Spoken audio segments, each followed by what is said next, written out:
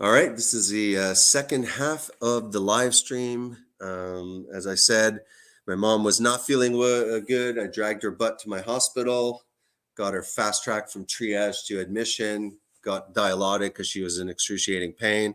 I think it's something like her.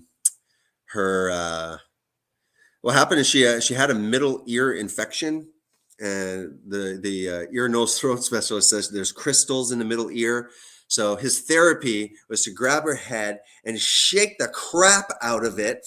And I think that over the next course of a few days, it hurt her shoulder and her neck, and probably developed a tendonitis or capsulitis issue, maybe, and that caused her to have pain. So then she was sleeping sitting up, and that happened for days. Not good to be in a sitting position, sleeping with your legs up.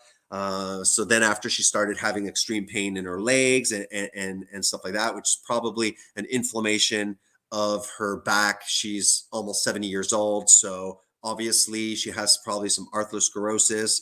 Those little cushions between the vertebrae are nice and squishy bumpers.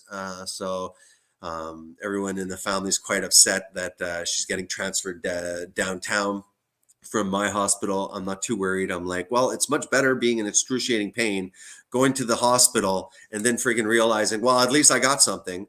It's more disturbing if you're in that situation. You can't hardly move or do anything, and they're like, no, everything's fine. So I had to cut the feed short, deal with this family matter. Please send some positive vibes or a nice prayer that she can find a little bit of rest and comfort, and that the people taking care of her are going to take good care of her. We know the health system is far from perfect. All right. So JD was supposed to come on. I just spoke to him on the phone. He was like, did I miss the live? I'm like, indeed you did. We got 3 people watching. I'd appreciate it if you just give a nice hello in the comments, especially if you're new. We're talking about Jeffrey Phillips and Garland Farms, JD from Garland Farms, 2 channels. Jeffrey Phillips is a vegan. He does do vegan content. Seems to be focused not only on vegan content, but a little bit of trying to debunk the carnivore community, especially. I haven't really been in the carnivore community for 3 years. As I know, I'm sure that a lot of the carnivore community has probably fractioned, and there's been some probably what we criticize veganism as a cult. There's probably some cult-like beliefs that have entered in there. I haven't been in the vegan in the carnivore community. I've been speaking out a little bit more about veganism because of my concern, mostly with the World Economic Forum. What I'm seeing about the end of meat, meat alternatives, eating the bugs, and my issue is I'm going to speak out a little bit more against veganism if it's no longer a personal choice, or if this is a government, up down government overreach, kind of enforcing economically, as well as what I think there is some propaganda and misinformation that is all guiding the general public away from meat consumption, as well as the next animal food, eggs. This is a concern. I want the choice for somebody to be omnivorous or vegan, depending on whatever their conscience tells them.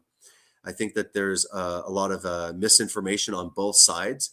And I'm hoping that, this, what I call the Great Vegan Debate Series, I believe it should be a series. I think there's a lot of facets that can be discussed. We can discuss perhaps the spiritual aspect, the moral or ethical aspect, the nutritional aspect, the environmental aspect. There's a lot of things and I think that it would be nice if JD, as well as Jeffrey Phillips, would concentrate on one area to really dig deep. I hope that it's well moderated, where people are not speaking over each other. I think that it should be the vibe changes when, depending on how the tone is. I think that I often use from my perspective. I hope that it's a sharing, so that no one's convincing the other side to switch. There's no way. So we should be focusing on the viewers. And in this good debate slash discussion, at least the viewers can go away understanding why each side has come to their conclusions. And I think that that's a lot more entertaining and a lot more helpful, that the viewers, whichever side, I hope that there's going to be vegans in the chat that are supporting Jeffrey Phillips. And I'm trying to hype, even though I have no part in this first discussion. Hopefully, speaking with Jeffrey, I would like to have the opportunity in the next series, or the next vegan debate, on another facet of this topic that maybe I could moderate. We could review also the first debate that hopefully we will be happening Sunday. And we can, maybe look at how that debate went, and see how things in the preceding debates can be modified. But I hope that it is more each side sharing concerns. Obviously, there will be discussions where JD will say this is the reality of the situation, and probably Jeffrey will say, I don't believe that that's the reality. I think that there's always the danger of falling in a circular loop. I think that not much attention should be spent on refuting each other's side. It'd be wonderful if the panel, the platform being used, has the capabilities of each side when it's their turn to be able to share and present. I believe that with StreamYards, we do have the capacity. Let's say I'm the host. I obviously can, when the damn thing works, I can 100%, just give me a second here. I can 100%, when it works, share while I'm speaking. Let's say if I was speaking in the debate, I'd have all of these panels lifted up, so that when I would speak, it at least would give some form of citation, like, look, this is where I'm getting it from. For example, when I was talking with Jeffrey Phillips briefly, and I'm like, well, the American Journal of Clinical Nutrition. Now, this doesn't seem to be an epidemiological study, so it's not really speaking about associations. It's really concentrating on the bioavailability, or the conversion rate of beta carotene into a usable retinol form, whether it's a concern or not, the absorption rate. I think this is a nice little study. And if I was debating, as I was expressing, this topic, I'd at least be able to have this popped up. Now, the opposing opponents are free, as you know, to say, well, I don't think that's a valid study. I hope that they don't revolve around trying to debunk or to downplay each other's studies. I hope to God that there's no high amount of epidemiological studies. Those really are not conclusive. They're not showing anything about causation. Me and Jeffrey, I even mentioned about the healthy user bias. There's not many, gold standard studies where they grab 100 people and they lock them up in a facility, and they have another 100. They're doing a vegan diet, let's say for this one. They're doing a carnivore diet for the other, and they look at the results over a span of 15 years, long term, making sure that the other group, let's say the meat eaters, are not eating all sorts of junk and processed food, making sure also on the vegan side that they're just not eating a very unhealthy Oreo vegan diet, so that it's very structured over a large group, over a large time. That's almost impossible to do nutrition science that way, locking people up. There was a lot of studies initially that were done in people in psych wards or prisoners. Good test group, but very unethical. So I'm very excited. I'm looking forward to the debate, and I'm hoping JD will pop up again. It'd be nice to maybe go through just the nutritional aspect with JD. I just got off the phone with him, but it doesn't seem like he's on in the studio at the moment.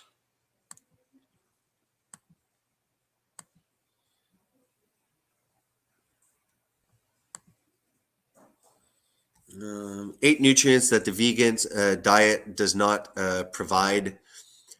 Just going to go through some stuff that I did have popped up. However, Nutrition Advance, unless there's citations from Michael Joseph, let's take things with a grain of salt. He goes through vitamin B12, retinol, preformed. Okay, good. He does. Let's see. He does have citations about what he's saying. It would be nice if those citations are directly from PubMed, but at least he's putting citations where we can follow. Yeah, things like this. Mechanisms involved in intestinal absorption of dietary vitamin A. I think that these citations are important. So vitamin A it's an essential fat-soluble vitamin, and it's available in 2 forms. There's retinol, or the provitamin A carotenoid. This important nutrient plays many roles in the immune system, red blood cell production. So the retinol form of vitamin A is found in animal foods, and there is a preformed vitamin A in its active. It's a preformed vitamin A in its active state. Without going into extensive detail, this simply means that the body is able to use it in its current form without having to deal with any conversions. When we consume carotenoids, the body needs to convert them into retinol in the intestine, but the conversion rates can be quite poor. This is, again, what I just showed you about the 5% to 65%. My concern is that people who would adopt what they believe is a healthy vegan diet, my concern is, imagine on a mass scale this being adopted, and this needs to be looked into. What if beta carotene is poorly converted in a large population, whether it's genetically or over time because of gut health? It would be quite a serious situation to have a chronic vitamin A deficiency that is stemming under there. Is this true? I don't know, but it is something that should be discussed, because the whole ethical question revolves around really being honest and coming to the conclusion, if we are able to achieve every nutrient at a level that allows us to thrive. If we can achieve this by completely eliminating animal foods and getting this in the plant kingdom, I think that the vegans have a darn good case on their hand in respect to just looking at that area. I think that the omnivores, as well as the keto, as well as basically the meat eaters, if you want to call that, I think that they have a valid concern, and I don't see this being taken very seriously. I don't hear it even mentioned in any of the debates, often focusing only around the B12 issue.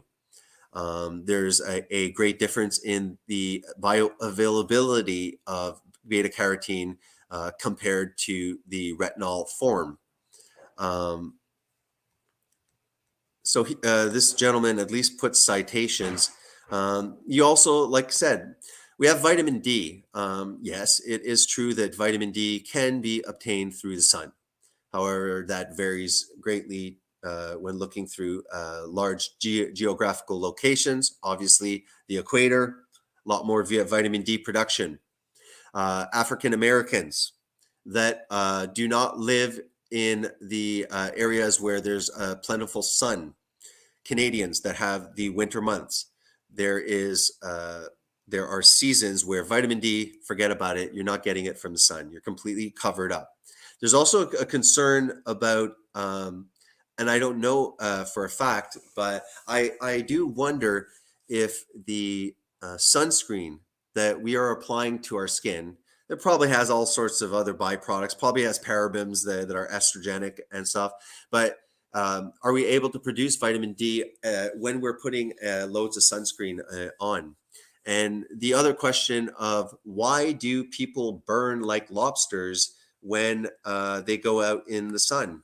Why do white people have a difficulty? Now they're going to say it's because of climate change and the ozone layer, but I have anecdotal evidence that this may be because of the high omega-6 consumption that has become a large component of the majority of our bodies from the high intake of these seed oils that are everywhere from brown bread, anything in the middle section, as well as the encouragement to eat the hydrogenated omega-6 seed oils. When I was doing the ketogenic diet consistently and I was focusing on cod liver oil and grass-fed beef, and I was highly focused on reducing dramatically my omega-6 and really amping up my omega-3 consumption, I noticed that summer I did not have issues with sunburns. Eating, I was quite the kinds of quite resistant. Now, again, this is anecdotal, but I started, because I had experienced, I said, oh, well, I said, it would make sense that if I'm limiting the omega-6, and even if you limit omega-6, it takes quite a time for that to get out of the actual structure that it's forming inside the brain. I mean, DHA and EPA, just check out where they become components of your actual body. But there was a lot of information about people also within the keto or carnivore community experiencing less sunburns, being more resistant. And that just makes sense. I was like, we shouldn't have to be lathering up all of these creams just, for, to go outside. Why are humans unable? And you got the climate change, version. It's like, well, it must be like that. But again, you're encouraging people, and I'm sure there's all sorts of crap in there affecting your hormones in all sorts of lotions. Dietary polyunsaturated fatty acids and cancer of the breast, colorectal.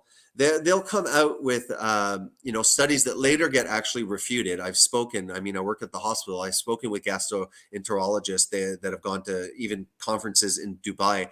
It's quite anonymous. Gastrointestinal or colorectal specialists are not saying that meat increases the chance of colorectal cancer. Again, these are epidemiological studies. And again, just like we've seen over the last 3 years, that there is, there is a shady aspect to who is able to be given a panel on mainstream news, who's being given a platform to talk about it. We've seen over the 3 years with the COOF and this situation that professionals, very credible, peer-reviewed professionals in specialties like virology, for example, they had opposing views and concerns. They were ostracized over those years. The narrative had to be maintained. And I believe that, when you're looking specifically at health science, there is a lot of science to justify anything. For example, why didn't, the media and social media, as well as newspaper and these articles that you see on Google, why didn't they come up with this study about polyunsaturated fatty acids causing cancers and colorectal surgery? Why didn't they choose that one?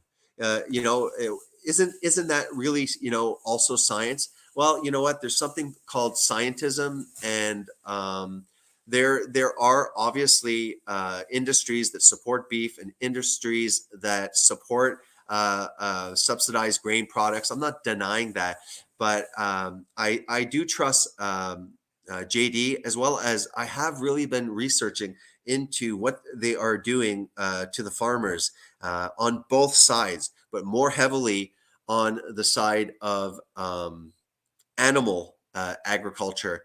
These protein packers, these middlemen that the farmers have to deal with to bring the food to market, they want the monopoly. There's not going to be traditional farmer, livestock association, and then there's going to be the protein and alternative meat industry.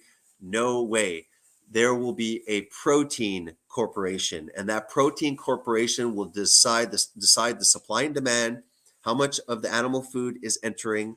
The scarcity that they're going to create from the animal food is what will make the choice, will again indirectly remove the choice of what kind of diet people can eat. Economically, the meat, and then the shortages on the shelves of meat products, the subsidized grain, soy, and meat, making the protein from plants and alternative proteins a lot more affordable. I think that Jeffrey isn't too convinced about us eating the bugs. I think that it is going to be pushed. I think that it should be taken way more serious than it has currently been taken. Where the hell are you, JD? It'd be nice to talk for an hour or so, because my wife just arrived. Maybe it would help if I put a link, right? Damn it. Sorry about that, JD. Here is the link. Sorry about that, bud. As you know, it helps to look at the chat. No essential others you can get from supplements. Well, exactly, Moist Vegan. The point is that isn't there something wrong if we're trying to adopt a future global diet? If we're making the claims that this is the diet that we should move forward globally on, and to say that it's okay. Yes, there's no vitamin D3, there's no vitamin K2, beta carotene's poorly converted, the omega ALA plant fats poorly converted. You can get some, but not in a very high amount. But we can just take the B12 supplement, the vitamin A, we can supplement that.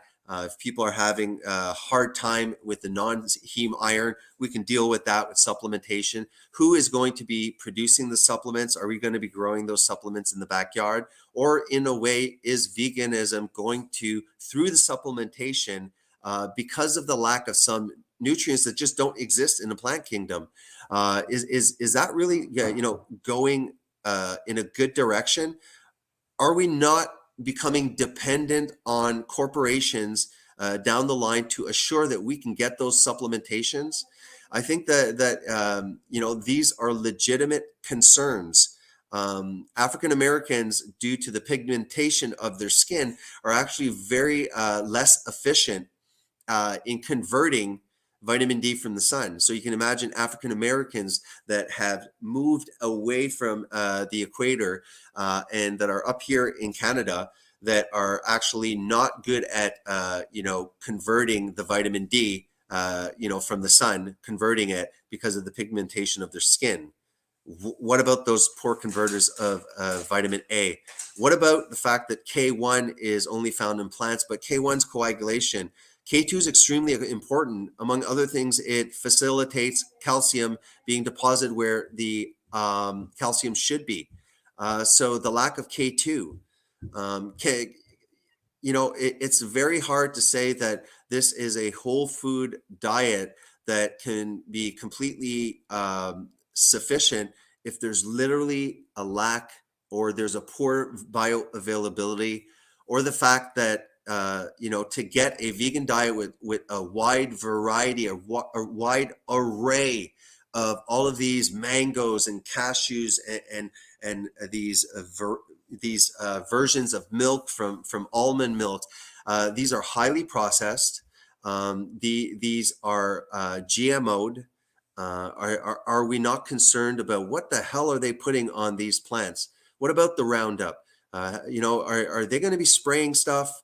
I have evidence of spermicidal corn. These corns can really be manipulated even to the point of GMO'd food that decreases sperm count, fertility. There's even a way of using certain subsidized grains that are modified as vaccines. It's getting quite scary, and I think that both all of the community, vegan community included, should be concerned and should be very skeptical of who will be supplying us those vegan food. It's very hard for a vegan to be growing everything that they need in their backyard. I maybe I'm biased on that, but I don't believe that it's quite possible to be able to feed a family with with the crops, to homestead in that fashion. So when you say non-essential and other you can get from supplements. Maria says, wishing your mom great recovery. Thanks a lot. Moist Vegan says it's not true. No, it's not true. I'm not sure what they're referring to. Meat increases all-cause mortality.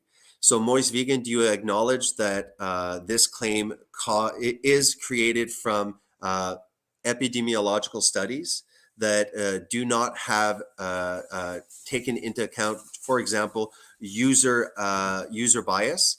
People have been touted in media and everything, pushed hard that a vegan diet is healthy for the heart, correct? So a lot of people will go, me included, for 2 years onto a vegan diet because they are health conscious. So you're comparing the non-animal food eaters to the animal food eaters using wide statistics, understanding that that the study has to bear the burden on the meat eater side, that they are also eating probably a standard American diet. They're not taking into account drug use. They're not taking into account a wide variety. Are they consuming seed oils in this group?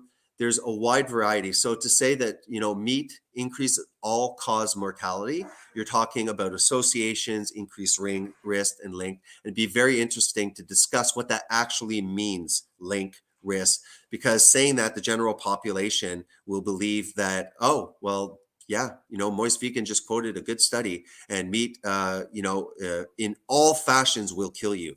And I don't think that that is very accurate to make these statements. That you're talking as if this is a fact, that if you eat meat, you will die earlier. I'm on the fence with supplements. You should be. Again, if you're trying to get the vitamin A that you may be deficient on a vegan diet, pay attention, because you're actually going to supplement again with beta carotene. So it might not, necessarily help. So again, this is where you have the back and forth claims. 75% of meat eaters are deficient in vitamin A. I think that that's completely ridiculous. I've heard also facts claimed by Space Doll that even meat eaters are deficient in B12 because the soil is depleted of B12, of cobalamin, which showed that they did not understand how B12 is attained in animal food. The B12 is created within the animal through bacterial fermentation. The B12 occurs, for example, with hindgut converters, gorillas. It happens very towards the end of the digestive tract, and they actually poop out their food and they pass it for a second turn, because with the second turn they are getting the B12 that the bacterial fermentation created. So this person would make claims such as meat eaters are deficient just as much in B12 because of the quality of the soil is perfectly false, and it shows a ignorance, specifically on why B12 is not an issue when eating animal food compared to eating a vegan food. I also have Alien that is telling me to shut up and read the comments. HD is here, let him on. Alien, if I didn't do that, then you would not have the pleasure of telling me to shut up, which I thoroughly enjoy. Hey, JD. Oh, hi, Jason. Just going through some of the comments here. We have a newcomer, which is cool, a Moist Vegan. This will be kind of cool, hyping up this debate that should happen hopefully on Sunday. Kind of getting hopefully some vegans that are in the live stream, and hopefully we'll have a nice group of people that enjoy your content, that are supporters of you, that can be there. And I hope that everybody acts like big grown-ups in the live chat, and we don't have a degeneration in the live chat. It'll be interesting to have a wide variety of opposing worldviews all in the same live chat. Moist Vegan says, just give one single study that shows you can't be perfectly healthy without eating animals. We do, I do almost have popped up. There's studies that show the potential deficiencies that and concerns that can occur on a vegan diet. We have to understand that globally, even in third world countries, there's a big push in fortification of flour, for example, with nutrients that they know are not necessarily even in these products. Bill Gates is big on fortifying a lot of the products. So I'm sure there's going to be a lot of claims that I think are not founded very well, and I'm sure that that's going to be happening on each side. I think that each side should present what they need to present. The other side can refute it if not. I don't think that either side should spend too much time just revolving on one aspect. Show what you got, show why you've come to the conclusions, give a brief, like, I don't agree for this reason, and off we go to the next subject. Jeff, I see you there. If you don't mind, JD just popped up. I just want to go through some of the some of the comments to neglect the comments section. I don't know, JD, did you want to have a chat together before, or do you want Jeff to pop up, and we're just careful not to get into the topic on hand? It's up to you. Bring him on. Yeah, perfect. Won't be long, buddy. I'm just going to read a little bit. Maria says, I never go outdoors, catch any sun. She lives in Sweden, still got high vitamin D levels according to the blood work done. Yes, of course. Especially if you're eating eggs, very good. I think you do also. I mean, I don't see the issue with homesteading a bunch of eggs. The majority of mine end up dying of natural causes. Unfortunately, sometimes a freaking predator gets to them. But of the most part, they're kind of like pets that walk around. We take good care of them, and they poop out eggs, and they live their life, and they seem happy, and they graze in the grass, and they give us eggs, and we eat them. I think that the eggs are a superfood, in my opinion. I don't understand how that's torturing chickens. Just having them around and taking advantage of the fact that they happen to plop out eggs. That's just my opinion. We have Sig Sarv. I'll call you the SNS.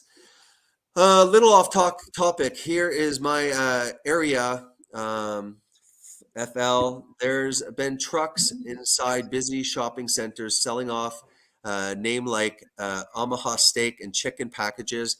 There's lines 20 car deep, 20 steaks. for $39. Moist Vegan makes a claim, haha, what a loony. Protein is in all plants.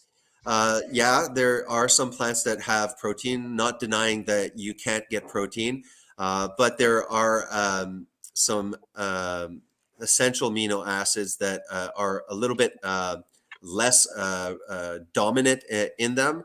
I think that maybe JD might have a little bit more information about the necessary bioavailability of some protein. Is it just as easy to get, the protein into your body to be used? Is it as efficient with animal protein as plant? Not sure. I seem to see a lot of what I eat in a day or vegan people. And this might not be true, but supplementing a great deal with powder. I'm not saying meat eaters or omnivorous people don't supplement with whey protein. Moist Vegan says no need to supplement ALLL. Okay, so I guess Moist Vegan just is like, no, there's no issue in conversion. Every human is an efficient conversion of beta carotene. Hey, Jeff, like I said, we'll let you on shortly. K2, best spice is from a plant. I'm not sure about the truth of K2. I'm not sure what you're talking about as a spice. I'm pretty sure natto, which is a fermentation of soy, is really the only what we would consider a vegan option for K2. Somebody can challenge me on that. I think that it's definitely a big issue, the K2. Need my omegas. Again, before we go on, I don't know if I already popped up the omega issue, the concern. I'll stop talking in a minute, JD.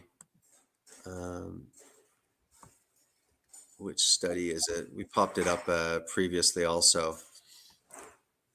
Should be, yeah, this one here, PubMed.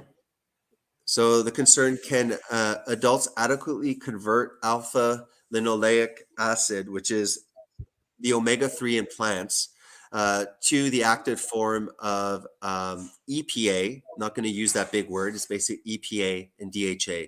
Now, when we consume animal food and all varieties, there is a ratio of omega-6 to 3.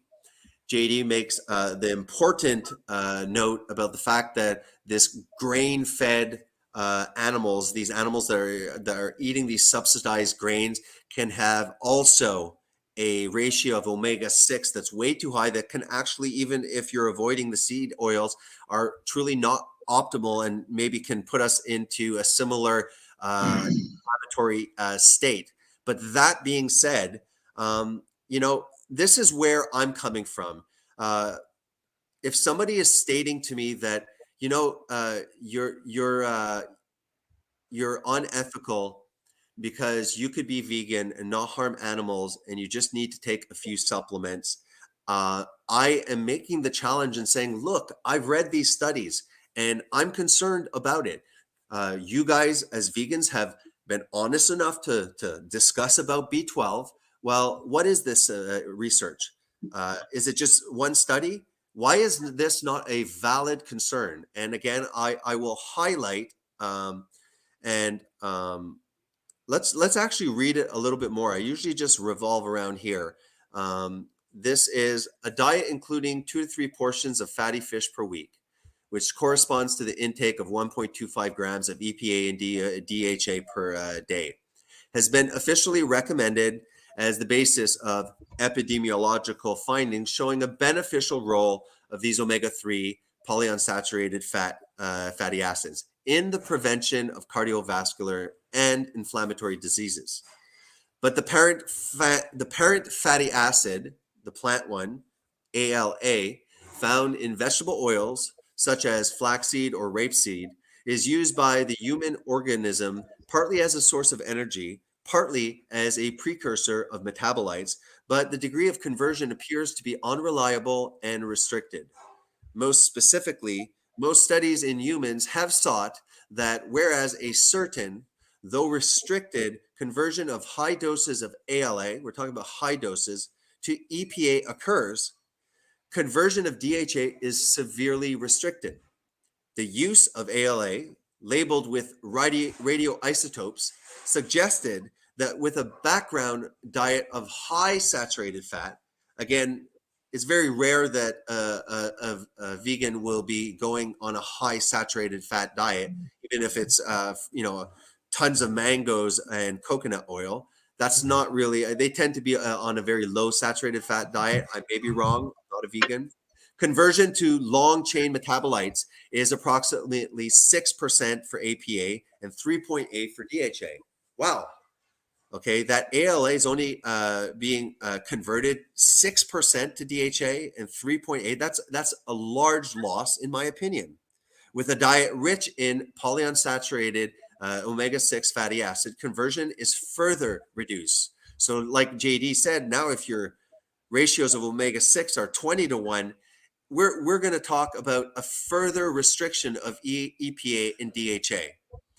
The restricted conversion of DHA and APA can be critical since evidence has been increasing that this long chain metabolite has a autonomous function in the brain, the retina, on sperm, where it is mostly prominent fatty acids. I can continue, if you guys wish to do it. So I think that these are fair concerns. If I'm going to be convinced of a plant-based diet, turning away from all of the animal food, I am challenging and saying, well, you know what? I have concerns. Before you call me unethical, I want to make sure that the mass population that would adopt this to create the vegan utopia, is there a reality that could this be a problem?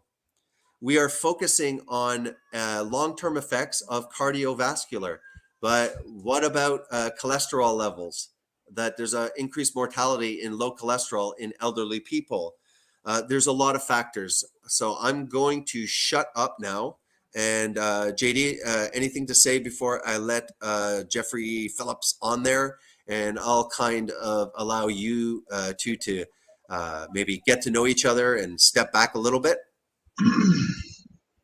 Hey, I've got a tab open somewhere that's playing music. I'm gonna have to find. So okay, I'm just going to continue answering. Moist, vegan. Most bioavailability omega is in flaxseed. Soy boy warning. Most vegans. What plant has K2? You want everyone to farm grass-fed cows to feed 8 billion. You will need to find about 6 more Earths to have that much space to do this. I do not agree. Me and Jeffrey Phillips have spoken. Obviously, I don't think that Jeffrey agrees with it. I think that the paradigm of replenishing the soil with ruminant animals and a circular grazing method would be optimal. And we would be able to have animal input, less need for mining of phosphorus. And we have to be honest about the destructive nature of mass monocropping as well. I hope that we can be honest that it's far from optimal. There has been people that have looked at the calculations and said, look, there is area that is not able to be used for agriculture. We can take advantage of animal agriculture in those areas, and there's vice versa. These are the things that are stated that they may be opinion, and I'll share my opinion. Maybe I'm wrong, but I'm not buying that. I do not believe that 8 billion people cannot be fed with beef if we change to a mass grazing paradigm. This means that we are not feeding them anything. It is not costing us anything to feed the animals. We can optimize the rainwater. We can replenish the soil. I hope that no one is literally saying no, animals on the soil do not replenish, and they destroy the environment. I hope that nobody is really saying that. I think that to be realistic, it will be an omnivorous system, that animal grazing methods can replenish the soil. There's tons of room. Look at the land mass of Canada and the amount of grasslands and other areas that can be optimized for this very reason. Don't forget that JD hopefully can speak. I don't know if he's going to speak about this currently, but I think that JD, hopefully, I think that's something that they're going to be focused on. But I think that it is not completely accurate, and JD can correct me. This idea that when you're looking at all that soy out there, that's all for the cows, and look at all that wasted. We have to feed the cows that, so that the cows eat that we can get that food out. No, it is very the evidence is there that they're not feeding them soy. They're using, for example, the soy for actually seed oils, and the remaining husks that are inedible and useless to humans are being fed that. Distiller's grain also is being fed. So there is not that much resources. And this is with a screwed up system. We're talking about they shouldn't even be eating that at all. We should, I'd like to know the percentage in the United States of people that were farmers. A large percent of people, everybody was working to produce food. So I'm going to shut my big mouth up. I'm going to re-invite Jeffrey onto the panel. Hey, buddy, sorry about my long rant, and I'm going to put Jeffrey up there. Are you guys both unmuted? I'm on unit, I guess.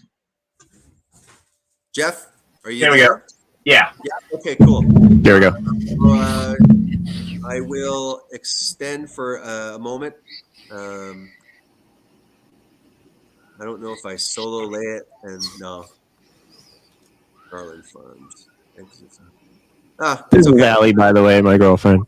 Switched, hey, how are you? Your wife, right? Daughter, wife? Girlfriend. Daughter. Hey, two options. the vegan diet, it's making you look youthful. So, no, she's my girlfriend. 20-ish? Your daughter? No, she's not my daughter. Sorry, she is your girlfriend, right? She is your girlfriend. Yeah, she's 33. Nice. Okay. Well, you both look quite youthful. Thank you. Yeah. Okay. So, anyways, I don't know. I was trying to get both of you actually to talk a little and make your mugs a little bit bigger. I just have a few things to do. So, if it's okay, JD and Jeffrey, you can have the. Yeah, we need to sort out a proposition and a premise for the debate, and sometimes that takes longer than you'd think. JD, we actually someone tagged you, I believe, like last year on my page, and we actually had a conversation because I remember looking at your YouTube. But I remember someone was tagging you several times, but we had a run-in with each other at one point. I believe it was like last year or something. But anyway, so I actually I contacted a YouTube channel called The Crucible. They're a YouTube channel that holds moderates and hosts debates. They have I think 15 or 20,000 followers. I asked them if they were interested in hosting our debate, and they said yes. If you're interested in that, they're all carnists, so you would have the carnist bias with the moderator. I don't need that. I don't need the bias. I'm just saying, some people, it wouldn't be a vegan moderator, is what I'm saying. If it's Zetetic Warrior, okay. No, you might have just none of my business, so it has nothing to do with me. But it'd be nice if you go see the archived video of his character. it was pretty disgusting. The guy was just screaming and ranting and swearing and calling my wife a whore because I'm Christian. Yeah, he calls her a whore too. He was, well, that wasn't cool. So I think a moderator needs to also have proper character, and that's just my opinion. But when he came on and he's like, you know what, your wife, she might be kneeling at church, but she might not be praying, and that was disgusting. I think he's been reaccepted into the kind of awakened community, but man, that's none of my business. That's between JD. But that guy is disgusting in my book. Didn't you say he was at your wedding? Yeah, I was being facetious. Oh, okay. Yeah, because when you gave the name, I'm like, oh, Zetetic Warrior. No, me and him are on great terms. You might have just missed what I said. I actually contacted a YouTube channel that holds debates. They're a large channel. It would be nice if there would be actually somebody that doesn't. It's a professional moderator. Yeah. Somebody. None of my business. I kind of in my head too, like, I'm kind of like, oh, great. Here I am like pushing this to get a lot of people going, and it's actually going to benefit Zetetic Warriors channel. Yeah. That's going to occur too. No, I don't really think he. I don't really care, but me and Zetetic I don't think Warrior, he knows the rules of debate. I don't think he knows enough to moderate. Yeah. If it does happen with Zetetic Warrior, like you said, there, I'm hoping it's a series of possible debates with you guys. Debates are always a series unless someone I would fails. like to get involved and maybe also have an opportunity to moderate between you guys, so that I am a little bit involved. JD's like one of my best friends here online, so we kind of tag team together, and it'd be cool. Like find one of the debates. I would like to have the honor of being one of the moderators. Find somebody else to rotate around. So that's my 2 cents on Zetetic. I feel a lot better. I vented. Thank you for. I'll charge you for the emotional therapy, and let you guys talk. Well, if it makes you feel any better, I made him cry the other day. Really? Yeah. Definitely made him cry and rage quit on a panel he was on. I'm liking you more and more, my friend. I picked him apart pretty well. He didn't like it at all. Yeah. High five. Yeah. High five. Do you want to just come? No. All right. I'm too short. Hi. There you go. Hey, Z. This is my whore of a wife. Yeah. This is my. I'm keeping my eye on her. Nice to meet you. So yeah.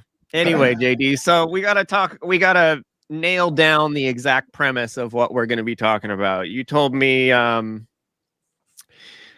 wanted to. What was your premise that you offered me in the comments? The premise that I offered was that you were arguing that crop agriculture kills fewer animals than animal agriculture. That was what the original argument was between me and Freedom Grower. We don't necessarily have to do exactly that. We can do, does a meat-based diet cause more harm than a vegan diet, period? Or plant-based, meat-based versus plant-based harm across the board. I think you also mentioned something about soy. I don't know, like we can definitely add that as an additional debate we can have, the specific soy thing. But I would like to do plant-based versus animal-based harm, period.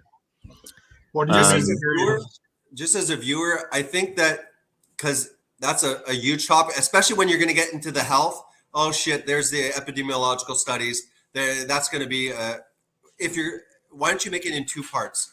There's a lot to focus on vegan compared to meat, but on a environmental. Just focus because that just there's tons, and then break it the next section into which one causes more harm to health.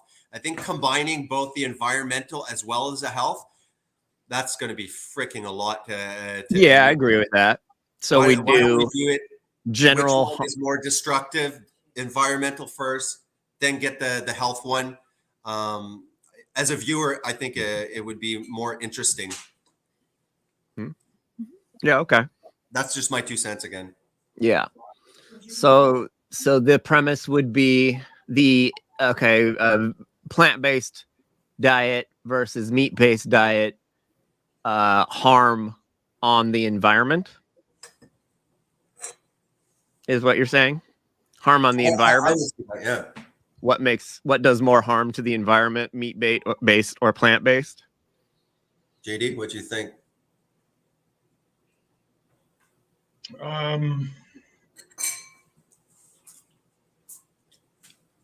Yeah, I mean, I think that would work. And you want to do in the U.S. or in the whole world combined? World. World? Yeah. Okay. Yeah, world. Yeah. So the premise will be plant-based versus animal-based. What does more harm environmentally in the world today or in the future?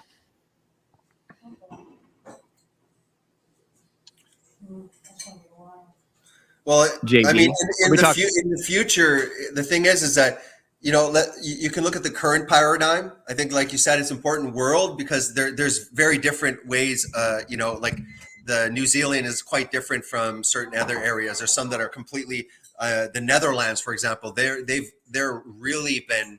They're one of the most efficient farmers. So there's a wide, variety of.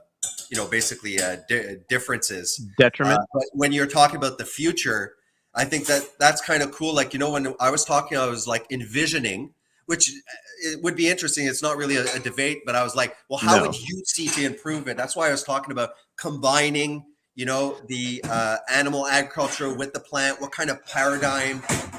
So that could be an interesting second part because, that could be maybe something we like you and we do. But that's not really a debate, speculation. No, but I mean, there about could be the future. a discussion. That's what's fine. You guys can debate after, but then after, once there's a structured thing, so that people aren't cutting each other off, people are really able to express each other. Then at the end, a good chat, could be about like, well, what do you envision? Because we have to acknowledge, but both systems are horrible at the moment. Plant agriculture is totally industrialized. It can be a lot better. And then it would be the question, should we just completely shut down animal agriculture or climate, environmentally, could there be some benefit of animal agriculture being combined? And you guys can talk about that. Okay. So, but in the debate, it would be the harm of plant-based versus animal-based in the world, either today, in the past, or in the future. And the future would clearly be speculation. Yeah. Probably just present then at the moment, because again, let's say, how it was. I'll start with I would start with the damn nutrition, physical degeneration. You'll say, well, that's not, so going back to where none of us were, then it's going to be like, I don't accept this material or not. So stay with the present. It's appealing to tradition. Yeah. So environmental harm between if we went completely vegan. So what's monocrop, what's livestock, environmental, don't get into ethicals, don't get it into health. Completely digest, completely dismantle both of those sides. And then after the next one will be health. Wait, but you just said if we went completely vegan, that would be in the future. So it would be if it's present, it's considering which one's doing more harm now. Yeah, no, you're correct. So keep currently veganism stuff, whatever. Not if it switched. If we switched overnight, are kind of focusing really on the environmental. I mean, or leaving the moral and all that stuff for the next time. Yeah. So that it's a bunch of series. Okay. because to be honest, I hate vegan and nutrition debates. I've watched so many, and I find that, like, especially, I don't know if you remember vegan gains and stuff like that. They were really not interesting. It was just he's autistic and he's a robot. Like, dude's a machine, so he gets really repetitious because he has like a certain tick that makes him that way. I know. He would rather eat after a while. I get it. His argument has only changed slightly over the last 10 years.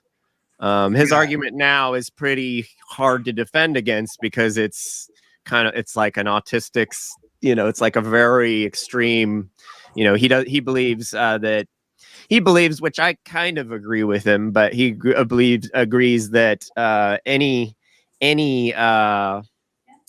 rights violations should be stopped by higher sentient beings, regardless of what they are, just simply on rights violations, which it's an interesting argument.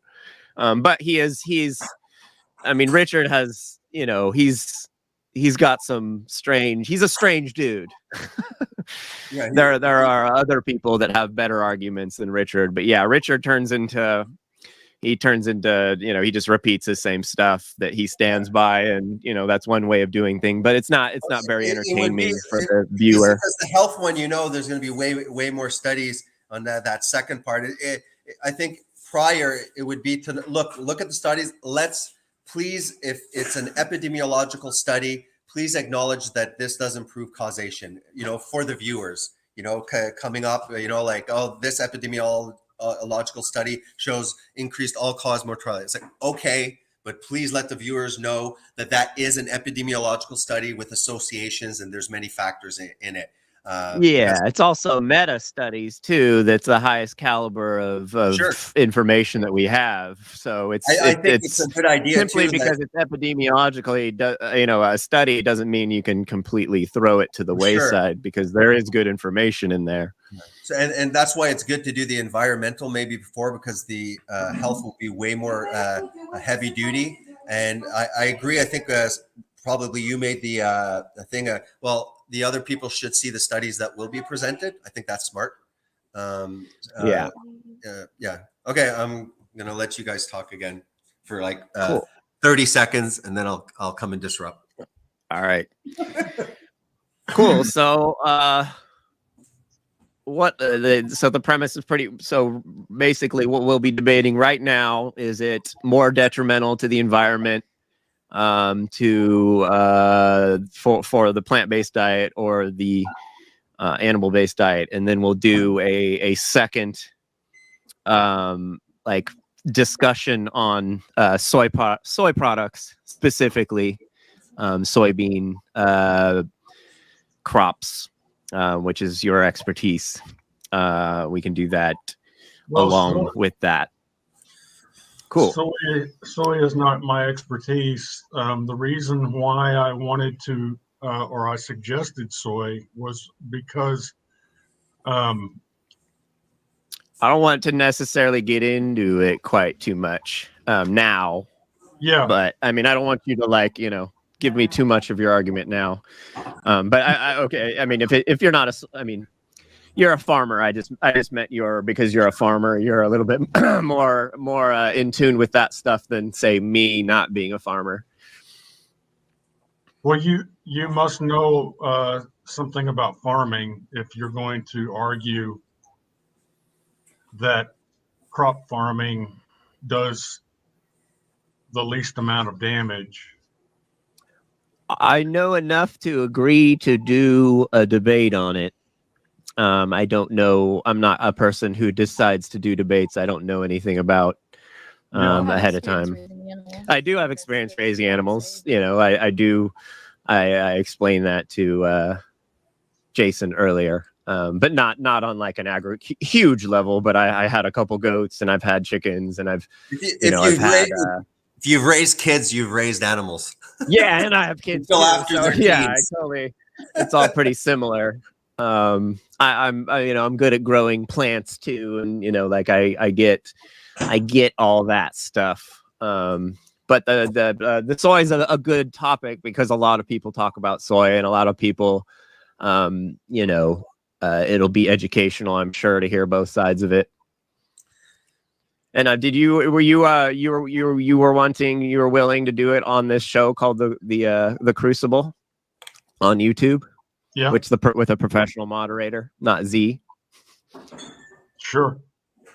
Cool. Too bad, All right. Z. I'll send you the email to the guy, and you'll just send him like a photo and your basic information, and he puts up a place card on YouTube that stays up, and it gets a lot of attention. And he's got 20,000 viewers, so you'll get and his channel is definitely biased towards carnism, so you'll probably get a lot of followers from us doing it on that show versus doing it on Z's show with his 300 followers.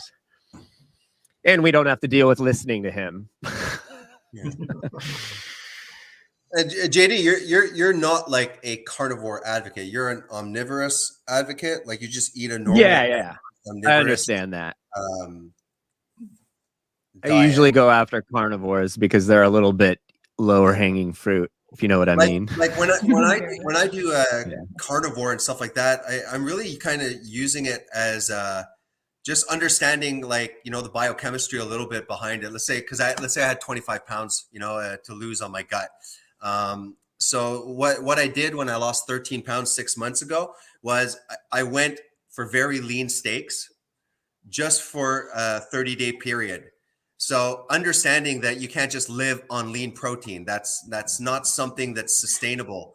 But by restricting the carbohydrates and on top of it for a short time, because I had the fat on me, even going lean and calorie restricting, high protein, understanding what I'm doing, it helped eliminate the fat a lot higher.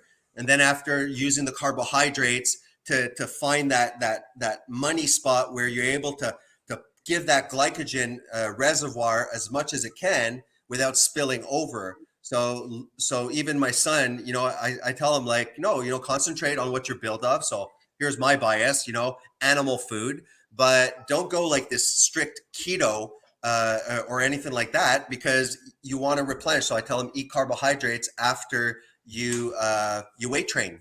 And had you ever seen the fasting and human growth hormone scale that they showed? Like a typical person that eats regular meals, they get a growth hormone spike early when they in their sleep cycle and early in the AM.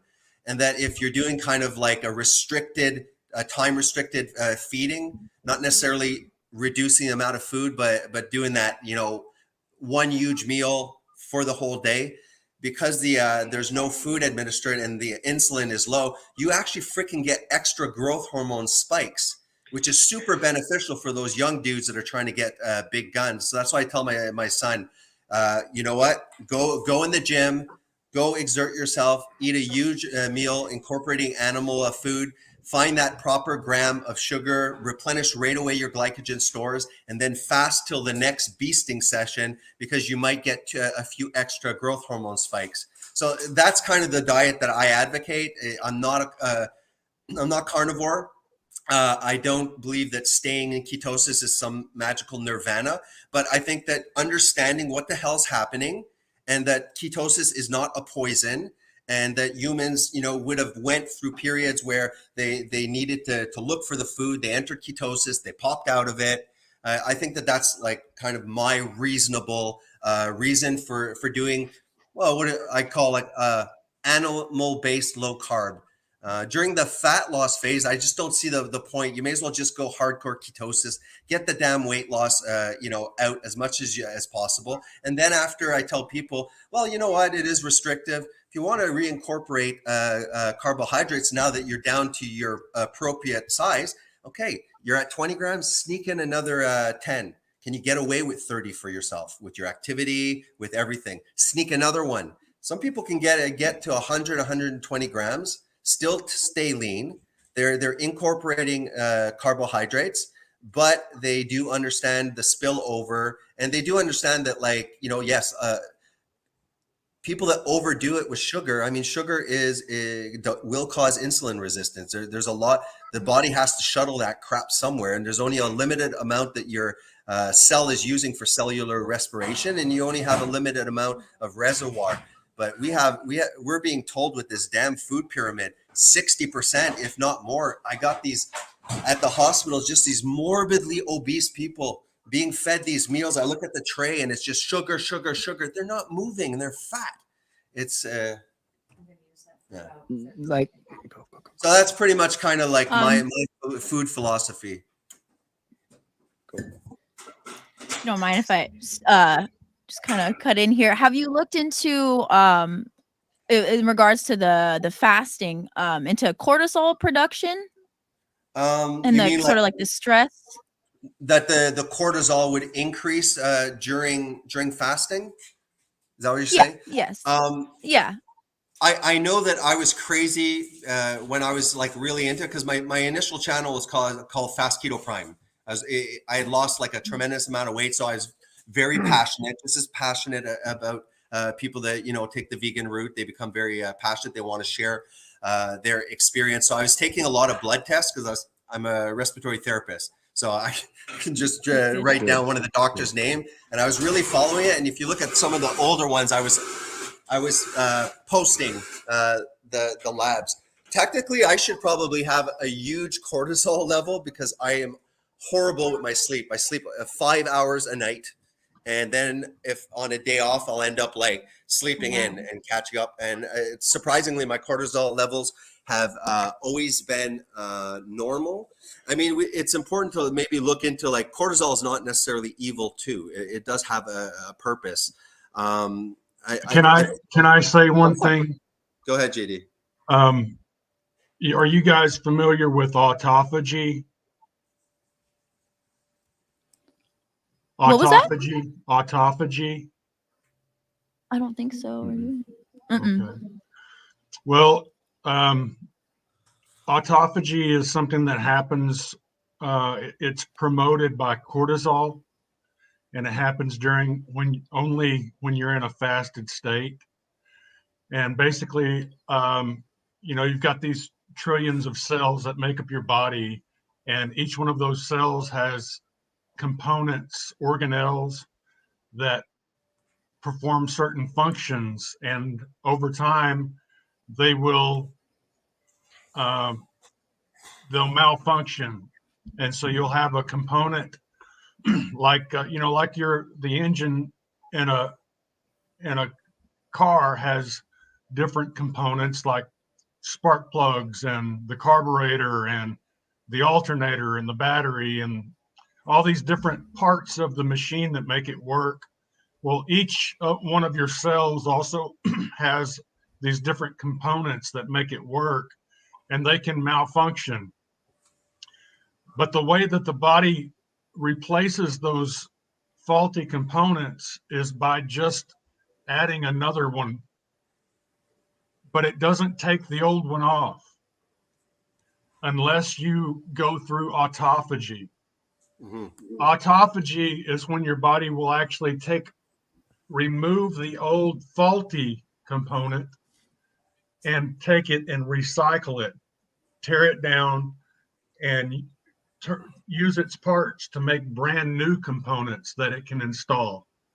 And so if you never fast and you keep your cortisol always very low, then you will not go through autophagy, and you'll replace faulty components, but you won't remove the old components. And when your body is covered in these old faulty components that aren't working for you, but only creating a drag against your biology, then that can have a more profound effect than what you're imagining cortisol could have on the body. So by having a temporary period of fasting and a higher cortisol level, cortisol promotes autophagy. And so that's where your body goes through and cleans house. It goes through all of your cells and finds the components that are not working and removes them disassembles them and turns them into brand new working components that can be installed. And once that happens, then your entire body is working at a higher efficiency without all of this faulty component drag that will be taxing your system for years and years and years when you won't let your body experience autophagy because you're afraid that fasting is starvation and that fasting will cause cortisol. So, like Jason said, cortisol is not in and of itself an evil or a bad thing. One is out of whack. The issue is that we know biologically that all systems work in tandem. There's always another system, right? Sympathetic, parasympathetic. You got insulin, you got glucagon. You know, you got so all systems are supposed to work in balance. There's always two to create a tandem. And it seems in our culture that we're obsessed about anabolic processes of nourishment, of eating all the time. But the problem is that there's a second catabolic aspect that is where you would assimilate what you just put into the body. And not only just the assimilation of whatever you've introduced, it also, when you're not introducing it, it takes time to clean house. For example, like lysosomes will take broken proteins and all sorts of stuff. Sometimes it can break it down and recycle. And this has nothing to do. It could benefit whatever person is eating. It's not being afraid of what auto means, self, and phagy, like esophagus. It's auto eating. And what happens is that cells are pre-programmed to die so that there's a natural, regular renewal. It's called apoptosis. Cell turnover. Yeah, apoptosis. So there is a good amount of stress. It's sometimes very good to put a controlled amount of stress on the body. So those that were verging towards apoptosis, they kind of like, oh shit, too much for me. And there's more of a cellular turnover that actually spikes stem cells. And that's just very, what? Okay, tell him in 5 minutes. I'll talk to him. Okay, I'll tell him in 5 minutes. So one example, okay, one of my videos that I did, I noticed that they were selling Exona, okay? This is a medical food that they are giving to people with Alzheimer's, okay? I looked at what it was. It's freaking ketones.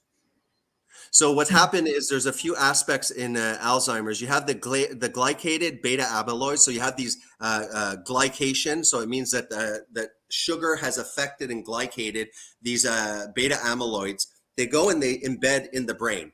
They're pathological. They're one of the aspects that just start building up and destroying the brain. The second aspect is insulin resistance in Alzheimer's. So I'm looking at them and I'm like, oh, so their cognition is improved if they have ketones, because I guess the ketones can pass into the brain for energy. And I said, that's super deceptive. If these Alzheimer patients, okay, have a buildup of protein within their brain, okay, and insulin resistance, it's like, sorry, okay, this specific patient should be completely restricted of carbohydrates, but not only on a ketogenic diet. For their specific treatment, they should have a not done alone, medically supervised, extended fasts. Because as we go 3-4 days, okay, we're not talking only about insulin resistance. The autophagy mechanism will go after those proteins. The body knows what is pathological. And I believe that instead of just feeding these guys powdered ketones, that hey, if you know that that's better, and you know autophagy, look up those damn health pharmaceuticals. They're aware of autophagy, but you know what they're doing? They're trying to make pills that somehow manipulate certain aspect of a biological process that is completely healthy and life-saving. We're all fighting about what's creating cancer, but I think that we're missing the fact that whatever camp you're on, you better make sure that you're stressing your body a little bit and allowing it to clean. If I had a company where in the morning they bring the stock. And then I tell the guys, let's start, organizing it. You're going to be selling it in the front door here. Oh, 5 hours later, another freaking truck arrived. Everyone stop what you're doing. Let's go. It's not an efficient, it's stupid. You're constantly switching your body away from one factor to go eat. No, give your body, like a good company, everything that it needs in the shortest amount of time so that you can return into a somewhat fasted amount. There's small amounts of autophagy that can happen if you're extending 16 hours every day. I think that's really something important, so that whatever garbage is making us sick, without this process, we will just build up shit, and it's going to have a negative effect. And we're all going to fight about what we're eating that's killing us, when we forgot one very important thing, and that's the catabolic aspect that is not being pushed in our culture. Yeah, it's similar to, just going back to the point you made about inducing that stress on our body. That's a good stress. It's kind of like the idea behind exercise, right? That is a stress upon the body, but we see all these benefits from it. Exactly. It's adaptation. Yeah. From my, I guess you said, like, from my camp, I totally agree with you on the fasting catabolic benefits. I see, though, a danger, at least with like athletes. We were talking about your son going to the gym. I believe it was your son. Forgive me, I forget. But yeah. Yeah, my son. I do see, I just personally, and just in my research, people do, especially if they're working out, they do take the fasting a little far, which is why I asked you about the cortisol. Definitely there are benefits. Would you not agree, there may be negative effects of putting your body, overstressing your body, so to speak. So you have that exercise aspect of the stress, plus the fasting. That is a lot of, that is wear on one's body. Exactly. So that's why I'm a little cautious. I think that in people, that aspect of advocating the fasting. take it to an extreme. I think that it's a bell curve with like anything else. There's a benefit. There's a benefit. Now you start stretching it out. It's not much benefit, and then there's harm that occur. For Josiah, he's too lean right now. He's like, hey, Dad, look at this. And it's like, yeah, I can see your abs. That means that your body fat's like 10, 12. Okay, I'm like, stop at the fasting. My wife is sick. She's skinny. She's not really doing extended fast. It's still good, fine. I don't think that you'll ever get in trouble doing a 16 and 8, where you have not changed the amount of food that you're eating. Right. Getting enough calories, but you're just getting it in a shorter period of time. 16, I think, is very healthy, beneficial. It kind of mimics probably, like, we're busy, we're trying to get the food all day, and then we get the reward. But lean people, you see it online, overdoing the fasting. I mean, it's called autophagy. It's auto eating. If you're very lean, no, it's not good. And especially if you're not refeeding appropriately. So I completely agree. You can push any good thing to the extreme.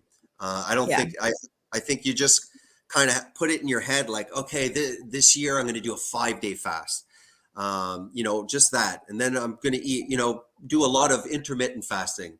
Oh, I'm lean. Okay, I'll stick with the 16 and 8. I'm sure I'm getting a little cellular cleaning. What I often do too is I follow my hunger. So I'm not like going like 3 meals a day. And sometimes my appetite really just is not there, and I'm not eating. And then sometimes I need 3 meals in a day. It varies. And I kind of say like, oh, I'm going to trust that. I'm going to trust my body is telling me, frig, I'm hungry now. So I kind of like go that way. And like I said, it's like the glycogen. It's like, no, I'm pro ketogenic for losing weight, but I'm also pro playing with your reservoirs. Why not get a full glycogen reservoir while still maintaining low carb, where you know what I mean? I don't want to bring it to extremes and stuff. And fat people that start a ketogenic diet do not need any high amount of fat. They just need the essential amount of fat, just enough fat, because we do require a certain amount of fat, the fat soluble vitamins, the DHA, EPA. Supply that supply a normal amount of protein. Just eat the protein that you want. Don't try and scarf things down. Your body, I think, auto regulates the amount of protein. It's very hard to scarf down excess protein. So you're doing it, pretty much that way. But I never tell them, oh, you're going to do 100 grams of fat. I say, eat the animal food, put a little butter if you want. You're getting in your eggs, you're getting in your beef, you're getting in your chicken, a normal amount of fat. You are fat. So eat what a standard safe amount of grams, 60, 80 grams of fat. Yes, it's animal fat. And just allow the body to take the fat. And I agree, when it became very fashionable keto, people were doing coconut oil, the fat bombs. And I'm like, no, I don't agree with that. Dude, you're fat. All we're doing is restricting a energy source to kind of say, you're not getting that energy source. Well, here you go. You have easier access to that. Yeah, but you have a hell of a lot. So why are you scarfing tons of fat on a keto diet with? There's no need, because you could be in keto just supplying the fat that your body's using and never tap in. So the concerns that this keto is a high fat diet, I'm like, no, I think that they just eat a regular amount of animal food. Keto, you can have a certain amount of carbs, but I never tell them to just start doing these stupid fat bombs or trying to attain a certain fat level. When you get lean on keto, your body's hunger naturally goes up. You're going to end up increasing more fat to a more reasonable. That's just the way I see it. I'm not claiming truth here. Do you believe keto gets rid of fat? I do believe. I mean, I did it for 3 years, so I lost the water. There's definitely, that you're going through the glycogen, right? So there is a massive. Yeah, we just read a pretty, especially a muscular guy full of glycogen. Frig, man, you could be like, look at keto. I just lost like 10 pounds in 5 days. It's like, no, idiot. That's just water. Wait, hold on, guys. Go ahead, GD. It's not just water. It can't be dismissed as something that's inconsequential. Let me finish. Okay. Go ahead. Yeah. Glycogen too. The reason that you're holding that water is because glycogen requires water to hold it. And your body is going to hold on to fat when your sugar stores are high. And so when you burn that glycogen up and you lose that water weight, that is far from inconsequential, because what you've done is you've depleted, not completely, but you've reduced considerably your glycogen stores. And by reducing your glycogen stores, you've set the stage for your body to finally start burning fat, body fat, as a metabolic fuel, as one of its primary metabolic fuels when you're at rest. It's not going to be burning a lot of fat when you're out riding a bike up a steep hill. You're going to be burning primarily carbohydrates. Well, that burst, that burst often is very glycolytic. Like, we're road cyclists, by the way. You hit the nail on the head. You still burn some fat. Sure. Oh yeah, no, you're sure. You're going to be burning some fat, but you cannot fuel high intensity exercise with fat. It can't be done. No, you'll hit a wall. It's the mid. I was just reading about this recently. They've done a study, but it was the intensity. You're correct. The high intensity expenditure that's burning up the glycogen in your muscles. I'm just like you said, we're a cyclist, so I'm always looking at these performance studies. They have found it's a certain level of exertion. So with running and cycling, there's different zones, right? So you do a test, you see what your exertion level is, and then based on that exertion level, you can kind of categorize them into different zones. So like zone 1, zone 2. So they found that the lower intensity, zone 1 to I believe zone 3, you're in that mode of burning fat, not burning up all your glycogen, but the fat is being burned with the fuel of carbs, basically, of the sugar in your muscles. So it's not so black and white. Like I see all camps sort of, the keto camp and let's say like the high carb camp. both kind of get it wrong, at least when it comes to exercise and, again, hormones. That really dictates what our body does and where it gets its calories from, whether it's taking it from the glycogen in our muscles or the fat in our body. So I think it's not quite as black and white as everybody tries to make it out to be, as far as like when we're burning the fat. If there's carbs or sugar in our body at all, we're not going to burn. I don't see that being correct. I like for me, the thing is that I brought up the water was exactly that. It's like you have your glycogen stores. If you start not producing, not ingesting any carbohydrates, you're going to naturally, eventually, over the next 48 hours, so deplete that glycogen store. You're going to be able to maintain, even if you're not consuming glucose. Gluconeogenesis can still produce, the amount to have a stable blood sugar. There's 20% of the brain that must work, that can't work on fat or ketones. So, your body is able to do that. But once you're in that state and now you've depleted, your sugar production through gluconeogenesis will be enough to stabilize your blood, probably produce that 20%, slowly produce a little bit of glycogen filling, not very effectively compared to ingesting. But once you're in that state, that fat, those love handles that I'm still right now trying to get rid of, you will have easier access to it. So I really don't agree with somebody that would say it's just Depends water. on your diet, though. No, Depends on what you're eating. For sure. You can't outwork a bad diet, basically. Right. They're fat. We come back to road cyclists, but there are fat road cyclists that ride their bikes all day long, and they stay fat year after year because their diet isn't correct. Once you're in the ketogenic state, I'm wondering if you're saying, no, you're actually never losing weight, because no, it's impossible. I lost 50 pounds. And if I carb up or not, I'll switch about 8 pounds. Understanding that's glycogen. I didn't lose, in a few days, 8 pounds. I didn't gain it. I know that there's switching around of that. But once I'm in a somewhat nutritional ketosis, I'm not overdoing I'm not just stuffing, calories of fat and stuff to the point where there's enough through what I'm shoving in my pie hole. There's no need to go for the fat. I mean, obviously I understand that, but it's not only the benefit of calories in and calories out. There's also the benefit that just happens that the micronutrient fat and somewhat protein, they don't stimulate that insulin release as adequate, as substantially. I mean, fat almost has no insulin response. So I'm just saying that hormonally you're also benefiting, because you're kind of hovering in that catabolic more state. Then boom, I just carbed up, glycogen's full. Next meal, boom, I'm going to go to the gym, carb up. Yeah, I know, but your glycogen's probably already full. Boom, again, some people will carb up, and I'm wondering, yeah, but is that even beneficial? We eat thousands of grams of carbs a day. But I mean, you guys are doing kilometers and kilometers. That just makes sense, right?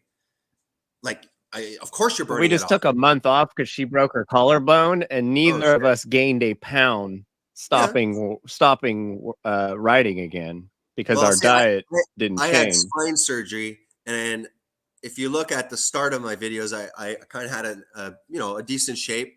I'm horrible now. I haven't done any exercise in about 3 years. I try and lift mild things. I had spinal stenosis and stuff like that.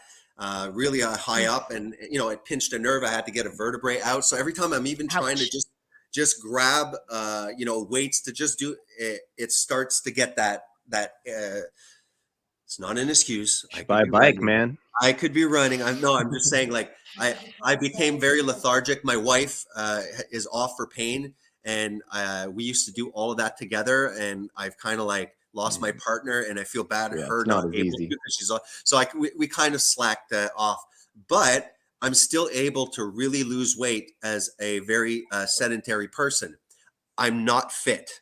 So that, I do acknowledge the difference between weight, you Yeah. can be very lean, not obese, freaking out of shape. That's where I am now. But I'm like, well, I'm not doing anything fitness.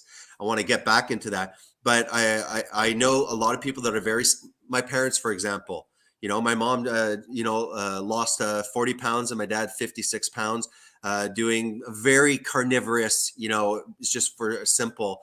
And they lost weight. My mom reversed her insulin resistance. And my dad was able to go off a lot of medication and stuff like that. Well, fuck, that's way better. Like, What were they doing before?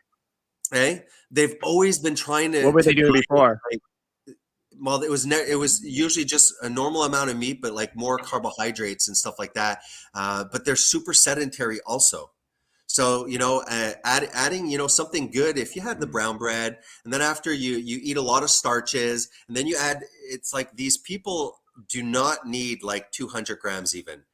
They're very sedentary. They got a lot of fat. They're not moving a lot. So it's like, again, the public should be taught the biochemistry and say, oh, you know what, that food pyramid, 60% carb, maybe not that a priority. Nobody's going by the food pyramid, though. I hope so. Like they did a study, like 95% of Americans aren't doing the food pyramid. No, exactly. But for me, it's like, you know what? My parents were really fat. They had hypertension. They had, insulin resistance. And you know what? Let's look at diabetes and all that and see the cancer rates and the heart attack rates. That's way more. So you know what? Assuming the meat's going to kill them, I've gotten them, I think, from an area where they're extremely high risk to a lower risk using this. Don't tell me that my mom hovering with some insulin resistance, my dad like hypertension, they're big and fat. And I've managed to say, you know what? It's not working. You've tried the Weight Washer and stuff like that. Look, mom, just try this. Let's get that damn weight down. And I did that. And to me, I'm like, I'm not worried. Even if I would say the fact is, yes, meat could increase it. It's relative. I help them to fucking They're at least better than how they were before. Yeah, So I'm just gonna grab something. I'll let you guys talk. Say something, guys. Yeah, it's super important with all of this. I like what he said. Getting your blood work done. I mean, we can talk about this, till we're blue in the face, carnivore versus vegan or whatever, but blood tests, objective testing, I think is important for everyone to be doing, and not enough people who are talking about health and diet are out there taking those tests and putting it out there and kind of, walking the walk, so to speak. But well, I see hearing that the blood tests tests. The blood tests can be a kind of a double-edged sword when you look at certain nutrients, like for instance B12. B12 is actually a family of chemical compounds called the cobalamines, and if you go get a blood test at a physician is going to give you a serum blood test and might tell you that, yeah, you've got plenty of B12 in your blood, but what he hasn't done, and he hasn't gone in to figure out what type of cobalamine was setting off the test, because it very well could have been the type of B12 that is like the kind that bacteria produce.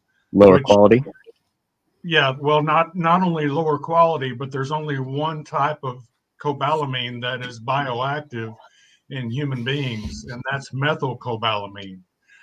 The cobalamine that you get from bacteria is cyanocobalamin, and that is not at all bioactive in human beings. In order for it to become bioactive, it has to be changed into methylcobalamin.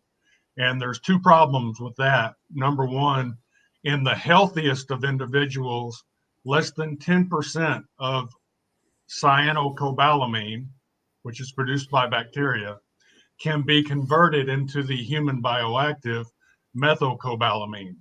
In infants and the elderly, almost 0% of cyanocobalamin can be converted into methylcobalamin. And so the blood tests, the blood test will register that you've got B12 in your blood, but it's very likely, unless you're, especially if you're a vegan and you're purposefully taking methylcobalamin, if you're taking cyanocobalamin, it's very likely that your blood test could tell your doctor that you've got plenty of B12, and you might have plenty of B12 in your blood, but only if you ignore the fact that cyanocobalamin is not bioactive in human beings.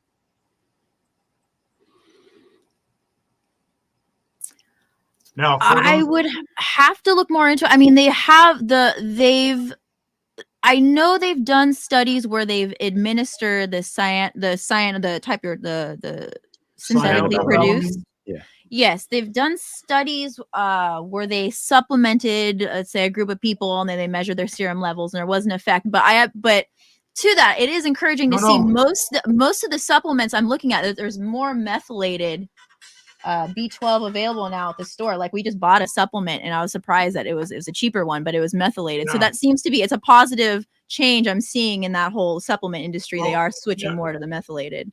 Sticking to this subject, here's something interesting, and I wish that more vegans would do this, because, I don't rely on B12 supplements. I'm consuming animal products. I consume organic grass-fed beef liver, for instance. So I'm not going to have to go get a supplement for my methylcobalamin. However, have you had your levels tested? Yeah, I've got plenty of. Yeah, good. It's organic grass-fed beef liver on the regular. So, but the fact is that the B12, the methylcobalamin that you just spoke of, which is becoming, according to you, more prominent in the marketplace. Mm-hmm. Here's an exercise I would really suggest you do is reverse, because it's really difficult to find how these supplements are actually manufactured. But start with methylcobalamin and find out what the components of that are, and then take those components and find out what are the ingredients for that, and then reverse engineer the methylcobalamin out, and you're going to have a page that is dependent. I've done it. I could show you the chart. It is the most convoluted, energy, methane dependent, petroleum dependent, coal dependent, coke oven dependent. It's one of the most environmentally destructive, cancer-causing processes that you could dream up in a million years. Most people think that supplements are made out of thin air by men wearing white coats in a laboratory. But the truth is very far from that. The truth is that there are very destructive, polluting factories that have to produce the ingredients that go into producing these supplements. Yeah. And just think, they have to make all those supplements for all of the livestock. They supplement all of the livestock that are used for. No, they don't. Meat. There are a lot of supplements it can be done without it, but there definitely are. I'm talking not on a small scale farm, but. Well, you'd have to show me your source, because I've been in farming for a long time, and that is a myth that's being maliciously spread. Are you saying it can't be done, or you simply don't do it on your farm? That it's not required. I don't do it on. I don't supplement B12 on my farm, and the truth is that very few farms supplement B12. It is a very, very rare occurrence. The reason for that is because ruminants have bacteria in their rumen. That's what the rumen does, is it grows bacteria. And a lot of those bacteria are cyanobacteria. And so they actually produce cyanocobalamin. And ruminants, unlike humans, are very good and very efficient at changing cyanocobalamin into methylcobalamin. However, if the ruminant has cobalt in the diet, then the ruminant will be able to create cyanocobalamin, or the bacteria in its gut will create cyanocobalamin. So Yes, the 'cause only time that actual B12 is administered is it's still a rare occurrence, but it does happen. It's in the concentrated feedlots, because those concentrated feedlots are under such strict antimicrobial. Yes, the animals are walking around in their own feces, right? Mhm. And so they're having to sterilize. They're keeping everything as sterile as they can. Yeah, that was So my they're understanding. They killing had all to the give it to the bacteria. animals who had so many antibiotics that it affected that whole process within them for the Well, bacterial yeah, process. it's not just the antibiotics, but it's also the external, the chemicals that they use to clean surfaces and so forth, Yeah, just the to try to conditions. keep the environmental bacteria Yeah. down. Antibacterial I mean, products. like an interesting side note would, let's say, it's a bit different. Let's say for gorillas, right? They're eating a large amount of plant matter, and they're hind gut fermenters. So it's actually towards the end process where the bacteria ferment and create B12. But that aspect where it is being created is not a part where it's readily absorbed. That's why gorillas will poop and practice coprophagia, where they re-eat it, they pass it for a second time, because now they're reintroducing the B12 that occurred at the end, towards the end of the process. Now they need to throw it back in to reabsorb. So it's really the bacteria, because I had Space Doll kind of said, like, well, you know what, animals cows are given B12 injections also because the soil's so depleted of cobalamin that even meat eaters have low levels. And I was like, no, like the B12 that is in animals is not because of the soil. It's because of this microbiotic microcosm within the chambers that produce that. And that's what I find, like, let's say a cow. Well, if a cow was doing what it was supposed to be, eating truly the grass, not these grains they're not supposed to eat that damn shit. If they were really eating the grasslands and stuff like that, it's like it would remove the requirement of wasting, to a certain extent, all of these crops. So you don't think if cows were in a natural scenario, you think they would just pass by oats and seeds and stuff? They wouldn't eat it? They Goats eat it. Goats eat They everything. definitely eat those seeds. The thing is that you're not going to find a monocrop field of oats out in the wild. Yeah, that's not the way nature works. The way nature works is that there's going to be a plethora of different species of grasses and other forages there. And not only that, but the grains that would occur naturally, they're going to be seasonal. So they're going to be, there's a certain time of year that each species of grass will seed out, and also the seeds are going to be diluted with the grass. So you're never going to be feeding a bison on the plain is not going to be eating straight up seeds. It's going to be eating mostly grass with a little bit of seeds mixed in. And the two scenarios are drastically different on the animal's biology. Got it. So it's a lot of people just saying grass-fed, in natural scenarios, it would only be eating grass, and I was just, you cleared that up. Yeah, the grass seeds. They even eat some, tree leaves. It's like a 10 to 20% for, some ruminants are foragers and some are grazers, but they're not 100% either one. Like goats, for instance, like goats, are primarily foragers. They like to eat tree leaves and They And actually go out to they wanna- find a balanced diet where cows will just eat everything, right? No, No? both of them have a preferred diet. The cows want to eat primarily grass, but if they You pass asked them by a that? tree, they'll take a few bites of leaves, whereas the goats will go straight to the tree and they'll spend more time around the trees, but then they'll also eat some grass. So it's about like cows might be 80-20 grass forage or grass leaves, etc. And goats are just the opposite. And that's one reason why goats and cows work so well on a rotation, because goats prepare a territory they Shit make a it lot. very suitable for cows after a certain amount of time. And cows make it very suitable for goats after a certain amount of time, because they're eating down the plants that the other animal doesn't eat. Pooped out. And Yeah. Okay. right. So while the cows are eating the grass, the trees are given a rest and they can grow back. Meanwhile, move the cows out, move the goats in.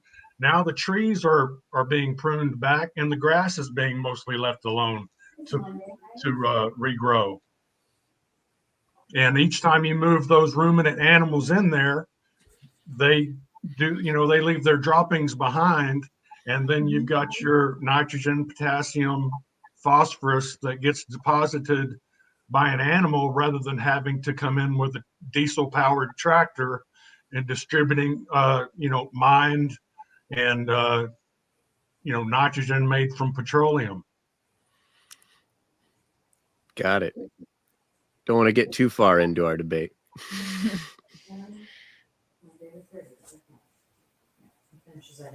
So,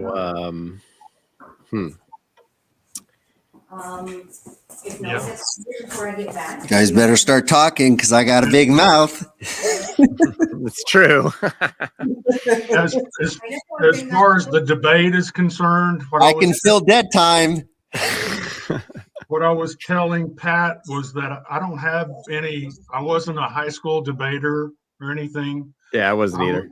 I was focused mostly on sports and biology, but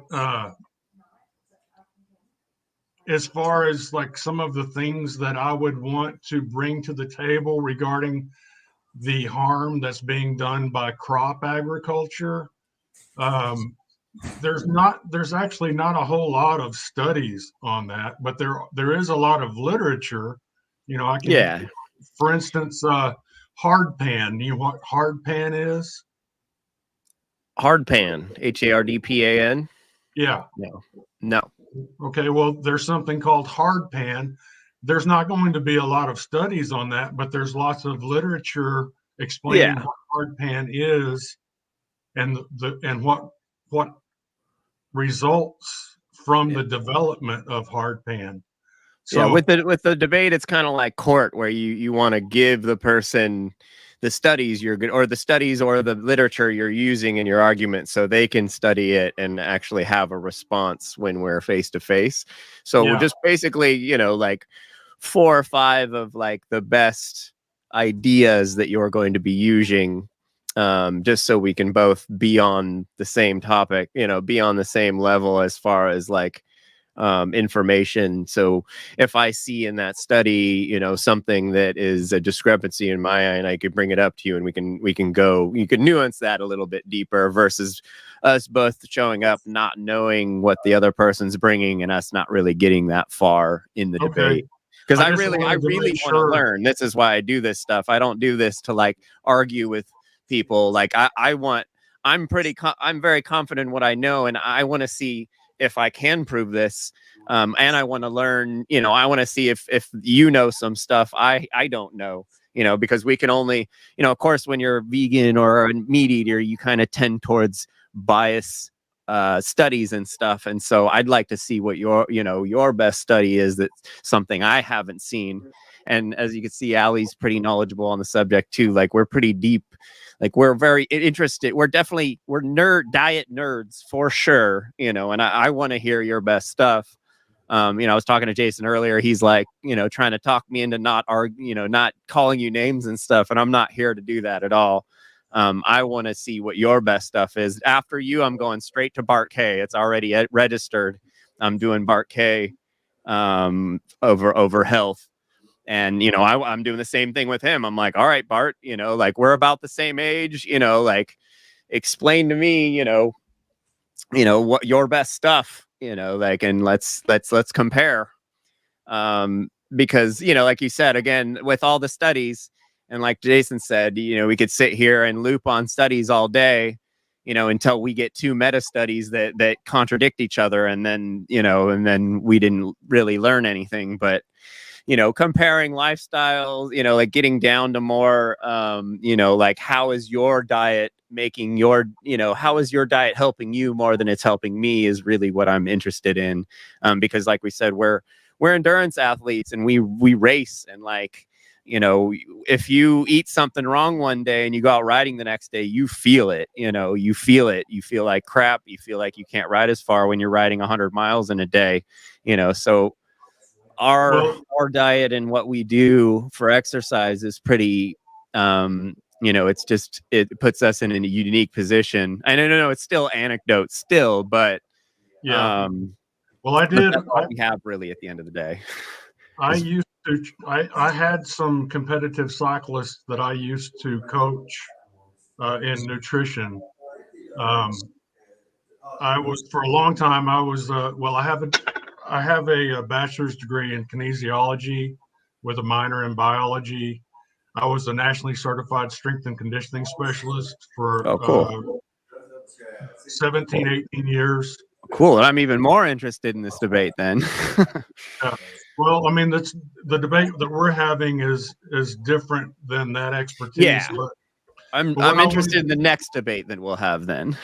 What I did want to tell you about, I was talking about that when you're, you know,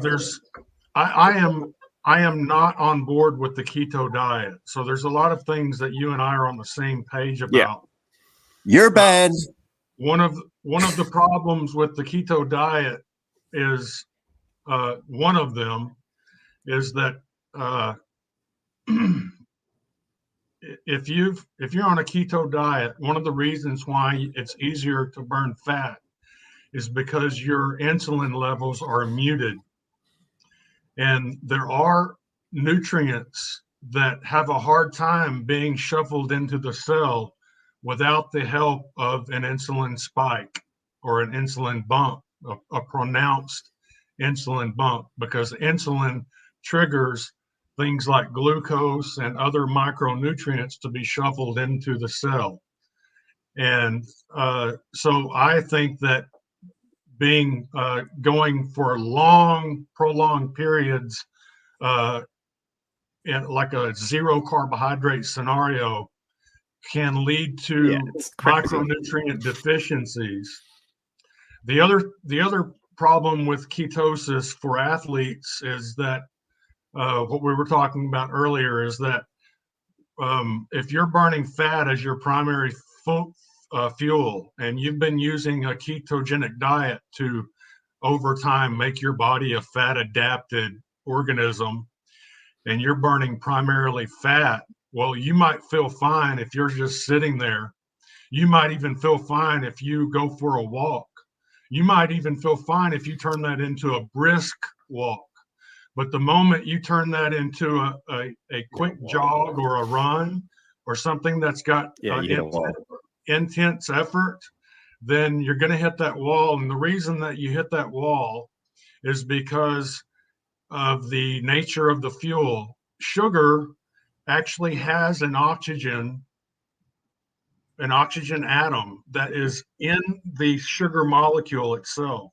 So when we burn sugar as fuel during exercise, then the oxygen that you're breathing into your lungs only has to supplement the oxygen that's already in the sugar. Ooh. Right. Now, fat, on the other hand, does not have an oxygen atom in the fat molecule. So not only that, but the metabolism of fat requires considerably more oxygen than does the metabolism of sugar. And so not only are you having to rely 100% of the oxygen from what you can get into your lungs, but it's much more oxygen is required to burn fat than is required to burn sugar. And that's where that wall comes from for those people who are on a ketogenic diet, who are doing anything more than the most low intensity activities. JD, don't forget, I'm fine with strict ketosis, like I said, as a tool to like let's get this over with kind of thing. As you know, I'm not against benefiting from carbohydrates. I didn't say you were, but I didn't say you were. I was just explaining. I'm setting I it was up. just explaining to Jeffrey.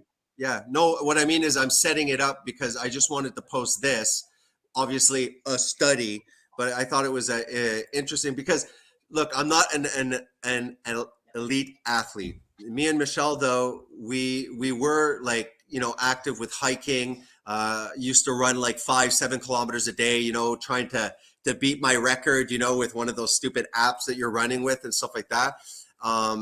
This one was kind of interesting.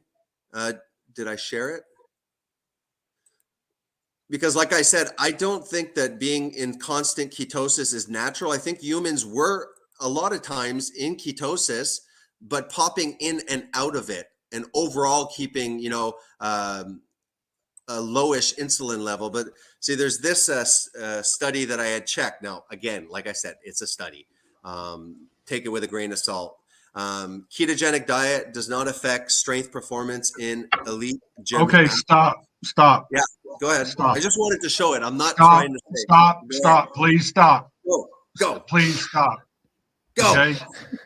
I did not say that it would it would affect strength performance. Oh, okay. Gymnasts do not perform the duration that a cyclist does. Yeah, A gym performance is much like a sprint. It starts, it's very intense, and then it's over. Just like Sean Baker. Why do you think he chose the 500-meter row and not a longer race? The reason he chose the 500-meter row is because anything longer than 500 meters, you're going to hit a giant wall if you're on a ketogenic diet. If he was to try to do the 1600 or the 3600 or the 4800, the 2 mile, there's no way in hell that he could perform more than 500 meters because that is the length. In other words, no, understood. You made your point. The reason that they can perform in these short, high intensity events like gymnasts or the 500-meter row is because they're able to operate on glycogen. Mm-hmm. They're fat adapted, but whenever you move to something that's that intense, it requires that high level of effort, then you're gonna move straight into a not sugar only, but primarily sugar. Mm-hmm. And so someone who's on a ketogenic diet is going to have a truncated level of glycogen in their cells. Mm-hmm. They're not going to be depleted of glycogen, but it will be truncated compared to someone who's carved up. And so for the first 60 seconds, maybe the first 90 seconds, they're going to be able to perform strength, high level, high intensity at a high performance level, but then they're going to hit a wall after a certain period of time because the glycogen levels are truncated, and you're not going to be burning fat when you're doing a 100-meter sprint or a 220 or even a 400. You're not burning fat when you're doing a sprint, a 100% effort activity. Yeah. It doesn't matter if you're ketogenic. It doesn't matter if you're fat adapted. I understand. It's a glycolytic process. Fat cannot fuel those types of activities, period. Regardless of what Art says, regardless of what Sean says, fat cannot fuel high intensity exercise. And so I get those it. I people are agree. getting high on a truncated level of glycogen. But once that glycogen's been depleted, then Sure. No, they go off. I acknowledge that. Like I said, like why Sure. not take a benefit of replenishing completely? It would be stupid to go in a marathon saying like I'm not replenishing my glycogen stores optimally. I get that, but what I'm saying is, let's say if you look at humans, and this I might be speaking out of my butt, but this might be an assumption. But humans tended to do long distance physical activity. I mean, obviously they did exertions, but in today's society where sport is fine tuned athletes, it's actually not, I don't think that was the natural way. The amount of exertion we do for professional sports and stuff like that, requiring like, you know, day after day glycogen repletion. These modern athletes are pushing to the extreme. I don't necessarily think that was something that humans culturally were doing intensely as recreation. It was more kind of a survival. They obviously did physical labor too, but I'm wondering, like, would it be correct to say that in respect to sports, of course, you wouldn't be able to go at that level. Were humans putting themselves at that level when they were back in the survival mode where it was all about shelter and food and stuff like that? Because What it do you seems mean? like, let's say if you're in a famine, okay, you have food scarcity. The body does the whole fasting mechanism. You get the growth hormone spike that's signaling don't eat, you know, the protein. Sympathetic nervous systems activated, autophagies activated, so that the human, when they're not getting what they require, obviously if they became stupid and weak, the species would die. So I've experienced the truly fasted state. You're like speedy as hell and you're full of energy. And it just makes sense that the human would go down that passageway. Now, these people are still able to exert not an athletic level of professional athletic, but they are still able to exert a pretty long distance physical exertion while still staying sharp somewhat and having the physical ability to catch that next things during scarcity. No? If the intensity of the exercise is low enough, then yes, they can do a prolonged effort. Yeah. But if it requires sprinting, then no. There's Yeah. no way that you can overcome, even with sheer will, can Understood. you overcome the extra oxygen that's required to burn fat during high intensity exercise. And I've experienced that because when I was doing, you know, the run keeper, trying to that. So obviously I was doing the keto. In my head, I understood, oh, easier fat store. And I was purposely running 5K because I was still fat. I still wanted to suck the fat out. So I was running, but I was also calculating it. And definitely when I tried for fun, I carved up, put on like the whatever 5 pounds and stuff, and then I tried to run, and yeah, definitely I was able to maintain what I was maintaining mostly, but at the end I was able to bulk. Like, I'm not a professional runner, but it seems smart to progressively actually be going faster and faster as you go, not like Yes. speeding and then hit a wall. That's my dumb aspect. So I'd always try and never go slower and not overdo myself, but end up. And yeah, it's definitely true. And imagine if I would do that the next day, train, and then the next day. Human beings, I'd be weak as shit. Yeah, human beings are the most adaptable organism that's ever appeared here on this planet. And if we found ourselves in a food restricted situation, kind of a short famine, and we were trying to get food, we probably would not be choosing those foods to procure that would require long, high intensity efforts. We'd go, you know, there's a valley over here a couple of miles over. We can walk over there real slowly and dig up some of those tubers. Those tubers are going to be in season right now. And we would be able to go procure some tubers, which would provide us some vitamin C, some starch, and bring them back and cook them up and eat them. And then we'd have enough, then our glycogen stores would go up, and then we'd have the fuel required to go out and chase down the gazelle or whatever it is that you're insinuating that we would be going for during a starvation event. We have this giant brain that is unlike any other brain on this planet. It's so smart. We would use teamwork. We would use free choice and imagination and geographical abundance of different types of foods. Some of them would be fruits. Some of them would be tubers. Some of them would be nuts. Some of them would be fish. Some of them would be ruminant animals. We would eat all of that stuff. And depending on our circumstance would dictate whether or not we would choose to go and procure one or go and procure another one. And so in a famine state, like you're saying, where our glycogen levels were low, we would use our noggin to go and pursue something that did not require some type of, 5-mile sprint. Yeah. Well, that's why I advocate for an omnivorous diet, even though I would use strict ketosis, just because I understand. I'm like, oh, okay, I know what state it's going to put me in. Nothing magical about it long term. Don't think humans stayed 24/7 in those states. They popped in, they popped out. There's times of plenty. I think that fruits are, it's wonderful how you have the fruit season as you go into the fall, and then the winters where in my area in Canada you won't be getting anything. So it would make sense to eat as much as you can of these carb sources, to put on a little bit of fat, and then after you have a little bit of cushion as you're going into it. So I'm definitely not just to put on fat, but also to maximize your glycogen stores.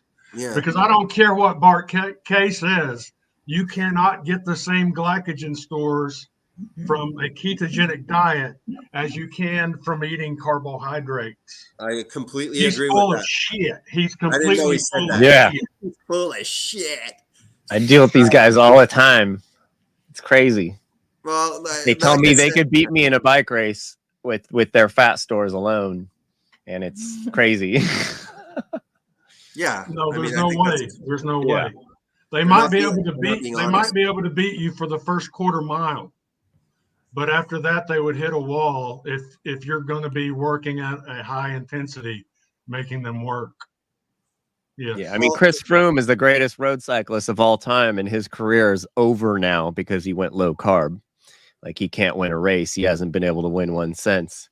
So it's like, I mean, sure, that's road cycling specifically, but I think road cycling is a pretty good, I guess, test example, of someone running really efficiently I think human. ketosis is a tool that humans have experienced, not a pathological thing. I think that if you understand the biochemistry, you can use it to your advantage. It's not a miracle nirvana biological state. I completely agree, but I think it makes sense when somebody has the objective, I'd like to lose weight. I've had trouble doing the carbohydrate with calorie restrictions. Some people, it just doesn't work, especially some people that have become highly insulin resistant. So that even if they're trying to incorporate this calorie restriction with carbs, maybe good carbs, I think that some people have screwed up metabolically, and sometimes this is an extremely reasonable option to reset it so that they can regain some amount of insulin sensitivity. I think the problem for me you don't have to stay on using it, ketosis as a long-term weight loss is that if you're eating, yes, you might trigger yourself to go into ketosis if you're just eating meat that's got fat on it. Sure. But you're going to be eating, you're going to be introducing these nutrients in your body, so you're going to be getting that cortisol, but you're not going to be able to go into autophagy. Eating a ketosis meat-based diet does not trigger autophagy. So in my mind, what's better if you're looking to lose body fat is to let that cortisol do something good for you. Let it kick in that autophagy. Let it clean out all those not working components and replace them with working components, so that when you go back to eating food again, you're like a new person. Your immune system's been reset. All of your body is working at its top efficiencies. So I think using fasting to lose the body fat is healthier than using a fatty meat-based diet so that you can go into ketosis. Because guess what happens when you go into when you are in a fasted state? You know, when you fasted for 72 hours, you're going to be in ketosis. You're going to be in ketosis. You're just not going to be triggering the ketosis by giving it so much fat that your body's forced to go into ketosis, so that has something to do with all this dietary fat. That's no good. That's not doing your body any favors, giving it excess fat, excess dietary fat, just so you can go into ketosis. Right, but fasting will trigger ketosis. Right. So JD, here's my example. As you probably heard me mention, I said I don't see people that are going to do this ketosis diet should increase their fat consumption. They should be eating the same amount that's actually recommended.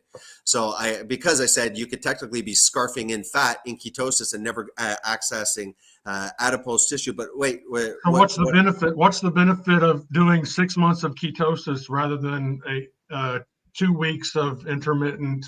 You know, like maybe a 72-hour fast, eat for 2 days. A 72, and when I say eat for 2 days, I don't mean eat constantly for 2 days. No, I understand. A refeeding. Two fed days, and then 72 hours, and then, in other words, why not chain together several 72-hour fasts and do in 3 weeks what it might take you a year to do, eating just meat and fat?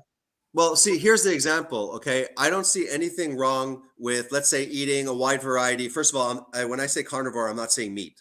Like, I'm talking about I eat a carnivorous diet. I eat cheese. I'll eat eggs. I'll eat salmon. I'll eat pork once in a while. I'll eat meat. That's what I consider. I'm not the steak guy, okay? So what am I doing? I'm eating a wide variety of, sometimes salmon, sometimes this here. And on the side, what I was doing was, well, instead of having a carb source that's like spaghetti or noodles or something, I would just have vegetables. So, and so I'm like, geez, all I'm doing is eating an omnivorous diet. I'm not shying away from the animal food. I am putting side dishes that I was eating was vegetables, and I'm not going crazy on the fat. And I'm supplying what I need. I see, it's like, I don't see that as extreme, because then I could say, well, I'm just going to add a little bit of olive oil and wheat, and then say that that's the Mediterranean diet. So that's why I backed away from the keto community, because I didn't agree. I returned back to a animal-based nutrition, where a large amount of my nutrition is animal food. I eat when I'm hungry. I don't tell people to add extra fat. I do incorporate berries. And I'm sure even a large protein meal would probably pop me also. I don't know if that's true, but pop you out of ketosis. What I'm saying is I use it as a tool, especially people that might be already ruined. Like a lot of the people that I was trying to help, they're metabolically screwed. They're highly insulin resistant. And in that state, I'm like, I think that you should. Okay, let me ask you something, Jason. Fasting could do that too. Okay, which do you think has a more profound effect on reversing insulin resistance? Yeah. A ketogenic diet where you're eating throughout the day, or 72-hour fast? A 72-hour fast, but as you know, when people were doing the ketogenic diet, it was almost exactly like combined. Everyone in the keto community was talking about time restricted feeding. So they were fasting though to clear all the shit out of their intestines that they were building up. Multiple reasons and stuff like that. Like diverticulosis or diverticulitis. Yeah, I mean, some people, like for me, wheat, I didn't realize I didn't tolerate it. I used to have like chronic issues. So for me, it was beneficial. All I'm saying is when most of the people that were doing keto, they were fat, They're following the keto. I think that they shouldn't have been given a fat amount in grams and calculated bullshit like that. I think that if they were eating animal food and starting to eat more vegetables as a side dish, and that brought their appetite under control, where they naturally just ate when they weren't hungry. Almost everybody was doing that, JD. So yes, I think 72 hours. We can't deny that that's amazing for insulin resistance. I'm just saying, let's. A lot of people during their weight loss journey for that year were strict keto, and they were also adding that. And there's almonds and stuff like that you can eat. You're not necessarily eating straight protein, and stuff like that. And I don't know. For me, it was very useful. I did the year. I slacked off. I'm not depressed that I put on some of the weight, because I know why. I was overdoing it. I knew that I was eating some sugar when I was sedentary, and I ate some sugar before. I got a little bit fatter, and I see no problem that I'm like, okay, well, you know what? I'm going to start limiting my carbohydrates. I'm going to allow easier access to my fat storage, and my appetite's now lower. So most of the time I'm not bothered by cravings. I eat in the evening. I don't know. I feel like I'm getting the best of both worlds. And I never claim that like I said, ketosis is some, like, you're on a ketogenic diet, you must maintain ketosis, the deeper ketosis. I don't advocate for that either. No, I don't. I'm not telling you that ketosis is bad or magical. I do think that there's something wrong with prolonged keto diet where you go for 12 months with your insulin level. It's dangerous. Yeah, the reason for me, the reason that it's dangerous is because by keeping your insulin level suppressed, yeah, you're going to be burning fat more easily. You're not going to be storing fat as easily, but also you're not going to be storing vitamins and certain nutrients that your body needs. Insulin, it needs an insulin boost to shuffle those nutrients into the cell, and that's just a fact. That's a human physiological fact. Yeah, I'm not denying that. Those people will be not passing an oral glucose test at all. Yeah. Does protein to a certain extent might stimulate an insulin? I know it's not comparable. Yes. Would that be enough to pop you out? Protein, and the leaner the protein is, like if you consume just straight whey powder, then you'll have a similar blood sugar rise and a similar insulin response to that as you would from table sugar, because you've flooded pure protein into the bloodstream, way more protein than you can use, and so it goes into gluconeogenesis and it turns it all into sugar, just like that.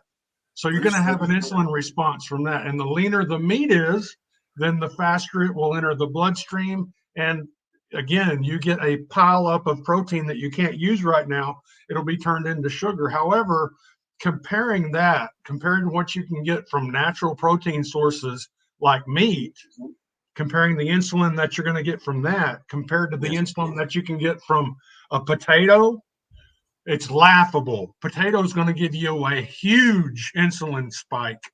And that's not a bad thing if it's not something that's being done throughout the day. But if it's something that's done once a day or once every 2 days, then that huge insulin spike is not going to hurt you. No, of course not. But it is going to take the vitamins and minerals that need to be shuffled into the cell, and it's going to put them in the cell. Yeah, because you can go on to the other fanatical extreme that you're insulin phobic, which is completely stupid.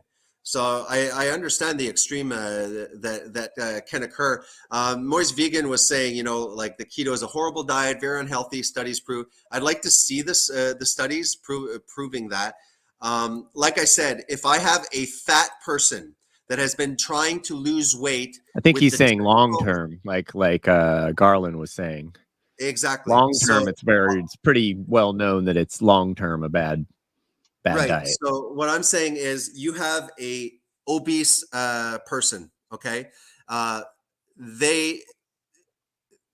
they're insulin resistant. They have all sorts of metabolic disorder and stuff like that. They've tried the calorie decrease. The problem also is that there is also, I forget, there's ghrelin, and then there's another hunger hormone. You can have that resistance also. So you're asking these people that are metabolically deranged, okay, getting all sorts of unbalanced hunger signals, okay, extremely insulin resistant. They look at carbs and their freaking insulin is spiking. These are the people that I wanted to help. And my priority was to get these fat people thin in the shortest amount of time. There was no need to waste time. So if I look at the long-term effects of a ketogenic diet, just for moist and stuff, saying like every study says it's horrible, I haven't looked at the possible flaws in the study, but it says the present study shows the beneficial effects. I think when they're talking about long-term, talking about a year. Beneficial effects of a long-term ketogenic diet is significantly reduced the body weight and body mass index of the patients. Furthermore, it decreased the levels of triglycerides, LDL cholesterol, and blood glucose, and increased the level of HDL cholesterol. Administering a ketogenic diet for a relatively longer period of time, not for life, did not produce any significant side effects in the patients. Therefore, the present study confirms that it is safe to use a ketogenic diet for a longer period of time. So what I'm saying is, I think that we're reducing the effect, the risk factors, by saying we're going to use the ketogenic diet for this obese patient as a tool. They've tried to lose weight. It doesn't work. We're going to induce ketosis. We're going to go through the fat burning. And then after, I've also mentioned that once you achieve your ideal body weight that you're happy with, and you have this 20-gram obsession with the carbohydrates, I don't see any problem reintroducing carbohydrates slowly. Try 10 grams. Oh, you're getting away with 30, 40, 50. And then after that person was able to lose weight, remove themselves from insulin resistance and obesity in a way that is, because it is a medical emergency. And then after you tell this person, because now they understand this is why you're getting fat, understand the reservoir, okay, so that you can reintroduce carbohydrates, good carbohydrates, fruits, vegetables, slowly. Don't overdo it. Don't go off the diet. And if once they start introducing, especially sedentary people, 40, 50, 60 grams, they're popping in and out of ketosis. They're getting the insulin benefit. They don't need to return to 300. And that's pretty much what I was pushing. I've returned to strict ketosis because I just want to lose the weight as fast as possible. I feel empowered that I understand a bit of the biochemistry that's going on. I'm not completely freaking lost. And that's what I advocate to patients. I do actually. I was getting in trouble at the hospital. I was telling these fat people, there's one patient in the ICU. He's trached. He's been going in and out of the ICU. We get him off the vent. He goes on the floor. The fat guy goes into respiratory arrest. He's sick. He's lying down. The CO2 is going up. Intubate the guy. The guy is just his muscles are wasting away. So now I just look and there's this fat blob, okay, that has weakened muscles because he's been ventilated. So his diaphragm is weak as crap. He's atrophied his muscles, but they kept on providing this constant high carb Ensure drips, those bags and stuff in this poor guy, which is a constant infusion, zero ability to get a catabolic aspect. Then I look at these fat people. What are we getting? We're getting freaking margarine. We're getting all of these seed oils. And I told one of them, I said, this guy is going to die. I said, there is no way that he will ever be able to regain his strength in the state that he's in. He's just going to atrophy and die. I said, why the hell are we feeding this guy all of these carbohydrates? This guy should be in a medically followed in the ICU fasting. We got to get this guy's body weight significantly down so that he has a chance of not carrying 150 extra pounds. So he's a lot skinnier and he can start doing rehab. And I said, let's do this and let's talk to the nutritionist. And they're like, oh no, government guideline nutrition. I said, well, can we at least do the freaking 500 calorie deficit? Nope. They said, no, we're not allowed to do that. They measure the metabolic rate of whatever that person is, and they feed 24/7 on an infusion that it's very hard for me to see. They have all of these carbs on, like I said, seed oils. It's going to be margarine, skimping on everything. And then these people are sick, so they're all on prednisone, which is a glucocorticosteroid. All those steroid anti-inflammatory jacks up their freaking sugar. And then after they put insulin. So these people are loaded up on anti-inflammatory prednisone, getting fructose. It is a bloody disaster. Okay, let me say something. Go ahead, GD. I just Talk looked up. about the hormone effect that you were talking about. A family member, the amount of glucose while he was infected with bacteria. Real That's a quick, great I'm story. sorry, guys, but I got to get out of here. Okay. Garland, do you have your email on your YouTube? I'll give it to you in the comments. Okay, cool. What about the private? You Or the private give chat it right to here. them, You give it to me. Yeah, because we only see the Okay. private, so you won't post it to everybody. I'll shoot you an email to the guy at the Crucible, and he'll let you know what he needs from you. And did you want to do it Sunday, or do you want to do it some other time? Sunday, we can shoot for Sunday. That's probably the best day. Okay. All right. Obviously, Cool. the evening, right? Because I do work. Yeah, evening's great. My brain works better at night. Well, cool, guys. Good talk. Yeah, that man. was, I really enjoy it. It's like super relaxing, and this is the kind of stuff that I wish people on either side can really, and eventually start talking about common issues, because I'm sure there's culturally there's other issues that Oh, we yeah. might be on the same page. sure. You know? Well, cool, guys. I will see you guys Sunday. Talk to you soon. See ya. See you, buddy. Bye, Jeffrey. Thanks. See ya. Nice guy. Yeah. Yeah, I'm yeah, that was very, very pleasant and not exhausting at all. Hey man, I think that this is going to be a great debate, because to be honest, I hate vegan debates. It often doesn't go anywhere. It's just circular things, and people start going after like characters and stuff like that, over speaking. Did you Okay. No, let me until finish then, what I was just yeah, gonna go tell ahead. you Go ahead, something. JD. Yeah. If you look up the average gymnast performance for individual performances, it ranges between 75 and 90 seconds. Between 75 and 90 seconds. Keep on talking. I have to answer the phone. Keep on going there, JD. We. It says for professional and international scoring, the individual performance is 75 to 90 seconds, and the group performances can range from 2 minutes and 15 seconds to 2 minutes and 30 seconds. In fact, the women's floor routines, for instance, cannot exceed 90 seconds.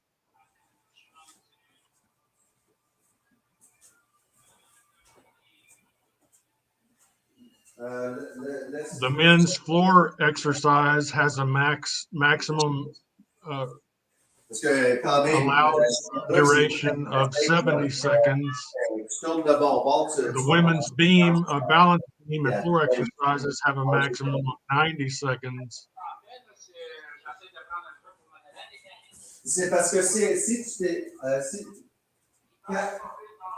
Je pense pas, parce que là, t'es rendu à Papineau, ça c'est.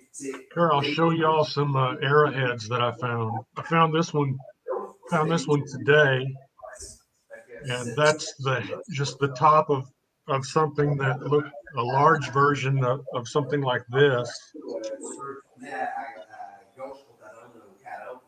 So this would be like a spear pool. I found this one about 4 months ago. And these are just right near my house. This is another one I found that's broken. And here's another one that's broken that's like that, similar. And this one was starting to be one, but they probably messed up on it, so they threw it down. But you can see that it's been worked. And then this one I found in the last 6 months close by. This one's actually got a twist to it. So this one's actually got a twist to the design, which would have caused it to move like this through the air. And then I found this one last week. This one here last week. So these I've got some others that I found this last year that are complete, but these are almost complete here. These three. This one. And this one. That's the twisted one. And this one, which is the most recent one I found. This one's cool because it's got black flint on this side and white flint on that side. It's split right down the middle. So these would have been the human canine tooth. The kill tooth of the human being is right here. Very similar to the hermit crab does not grow its own shell. They all have shells, but they don't grow them. They actually take over the shell of a conch snail, usually. If a conch snail shell is not available, they might grab a bottle cap or whatever else they can fit into. But that's actually a phenomenon.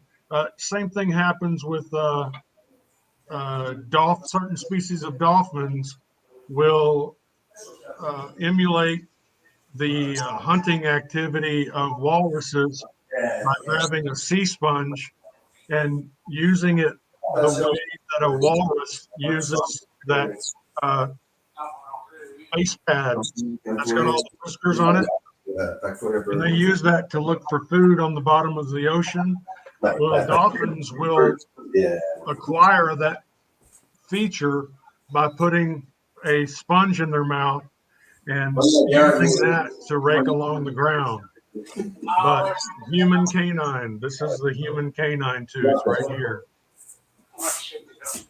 Not all features are grown by the organism. Sometimes they're acquired from the environment or actually built from objects in the environment. You're okay. You're okay. Sorry for leaving you, JD. My dad's lost in the city trying to get back home because they transferred my mom downtown to a more Montreal area. I'm almost done. Just keep on talking about stuff. Okay. Okay. Looking at the comments.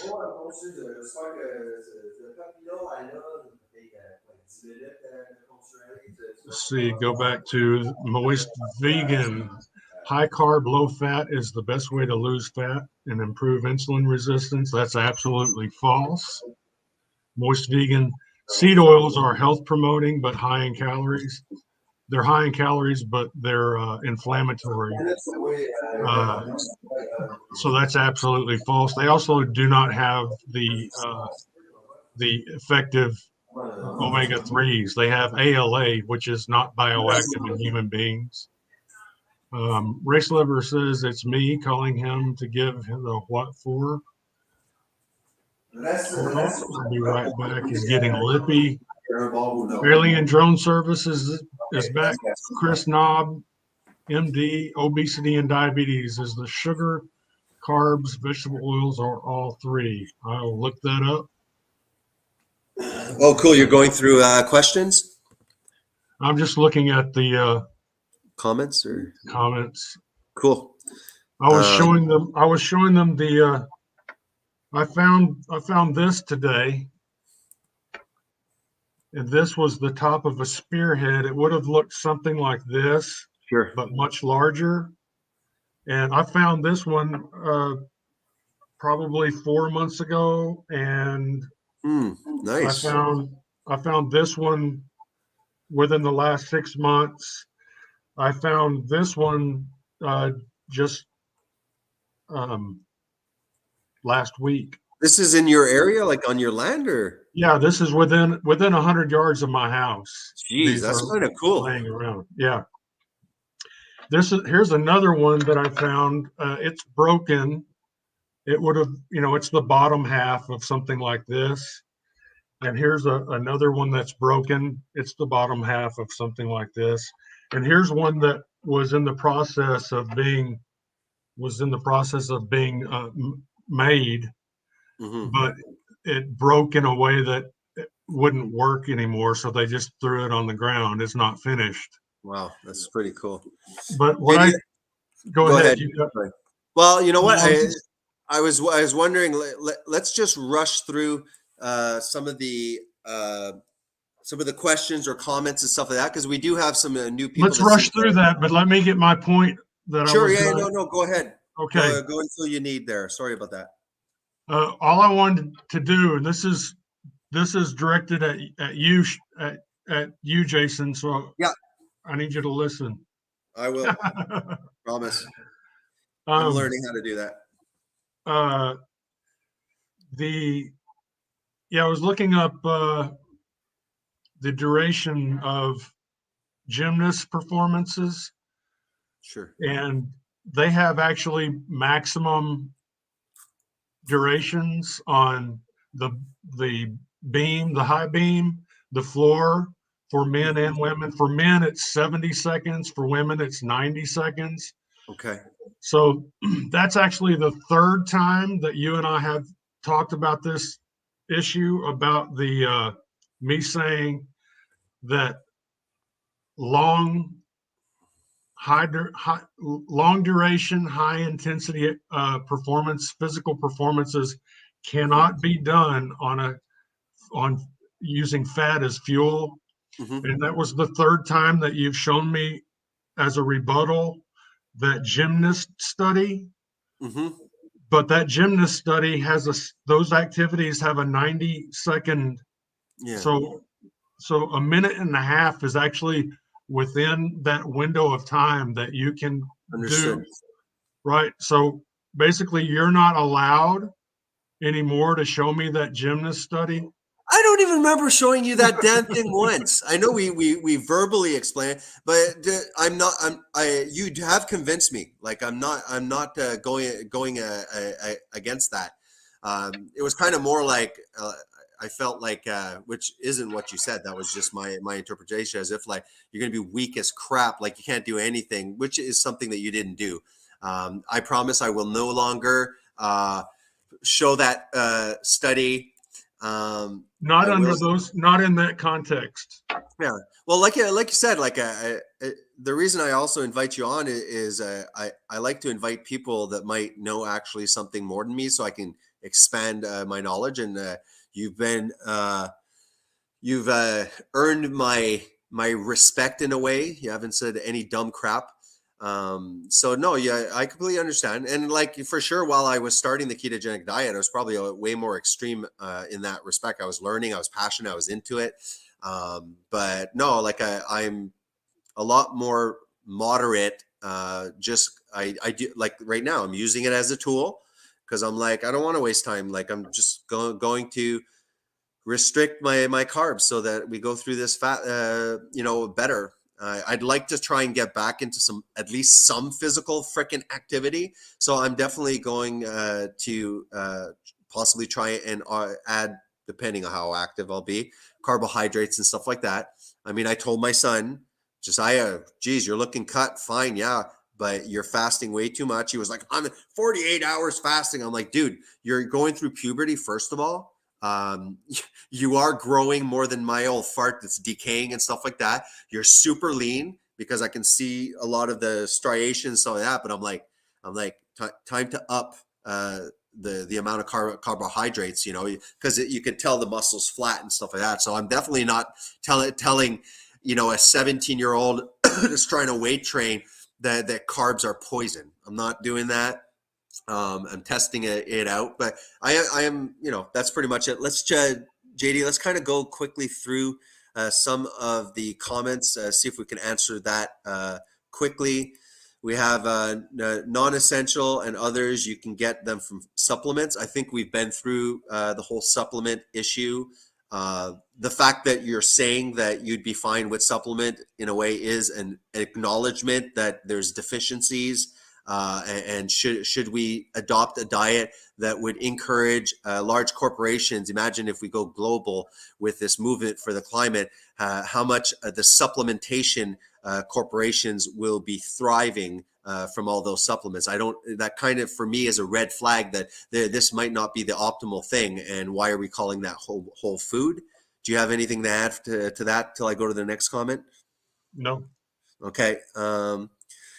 Meat increases all-cause mortality. Do you agree that is a statement from an epidemiological study that is not taking into account healthy user bias, among other things?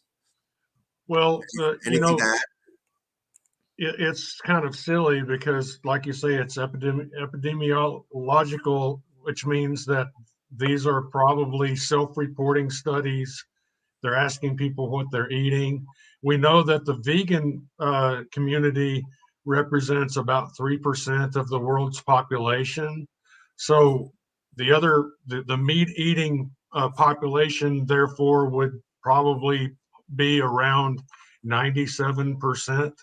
So you can't really, Understood. 97% of the people, they eat meat. They also breathe air. They also wear shoes. Some of them are wearing leather shoes. Some of them are wearing plastic shoes. Some of them are wearing cotton underwear. Some of them are wearing acrylic underwear. Some of them are eating with a plastic spoon. The other ones are eating with a silver spoon. There's just, when you're talking about 97% of the human population, and you're trying to narrow down the cause of mortality down to meat, no, you can't. It's impossible to do that based on an epidemiological study. It can't Agreed. be done. Agreed. I think that the science community should keep these fricking studies among themselves. I see the only benefit is to say, where are we going to put our fricking money for more tests that could start looking at mechanisms and causation? And yeah, for sure, like, chances are, why don't we do a study to see if there's at least a parallel, an association? Chances are it's worth more money. That, to me, is the benefit of that. And they're stopping at that science, and then they're using that because it seems like the public are very aware of these studies, and I don't think that that's intellectually honest. Well, it's funny. A vegan runs across a study that makes that claim. The last thing you're going to see that vegan do is research the authors and who funded it, and whether this is was funded by a company that's trying to spearhead a plant-based meat business, or they might be vegan activists. It could be religiously driven. It might be economically driven, but they're very critical to anything that's funded by the meat industry, and I am too. But whenever it comes to a study that's funded by General Mills, for instance, which makes a lot of what would be vegan products, they're not going to question the source. They're just going to say, here's this study, and that's that's why I hate studies. Discussion. I hate studies in these things, and that's why it was nice to see Jeffrey say, like, can we at least acknowledge, if it's epidemiological, that there's no causation to it? Because I mean, like, I was hearing, with I think it focused more processed meat about the colorectal cancer, and that it's like that got into the mainstream. You're Googling, the Google scroll, it's there. People are kind of talking about red meat. And then I talk, a year down the road, and I'm talking to gastroenterologists, and they're like, no, they're like, I've gone to, and we've come that there's no evidence to that. Again, it was an epidemiological study. They're like, we don't believe that. We don't suggest that. 75% of meat eaters, Moist Vegan says, are deficient in vitamin A. No, I don't think that that's true. Like, do you want to say anything on that? That's not true. And vitamin D as well. I don't see where a normal omnivorous person that's eating a normal amount of a variety of food or animal food and some plants, I don't see how vitamin D deficiency, that they're not getting enough D3 or vitamin A. I mean, you're getting vitamin A in a retinol form. What do you think? Are there some omnivorous people that are eating a fairly normal diet that can still get a vitamin A deficiency or vitamin D? D maybe be from the sun. Eating a regular omnivorous diet? Yeah, just eating a normal healthy diet that's not keto. Well, that's vegan. Yeah, a normal healthy diet, no, but the normal diet is mostly ultra processed junk food. Yeah. So, but he's talking about meat eaters. So 75%. He's literally saying 75%, not a certain of all the meat eaters. Basically, I mean, he should have been maybe a little bit more precise, but by just that statement, they're meat eaters, which is, like, as you said, the majority of the population. 75% of people consuming meat in their diet are deficient in vitamin A. I think that, show me that study. I don't see any issues with vitamin A deficiency. I see vitamin D deficiency. I do. Especially where I live, people are often, when I hear them, they'll have like a salad and they'll cut like one egg. For some reason, they think that there's a toxic level. There's a level of toxicity in eggs, and they're always like a lot of salad, but like one sliced eggs. And I'm like what's going to happen if you eat 2, 3, 4, 5, or 6 in a day? Then after Moist.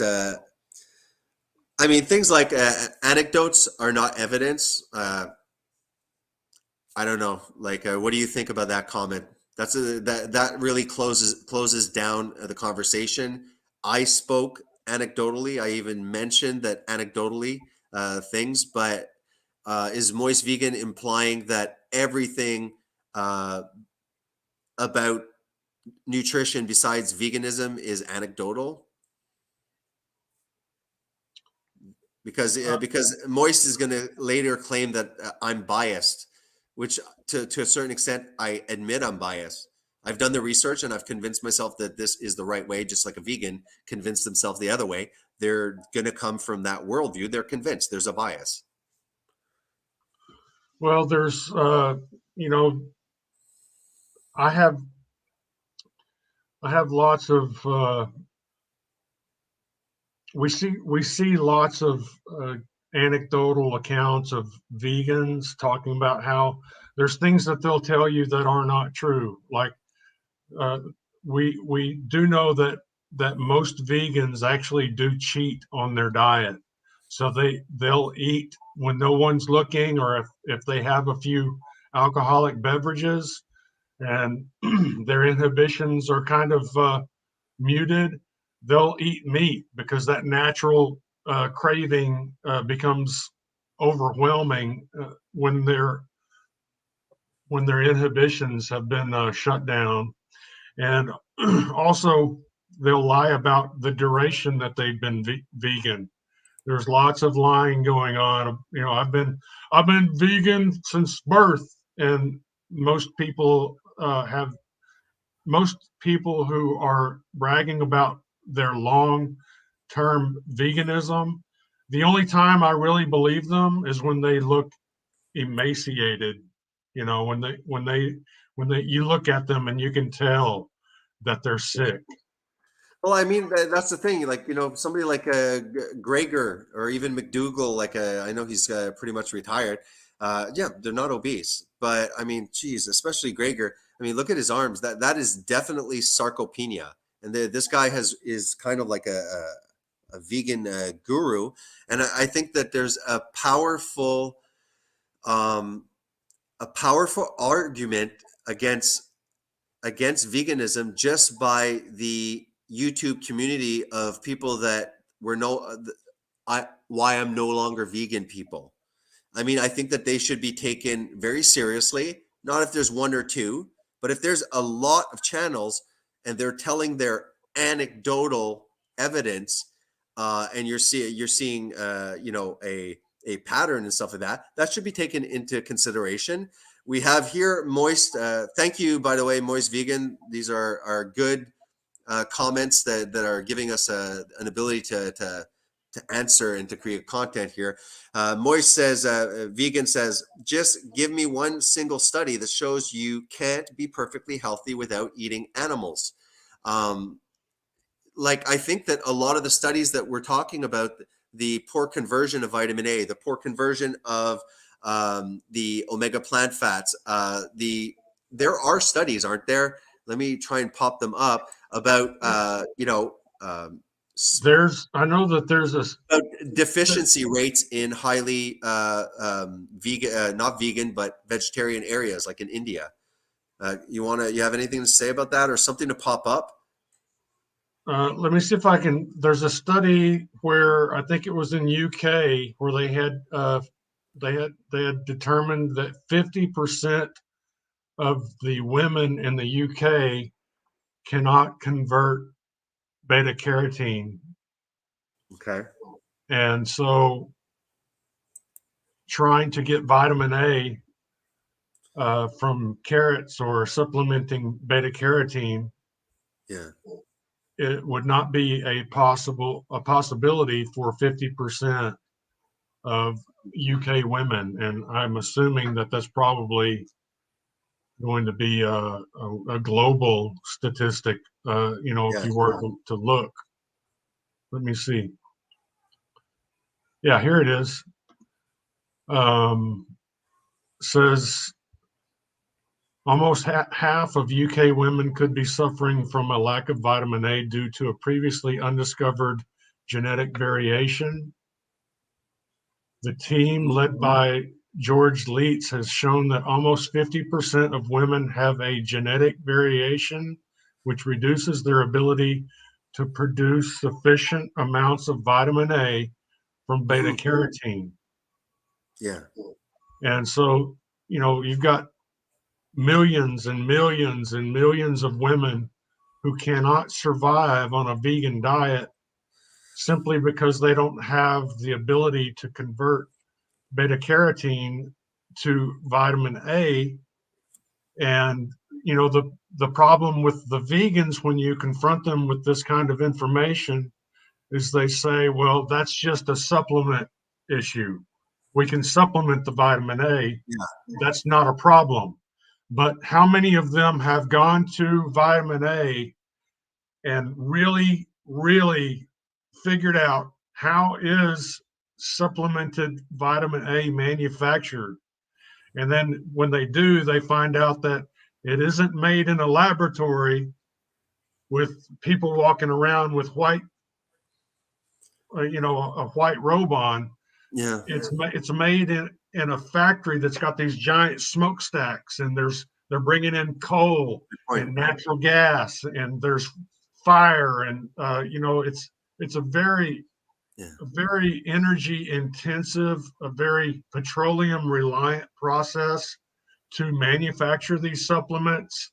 And there's a problem with the vegan community in that they are not looking at these supplements as anything other than some magical pill that appears out of nowhere and doesn't cause any problem itself. These supplements, the manufacturer of these supplements is a problem. It's very destructive. It's very polluting. The chemicals that are being put off by the coke ovens, for instance, are causing entire towns to come down with cancer.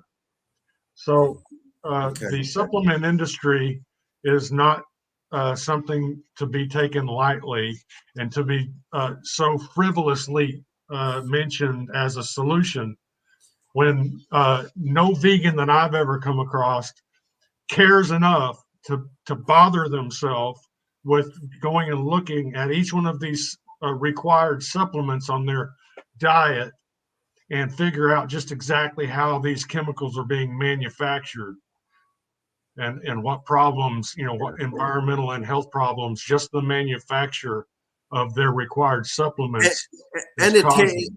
it's a dangerous precedent because let's say, okay, look, the climate, it's pushed by the climate. We should all go vegan. Okay, they squash out, the animal. Everyone adopts this vegan diet, which we know requires, like they all say, supplementation. Who's giving you the supplements? So now you are looking at large corporations. Okay, you are at their whim. Supply chain issues. They can create scarcity of all sorts of things, and then you're not getting the appropriate nutrition.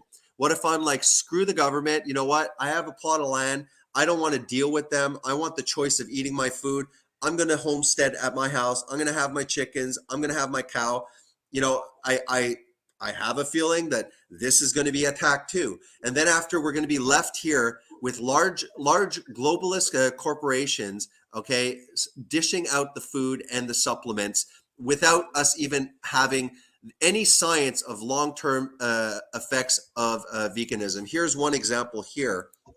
Again, I'm just popping this up quick. This might be from a biased source, whatever. I'm not claiming this is the gospel truth, but here are some legit concerns. Okay,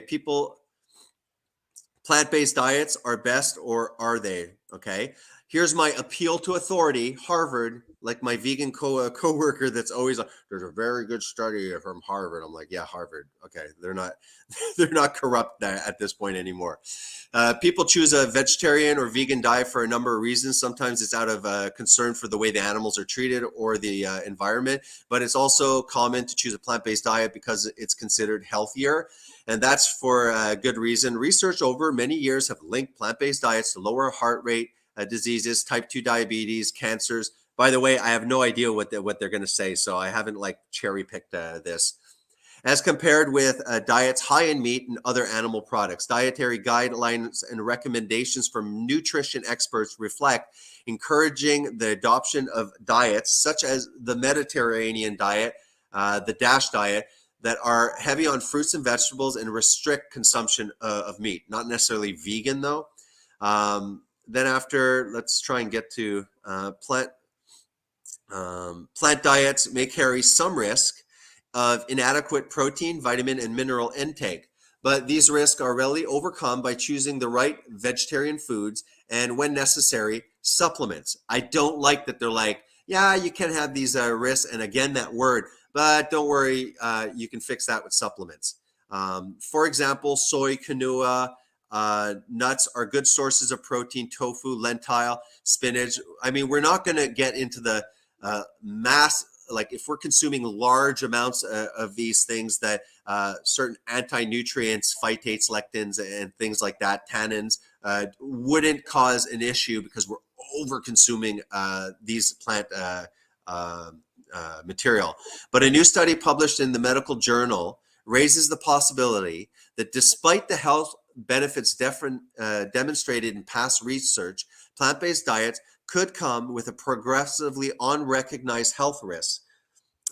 Researchers in the United Kingdom analyzed the risk of stroke and other health problems over 2 decades among nearly 50,000 people based on the diet they follow. The types of strokes which were analyzed, including bleeding in the brain, hemorrhagic stroke, or a non-bleeding and ischemic stroke, compared with meat eaters. The rates of heart disease, such as angina or heart attack, were 13% lower in pescatarians. So those aren't complete vegetarians. Rates of heart disease were 22% lower in vegetarians, doesn't speak about vegans. Rates of stroke were 20% higher among vegetarians. However, the overall risk for small, equal to 2/3 extra cases were 1,000 people over 10 years, not a very high sample. The higher stroke risk among vegetarians was mostly due to hemorrhagic stroke. So in a way, it's like, oh, okay, you're getting the benefits from heart attacks, but can we start looking into, before we push this as the cure-all for the climate, for our health, for everything, what about, it's not just heart attacks that people are dying from. I mean, a heart attack to the brain is a stroke, right? The higher risk, stroke risk, was not observed among pescatarians. At least it goes through study limitations. The bottom line, in the findings of this new research stand the test of time or future study. A key question will be, how does the vegetarian diet increase the risk of stroke? Understanding how one's diet impacts the risk of stroke and other diseases will be crucial in future dietary recommendations. So the science is definitely not out. And I think we should be honest about those concerns. What I love is, why did they push worldwide? I'm sharing my screen, right, JD? Yeah. Okay, thank goodness. Like, this is one that I like to show, and because I think it's a well done study and it's very relevant.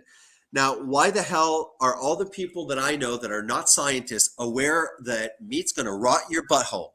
That's because of an epidemiological study. Why are common lay people talking about that? That was pushed by the media. That was on the Google feeds. That gave the impression to the population, and they're quite aware of that would be interpreted as avoid meat. It causes, okay, meat causes butt cancer. Meanwhile, why don't they push things like this that I think vegans, as well as omnivores or any other extreme carnivores, would acknowledge? Omega-6 vegetable oils, not as an association. This study is literally talking about the mechanism, okay, how this drives coronary heart disease, talking about the oxidized LDL hypothesis.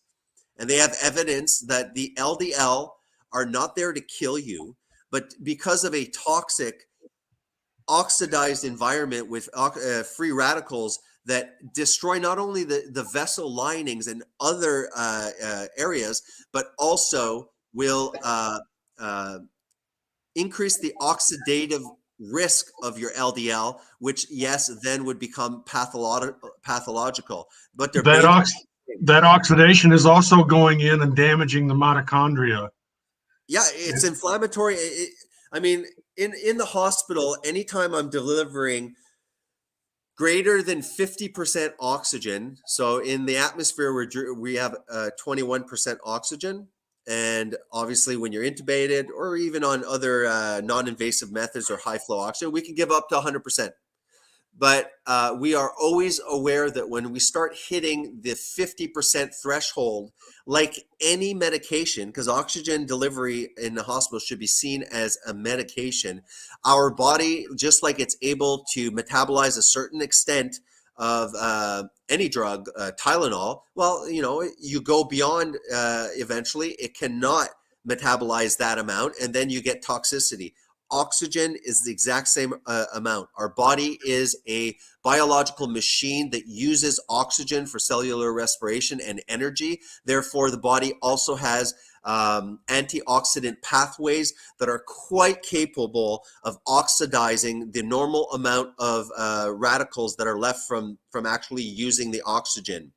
But when we deliver oxygen 50% and above, it starts actually producing too many radicals, and those start build up. Those cause DNA damage. It's poison. It'll wreck your body on multiple levels. We call it oxygen toxicity, and just oxygen toxicity is a vicious loop that we see in the intensive care unit, where we're literally going to lead that patient into multi-organ failure from the oxidative stress flying through systemically. So we're very aware of the oxidative stress. So if we're able to remove this damn poisoning, which I think it's an omega-6 toxicity just on the fat level, as well as the garbage oxidation that these brittle industrialized seed oils cause, no, we are not able to neutralize those oxidative stress. They build up and they wreak havoc. And, here we are fighting about meat, fighting about fat, doing this debate, and they're laughing because they will never start feeding this on Google as a trend, because there is a huge profit. Canada is a huge exporter of canola oil all throughout the globe. They're making a killing on it while they're killing us, and they're letting us fight over other things such as meat rotting our butt. That was a big rant. Anything to add? Well, just going back to the supplement issue, it was very recent that people were being given ultimatums. You can either go and get this medical procedure. You're not allowed to have informed consent. We're going to take the records and we're going to put them in a box. You can't look at them for 75 years, but we're going to require that you take this medical procedure. And if you don't take it, you're not going to be allowed to travel. You're not going to be allowed to go to restaurants. You're not going to be able to even work here anymore. We're going to fire you. Yeah. If that's the direction that the powers that be are going, yeah. and we want to take a scenario like that and say, okay, let's give these same people the ability to, if they want to, withhold our supplements. So let's say the whole world was vegan, and I want you to take a medical procedure, and I'm not going to allow you to engage in informed consent. I'm just going to demand that you take it. And if you don't take this medical procedure, then I'm not going to provide you with your vitamin A supplement. I'm going to cut you off from your vitamin B12 supplement.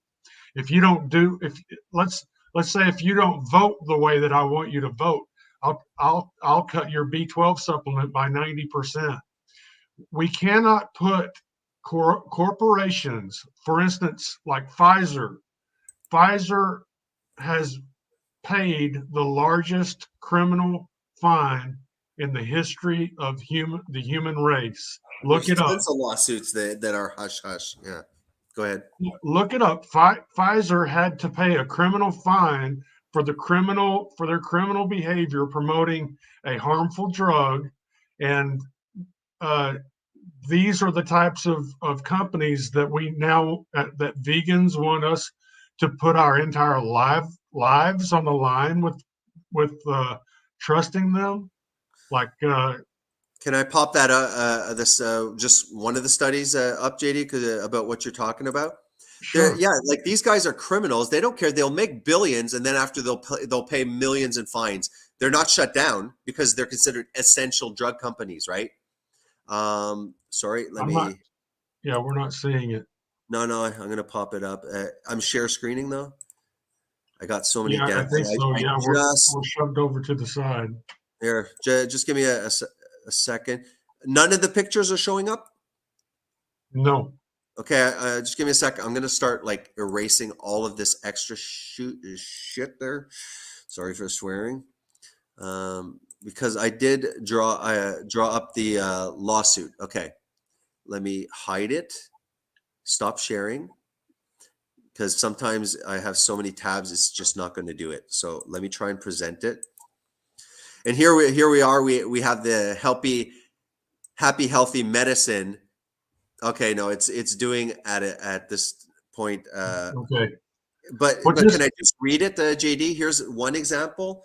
Pfizer agreed to pay $430 million in 2004 to settle criminal charges that it had bribed doctors to prescribe its epilepsy drug Neurontin, which is gabapentin, for indications for which it was not approved. In 2011, a jury found Pfizer committing racketeering fraud in its marketing of this drug. Here's another one. I'm just reading headline. Pfizer fined $2.3 billion for illegal marketing in off-label drug use. Let me see. Gideon. Gideon is, I recognize it. It's an antipsychotic. You know, so yeah, these guys are some shady people.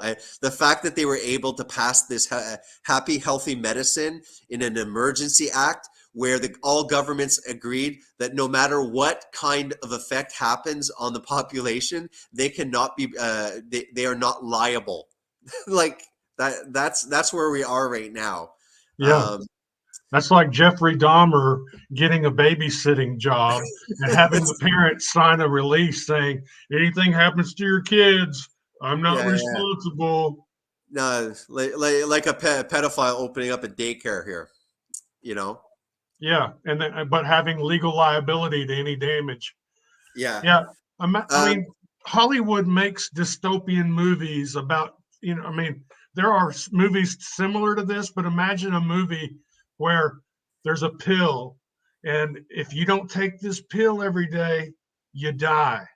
And there's a corporation that distributes the pill, and they find out that some people are being given a placebo, and that's why they're dying. Well, you cannot, I mean, I can just go out and shoot a deer and get all the B12 that I need. I don't have to yeah. rely on some corporation giving me B12 if I deserve it or if I can afford it. Because right now, Or creating, like, once we have they're in that position, they can switch all sorts of, oh, we have a supply chain, they're and just for months on end, there's a breach. Look, I can't get people can't get any nasal sinus pills for all of these sniffles, just to try and get, because there's a lot. Moist vegan, see, again, like, we could pop this up right away. Moist vegan's been saying a lot of, like, just kind of, this is what I'm like, oh my god, the typical vegan. I like that Jeffrey was not making these blatant claims, but Moist Vegan here is saying, 75% of meat eaters, vitamin A deficient, and vitamin D. Then saying that K2, the best source, is from plants. It doesn't exist, K2, in the plant kingdom. You can go on Healthline with citations. Like I said, the only way you could get K2 without involving animals is natto, or natto, Nato, which is fermented soybean. So if you want to live on that constantly as a food supplement, that's fine. If I have the ability to push this up, vitamin K in plant food and animal food. We have this. We've talked about this previously, also, JD.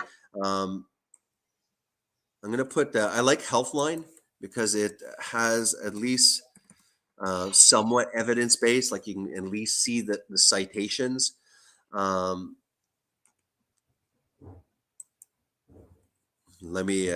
Let's cross our fingers, maybe, that I can share this. But I think any informed person on the vegan side can be honest and say, like, oh yeah, like, I mean, this shouldn't be a long conversation. Vitamin K1 versus K2, what's the difference? Can you see the screen? yes. JD? Okay, all right.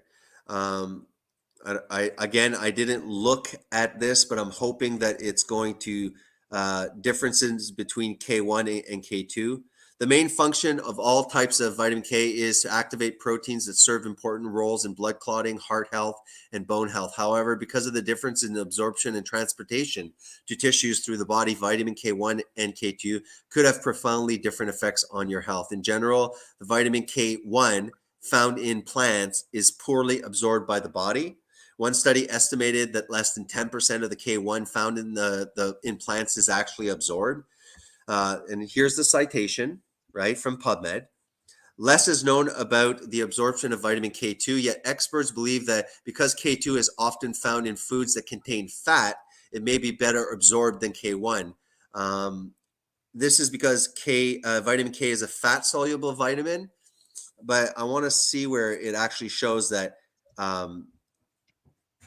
vitamin K1 and K2, you can only get vitamin K2 in plants. In animal food.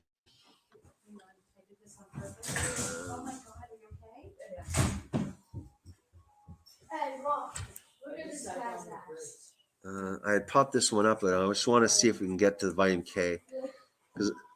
Hey, Jason, there's another issue, and that is that the K2 that's in NATO Yeah, is MK7, and yeah. There's other the stuff. K2 that's in meat is MK4. Sure. Okay. They're not going to be the same. Good point. Where the hell is the vitamin K2? Pardon? What's up, Jay? What's up, man? Freaking burnt myself at work. Shoot. On the stove? No, on the oil. Oil splash? No, I was changing the fryers and the pot stuck to my arm and I had to. All right. Sucked. My son burned himself with oil. You burned yourself with seed oil. With lard, actually. Oh, they use lard? They use lard and done I'm impressed. They use lard. Okay. Sometimes. This time it was. Most people have never heard talk about me jumping and cherry picking locations there. Damn it, I just want to show at least that there is, it's found only, here. K1 found in plants like leafy greens. K2 found in animal foods, fermented foods. Okay, stop. Here? Yeah, there's Here? a very important point that I need to make at this Go ahead. juncture. Okay. Do you want me to keep this popped up? Or are you showing me something in here? Or take it leave it popped up. What you just said was that K2 was found in meat and certain fermented foods like NATO. Okay. Yeah. Now, remember that NATO contains MK7 and meat contains MK4. Those are the two different types of K2. You see it here, like you just said, it's down here on the screen. Continue. So, okay, yes. Yeah, I see here. All right. Now let me finish, please. Sorry. Let me find what I had open here. Okay. MK4 and MK7 are both here. I'll give you the link to this. JD, do you have like on the bottom where it says present, where it says mute, stop cam setting? Like, don't you have a present screen at a little plus? Yeah. Okay, just do me a favor. Try and present that screen because I am able to share what my visitor wants to pop up. I'd like to see if I can pop that up for you just that way, because it might be important. Because when you do the debate, it would be nice to actually see visuals, So did you try and pop it up?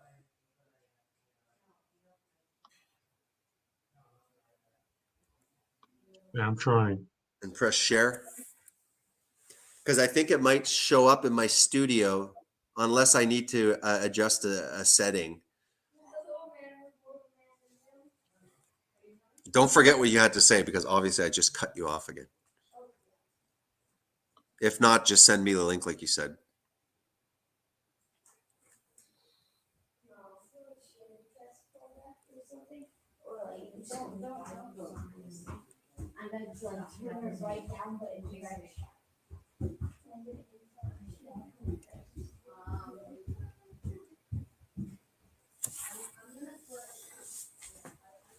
Okay, hold on. Just while you're trying, I'm just going to continue blabbing and answering maybe a few of the questions, just so there's no dead time. Anyways, Moist Vegan says that the K2 is the best source. No, that is just factually incorrect. We've showed this multiple times. Also, the bioavailability, Moist, most bioavailable omega is in flax seeds. Again, we did show those studies that say no, the conversion is very poor. 3%, 1.8%. That's what a high saturated diet. I can show you the share screen while Josiah, while JD is preparing that. So, I mean, if we're going to have a conversation, we're going to need to have at least an honest conversation, and not just say, no, I'm just going to say that. Look, if you're going to tell me that the best absorption for omega-3 is not through animal food, it's through, let's say, these flaxseed, it's the best.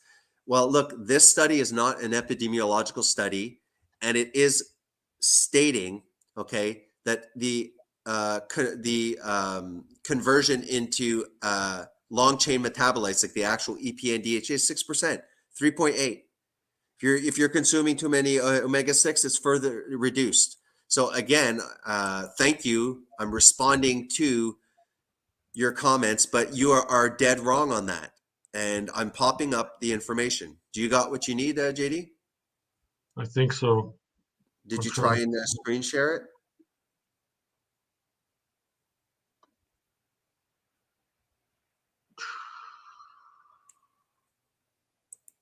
Okay. How about now? Yep. See that? I think that I'll be able to add that to the stream. You see? So this is going to be a good platform for when it's your turn, and then when it's Jeffrey's turn, have all of your items popped up. So when you're discussing, this is a lot more interesting, because the viewer, okay, the other opponent might be crapping on whatever you're putting up. You might crap on their thing, whatever. But the viewer is able to make their decision and go like, oh, well, because if you're going to be saying stats and stuff, like we know that there's bad stats. So this is cool. I hope that they're using StreamYard and that they're able to share. Can you see the vitamin K in fractures? Is that up there? Exactly. Yes. Now start scrolling, and you'll see that you have control of the share screen now. Yep. I can see you scrolling. You can talk. Whatever you're seeing on the NBI vitamin K and fractures, it's there. Okay. So look at this under where it says vitamin K and fractures. That says article at a glance. Mm-hmm. Bone fracture is the most painful and dangerous risk for people with osteoporosis. MK4 and MK7 are both forms of natural vitamin K2. MK4, that's the kind that you get from meat, stops and reverses bone loss, grows stronger bones, and reduces fractures more than 80%. MK7, that's the K2 you get from NATO, has never been shown to reduce fractures. Okay. Yeah. This is why it's important to press those vegans when they say, "Oh, well, it's no problem. We can just get our from NATO." From NATO, it's not a problem. Well, these are people that tend to be misanthropic, because that kind of advice can actually really harm a human being. You could hurt a child. You could imagine what you could do to a child. Starting veganism at that age, yeah. And these are legitimate concerns. When the only K2 they're able to get is the plant-based the plant MK7, which doesn't do anything for your bones. But do vegans care? Do they even care about the harm that they're going to be exacting on other human beings, or is this that misanthropy that I see very prevalent with vegans? Is that I think that there's actually a desire to harm in some vegans, especially when they're going to tell someone in a very nonchalant way, you can get your K2 through NATO, when that vegan doesn't even care enough to look into it and find out that there's two types of K2. Yes. And the kind of K2 that they're recommending that we rely upon is completely useless. And that's a good point. And see, I think that and we're not going to be discussing the ethical implications. That'll be another one of the series. But when we would get to the ethical aspect of this is where, at least from me debating, that it would hang on that, to say, guys, look, these just do not exist. Okay, like at best you're going to try and supplement these, and even supplementation. Like, are you sure that you want to completely rehaul and push veganism when all of these questions have not been answered, and these are legitimate concerns? And so that if we were not able to prove any of these things, then and they would be able to say, no, look, we can get all of it in plants. I would be on their side. I'd be like, yeah, it's true. It's just the sad reality that, in my opinion, we just can't get everything from plants, and that's why there's been no civilization or culture that we know of that has been 100% vegan. Why? Because you just can't do it. It's only in this very decadent society now, where we're so far removed, from the reality of the past, that we're saying, oh well, we can just get supplements. That way we can be compassionate, and that is just not reality. It's like, guys, isn't it telling you something that we're veering off the natural course if we need to supplement? Like, why is this not a factor? And why are you calling plant-based diet a whole food diet that needs supplementation? And we do have some opinions, but now we're not talking, when it comes to really where are the damn nutrients, we're not talking about epidemiological study. We're just talking really about facts, so over here, let me answer a few more of the. Did you have stuff to add while I try and find myself where the Well, that's what I was trying to make sure that Jeffrey understood, is that a lot of what I'm bringing to the table has not been, studied, like the harmful effects of modern crop agriculture. Sure. There's not a bunch of epidemiological studies on that. It's just a bunch of facts. We know that tillage does certain things to the soil that's harmful to the environment. We know that these pesticides have a plethora of animals that they're killing in cascade fashion. And there's just, who's going to fund a study in today's world that exposes the damage done by crop agriculture? Who's going to do that? General Mills, Kraft, Pfizer? Pfizer's going to do it? No. What we have to do go is ahead. just look at the facts. We have to present certain facts, like what is hard pan? What is agricultural runoff? What are red tides? What is how do you acquire synthetic nitrogen to grow soybeans? How do you acquire mined phosphorus to grow corn? How do you mine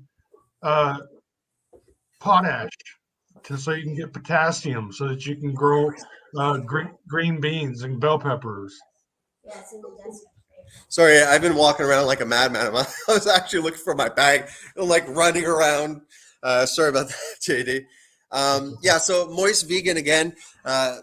You just answered the question that I'm about to pop out. Like, first of all, you want everyone to farm grass-fed cows to feed 8 million people. You will need to find about 6 more Earths to have that much space to do this. What's your thoughts on that? Because that's bogus. Yeah. The first point that's got to be made when facing that statement is, first of all, we're not talking about everyone being forced to eat cows. We can, just like I was explaining to Jeffrey, is that the same acreage that can raise cows can raise goats, and they can be rotated in a complementary fashion, because having cows graze in one area for a certain period of time actually prepares that territory to now be grazed on goats. And that territory becomes prime for cows. And you rotate the cows and the goats back and forth. And each time it gets better and better for the cow, better and better for the goat. And so there's cows, there's goats, there's sheep, there's rabbits, there's barbadoe, there's fish, there's dove, pigeon, or quail, ducks.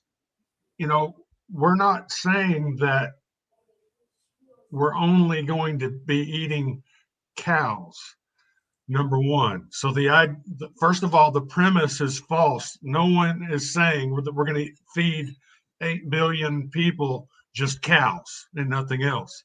And the other thing is that the studies that have calculated how much land is required to raise grass-fed cows were done with farmers that are not the best examples of what can be done using regenerative rotational grazing systems. For instance, Joel Salatin, Gabe Brown, both of those. Gabe Brown is a good example of someone that's used both animal agriculture and do you remember that? Are you there? Yeah, I did take off for a second, but I'm back. I sent you that email covering Gabe Brown, showing what he had done with his soil. Joel Salatin, he's now he's over 400 cow days per acre, which means that each little acre can support one cow for more than 400 days. And so that type of production density, you're not going to find in the studies that are supporting the statement that you would need 6 more Earths to produce enough food for us to eat. Exactly. And, false. And the fact that we're arguing against veganism, at least for me, I'm not arguing that we would only be eating animal foods. I think that we should be eating potatoes and rice when it can be grown humanely and cleanly. Bananas, if they can be anything, any fruit or vegetable should be grown as long as it can be grown without slavery and without toxic pesticides that are driving long lists of species of animals extinct, removing all of the insect life from the earth, killing all the birds. Any fruit or vegetable that can be grown regeneratively should be grown. So that question is kind of it's great. Sorry, continue, JG. I just wanted to remember Josiah had like a longer hair. Show him. It's like that question was an attack on a straw man. Yeah. Was that Noah? That was Josiah. It's funny because Josiah kind of had just long hair up to here, it kind of curled. Okay. He Noah just got it all cut off. Yeah, so Josiah shaved it completely off, and then Noah trimmed it, and now Noah has kind of Josiah's old haircut. And they've always said, like, "Oh my God, your boys, are they twins?" I'm like, I do not see it. Sometimes, they're like, "Are they twins?" I'm like, they don't even look at all alike. But sometimes it's hard, maybe for the parents to see the heirs, and stuff like that. I don't find they look like a. I mean, God, good Lord, I'm way better looking than those guys. Here's Matt. I think we answered the same thing. He's Moist is still talking about K2. You can get it from all these things. Again, JD just mentioned about the MK4, MK7. So that's a little bit debunked also. Thank goodness for Moist, because he, it's good talking piece. Now we have a race lever. He says there are potential deficiencies for any style of eating, so that's a washout. Well, I think that there's many deficiencies in the way the majority of people eating a standard American diet that's incorporating like meat. Like, yes, but we're talking about eating a healthy, not a diet that is omnivorous with a certain amount of animal foods and a variety of certain plants. So I doubt that you're going to have a deficiency. What do you have to say about that, JD? Just this specific comment, because we're going to have. The comment being potential deficiencies for any style of eating, that's a washout. That's How not. about this one? I mean, if that were true, then none of us would be here. The entire human race would have gone extinct a long time ago, because supplementation is a very modern thing. It's not Yep. something that's been around. And so to say that all kinds of eating will leave a human being deficient is just on its face, it's a blatant lie. And it's just more of this misanthropy. This is someone that's trying to, in my opinion, this is someone that's trying to muddy the waters so that people will do things like rely on the MK7 version of K2 from NATO, and it won't do anything for them. They'll go out and break a bone, and then the vegan's sitting there, basically laughing because they tricked this person into an eating disorder. It's pure stupidity, and I think that it's probably not even bordering, it's probably deep in malice, because these constant straw men's. They continue to build these straw men and then beat them down, and it all is either about ego, or it's about a cult mentality, or it's malice, because we know that there is a link between misanthropy and veganism. So this is why I highly urge. Hopefully they're just using StreamYard, but I'm assuming any platform that they're gonna use is, especially as a viewer, when you're having your time, I hope that there is the share screen option. I think it's so much more powerful to refute, let's say, somebody that's saying something blatantly silly like this, because you're gonna have many viewers that are the kind of people perhaps that they have no idea about nutrition. They don't even know how to read the side of the box. They don't even know a carbohydrate is literally glucose, like some really, and they won't know how to decipher, well, he said that, and then JD's like, nope, there's only MK. It's not as powerful. I hope that you insist that, first of all, I would love to see a whole 20-minute presentation of the other guy first, you guy, whatever, and then another even before engaging with each other, to engage the viewers, to give a well thought out presentation, and then go from there. And that there's a share screen, so as you're speaking, you can at least have a quick visual citation. We can't extend it to okay, what's the quality of it? But at least people are understanding, okay, this guy ain't grabbing it out of his butt. So here's the Sig Sayer. There's a creator that was on a 1-year orange only diet, healthy and well. Well, you know what? There are people actually that can fast if they have enough adipose tissue for a year. I think the longest fast that was followed was a guy that I think it was 300, a little over a year. He was obese, lost all the weight. So what often happens, especially if somebody's coming from a standard diet with junk food, not really checking, if they'll adopt a vegan diet, the vegan diet, in my opinion, has fasting benefits, possibly to a certain extent. People will feel better. And these nutrient depletions, it varies between each individual. I think some that genetically can't convert, let's say, vitamin A, they're just not going to tolerate it within a few years, and they'll quit. Maybe some people are just genetically, they're able to maximize. They might last till 8 years, I've seen. Well, in my opinion, this user Sig, That's the type of person that would see an anecdotal situation like this. And first of all, you're taking this YouTuber's word for it. Has he eaten nothing but oranges all year? Well, according to him, he's self-reporting. We know that self-reporting is the least reliable scientific data, but someone that could see that and say, well, if this guy did it for a year, my wife and I are going to be vegan for the next year, and she's actually pregnant right now.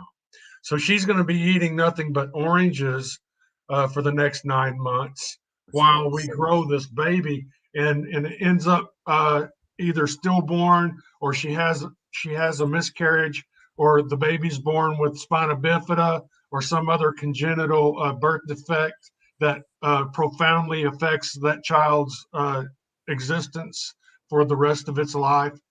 And all because of ego, that vegan ego that's always looking for some anecdotal, soundbite that they can run around, and they feel like they can dictate to other people what they eat. We can take away your meat so that you can eat NATO and get the MK7 that doesn't even work. It's bioavailable, but is it bioactive? Well, no, it's not bioactive, but it is bioavailable. This is just, it's like I say, I believe it's malice. These people are wanting to harm others. That's what I see. Yeah, I mean, look, I'm looking at a surprisingly pleasant conversation with Jeffrey, and I was like, I really enjoyed it. These kind of people are idiots. I'm sorry. Sorry for calling some of the viewers idiots. They're trolling. They're saying dangerous stuff. They're highly. They don't know what they're saying. The largest diabetic association around the world say I can be perfectly healthy without eating any animals at all stages of my life. Here's one example of. Damn it! Of course, I'm going to lose it. Give me a sec, JD. That position paper expired, and now that academy says they do not have a position on the vegan or vegetarian diet. It'd be nice to pop that up, because we had just spoken about that. There is within the Diabetes Association, stuff like that they're starting to say that ketogenic diet option for reversal of diabetes is also now being acknowledged. I don't know if it's ketogenic, but it's definitely a low carbohydrate approach. They are at least acknowledging that. So saying stuff like the largest diabetic association, and to be honest, if anyone's done any research on the American Heart Association, these things sound official, highly biased. Like the American Heart Association, people used to pay a certain amount to be able to put that emblem on some stuff like Lucky Charms and stuff. So a lot of these official sounding things, you should go behind and see who's funding them. Eggs are animal ovarian discharges to come out of poop holes. You hear this one, all the time. Call me crazy, but if it comes out of a poop hole, I don't consider it food. What do you got to say about that? Are you talking about the Cecotropes? No, this one's talking about, the vegans that like to say that eggs are chicken periods. Well, by the way, eggs, one of the most nutritious freaking things that you can get if you had a choice of only one animal food. Continue. Go ahead. People have been consuming eggs for as long as we've been human beings. And as far as it being a poop hole, that's simply, chickens are designed in a unique way where they've got two tubes that come down to one hole, right? And the truth is that human females are almost they almost have one hole themselves because their holes are so close together. But the chicken has one orifice that serves as the opening for both the poop and the egg. One of the things that people say is that why would you want to eat a chicken, period? And that is intellectually dishonest as it can get, because the period is actually menstruation. That's when the female has the lining in the uterus that sloughs off every month. And a lot of what is being called blood is actually tissue. There's some bleeding, but in a healthy woman, the majority of what's coming out of there is the lining of the uterus. Mm-hmm. That's menstruation. That's not what an egg is. The equivalent to that would be ovulation in humans. Yeah. So what you're eating is the ovulation of the egg, or the egg itself, which is the result of ovulation. So calling it a chicken, period, anyone that does that, this is someone that's being intellectually dishonest. Yeah. And if you're in the right, you're not going to be intellectually dishonest like that. So any vegan that tries to demonize eating eggs because it's a chicken, period, you're Mm-hmm. dealing with a dishonest person who's willing to basically lie to you. Why? Probably a misanthrope trying to get you to get sick. That's my opinion. Just I think it's often a very lazy person who doesn't want to do the research. That, I'm not saying they're all like that. The typical, I watched a vegan documentary on Netflix. Wow, that's horrible. I don't want animals to do like that. I'm gonna go. Then I'm gonna enter, the community on here. I'm going to trust everything because I hear it being repeated so much, and I take it for face value, and off you go with misinformation about Don't change it. Don't change it yet. I want to address that. If it comes out of a poop hole, I don't consider it food. Race livers probably referred to gorillas before as, what do you mean you don't eat plants? Look at this gorilla. He eats plants, and look how big and strong. You think you can't be healthy and muscular on a plant-only diet? Look at this gorilla. Well, guess what? That gorilla's got a functioning cecum, which means that he's fermenting fiber in a compartment in his digestive system. And once that cecum is finished, it's produced something called a cecotrope. I call it a butt cookie. And so whenever that butt cookie comes out, it merges with the rest of the fecal traffic. Somehow the gorilla knows that this is a butt cookie, not a regular poop. And he won't even let it hit the ground. He'll reach down and he'll grab it as it comes out, and he'll take a big bite out of it. So until a vegan shows me himself or herself eating their own cecotropes to get their B12 and the extra protein that they need and the K2, then you're basically, you're living in a fantasy land. Mm-hmm. So this whole thing, if it comes out of a poop hole, I don't consider it food. Then why are you referring to the gorilla as the example that we should be following? Good point, man. All right, so let me share screen here.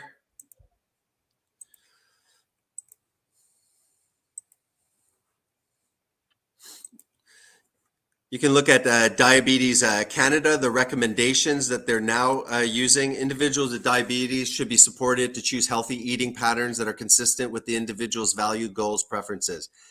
Healthy, low or very low carbohydrate diet can be considered as one healthy eating pattern for individuals living with type 1 and type 2 diabetes for weight loss, improved glycemic control, and or a reduce in the need of anti-hyperglycemic therapies.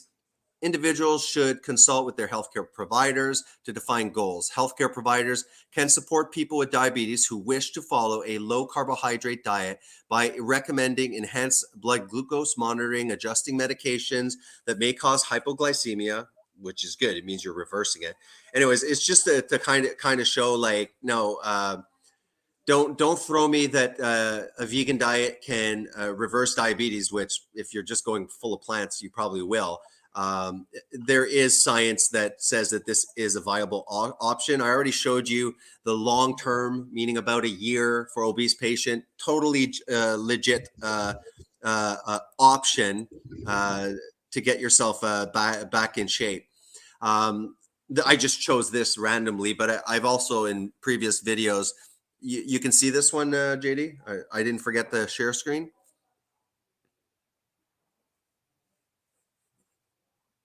Are you alive? No, he's okay. I think you guys do see it. Let me know if you see the whole egg. So look at the amount of micronutrients that you are obtaining through eggs. Look at the amount of essential vitamins that you are getting. You're getting some vitamin A, various B complexes. Okay, vitamin D in the form of D3, vitamin E, vitamin K, 6, 3. You're getting choline. All right, this is an egg, and we're saying that we should remove this staple that is literally, show me one vegetable or fruit that has this array of nutrients. Look at the daily values. To be honest, the daily values, I don't necessarily, I have some criticism of that. The daily values are values so that you do not become deficient in certain vitamins. It also does not mean that these levels are optimal. We know that, with nutrition and physical degeneration, he was analyzing the nutrient content of these foods, and I forget how many fold more dense the nutrients were of the food compared to now. JD, are you gone? All right, I'll continue with some of the comments.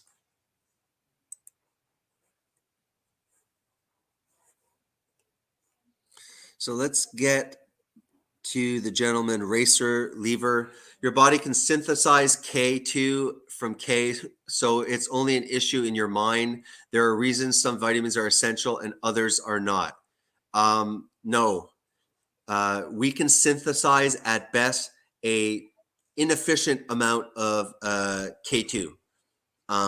We cannot supply all of our vitamin K2, and as we say, the subgroup within K2, MK4, MK7, and I think there's actually more that are present that are still being researched. So, in my opinion, Race Lever, I do not believe that it's an issue only within my mind. We've in this very live stream, we've popped out and we've spoken in great detail about vitamin K2. So the issue is occurring in our mind.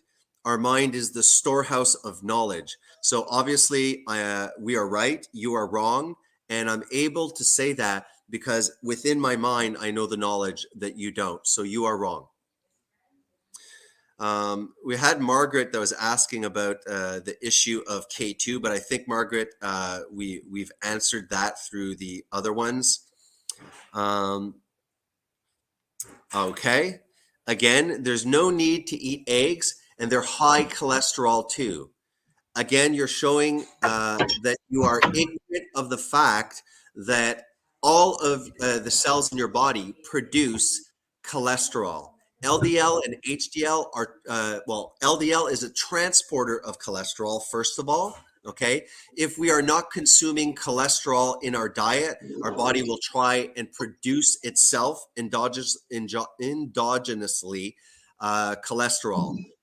This idea that the lie, and they've refuted it. There's even articles, they're even admitting that there's no problem with eating eggs. The dietary cholesterol does not cause heart disease.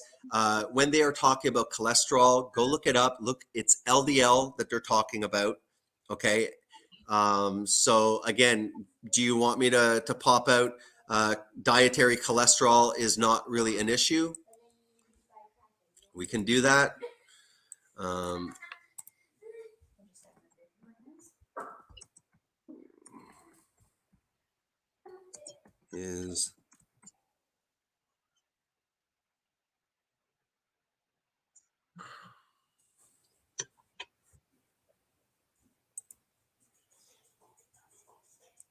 We'll show this one at least. I don't have time to create that much dead time, but here we go. Maybe go look up this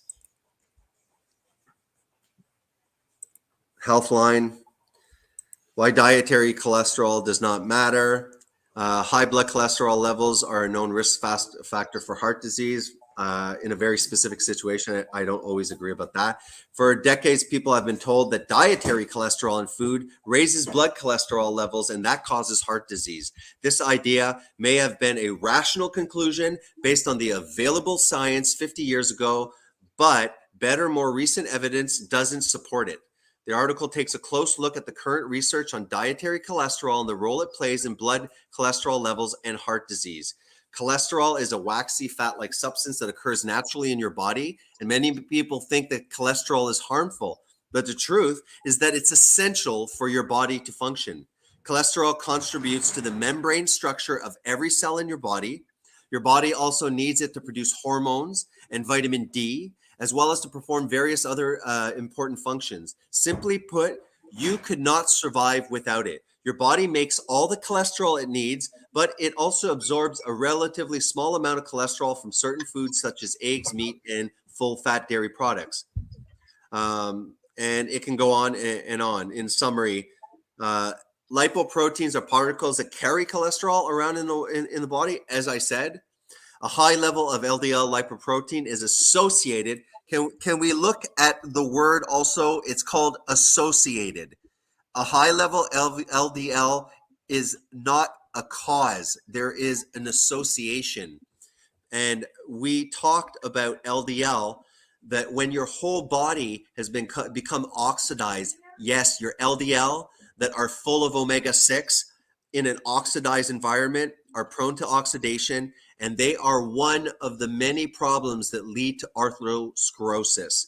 And notice it's associated, again, with the epidemiological studies. Can I show you something real quick? Sure, go ahead, JD. Okay, there's a share screen down there for you. Perfect. Can you Here see you it? go, buddy. Yep, go ahead. Because individuals with low cholesterol levels exhibited higher rates of all-cause and cancer mortality, we postulated that low TC might partially reflect frailty. For CVD mortality, individuals aged below 65 years, blah, blah, blah, were more likely to die compared to age 65 or older. So actually low cholesterol, people with low cholesterol have the highest rates of all-cause and cancer mortality. Nothing to add to that. This is why when we get into debates, like I've seen with vegan gains, and we're throwing around research back and forth. That's why I suggest that you have the ability to use share screen as well as Jeffrey when it's his turn to really look, when you want to do your rebuttal, you want to say it's garbage. It doesn't really matter. The viewers have seen it. They can use their mind and their critical thinking and say, okay, well, JD presented that. Jeffrey said that that's not true. I'm going to look into that. I mean, at best, we should be sparking interest. And, same thing. You could poo-poo on something Jeffrey is saying, but at least the viewer's able to, because if you guys are just popping out statistics for the viewer, it just becomes, I don't believe that. Well, that's anecdotal. Oh, well, it's like, whatever. Just let us know where the hell you're getting your freaking ideas, and the viewer can decide. And I think, what do you think about that? I think it's really important. Like showing that kind of like says, well, you know, buddy, you got your study. Well, you know, maybe we shouldn't revolve around studies because there's just as much. And I used to fight with my coworker that was vegan because he used to be, there's a very good study at the Harvard. And I was like, yeah, I know, dude. But I said, they're epidemiological. I can give you back very good study. And got all flustered as if like, well, no, those aren't good studies because I didn't see those in the documentaries. So obviously, I'm sure these guys came to the conclusion, and this is the good science.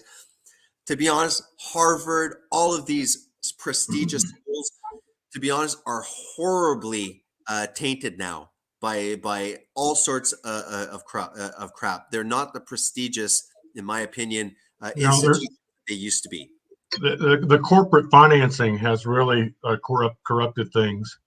Okay, can you see that one? Pharmaceutical, like they subsidize and stuff like that. I remember when I was working downtown at the McGill University Health Center, same thing. They go after these even the physicians that are working in university hospitals to do studies, and these guys get paid tons of cash on the side to go do lectures for pharmaceutical companies.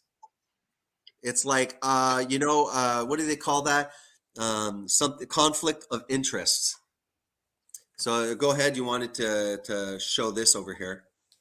Low cholesterol and violent crime. Community cohort studies, meta-analysis of randomized trials have shown a relationship between low or lowered cholesterol and death by violence. Yeah. So all of these vegans that are telling everyone, oh, you got to get your cholesterol low. It needs to be just as low as you can get it. Well, do that. And you're going to increase your chance for cancer mortality. You're going to have the highest rate for all-cause mortality and the highest rate for death by violence and the highest rate for violence. There's also, again, a correlation between over at least a century, the amount of violent crimes associated with the increase in our diets of these seed oils. Again, imagine creating a place where you have low cholesterol, and then after you're creating a very, very inflammatory, oxidized cellular structure together. I mean, this is I think that these seed oils are especially the hydrogenated one could be increasing also aggression, violence, and things like that to be seen, right? Let's go see the next question. Hold on. Go ahead, JD. I have another screen. Okay. I just want to because every time I leave here, I have to scroll all the way up to kind of follow. Let me just, you're not going to forget. I'll just leave it up. I just want to try and rush through, get a few at a time because I'm sure there's some that we don't have to harp on. We've talked about already. But Race Lever took the time to comment a lot, and I rather, I appreciate the interaction. So let's give him a little bit of airtime. We just went through the ovaries.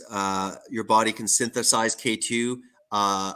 If that's true, it's such a small amount that it's not enough to be dietarily relevant.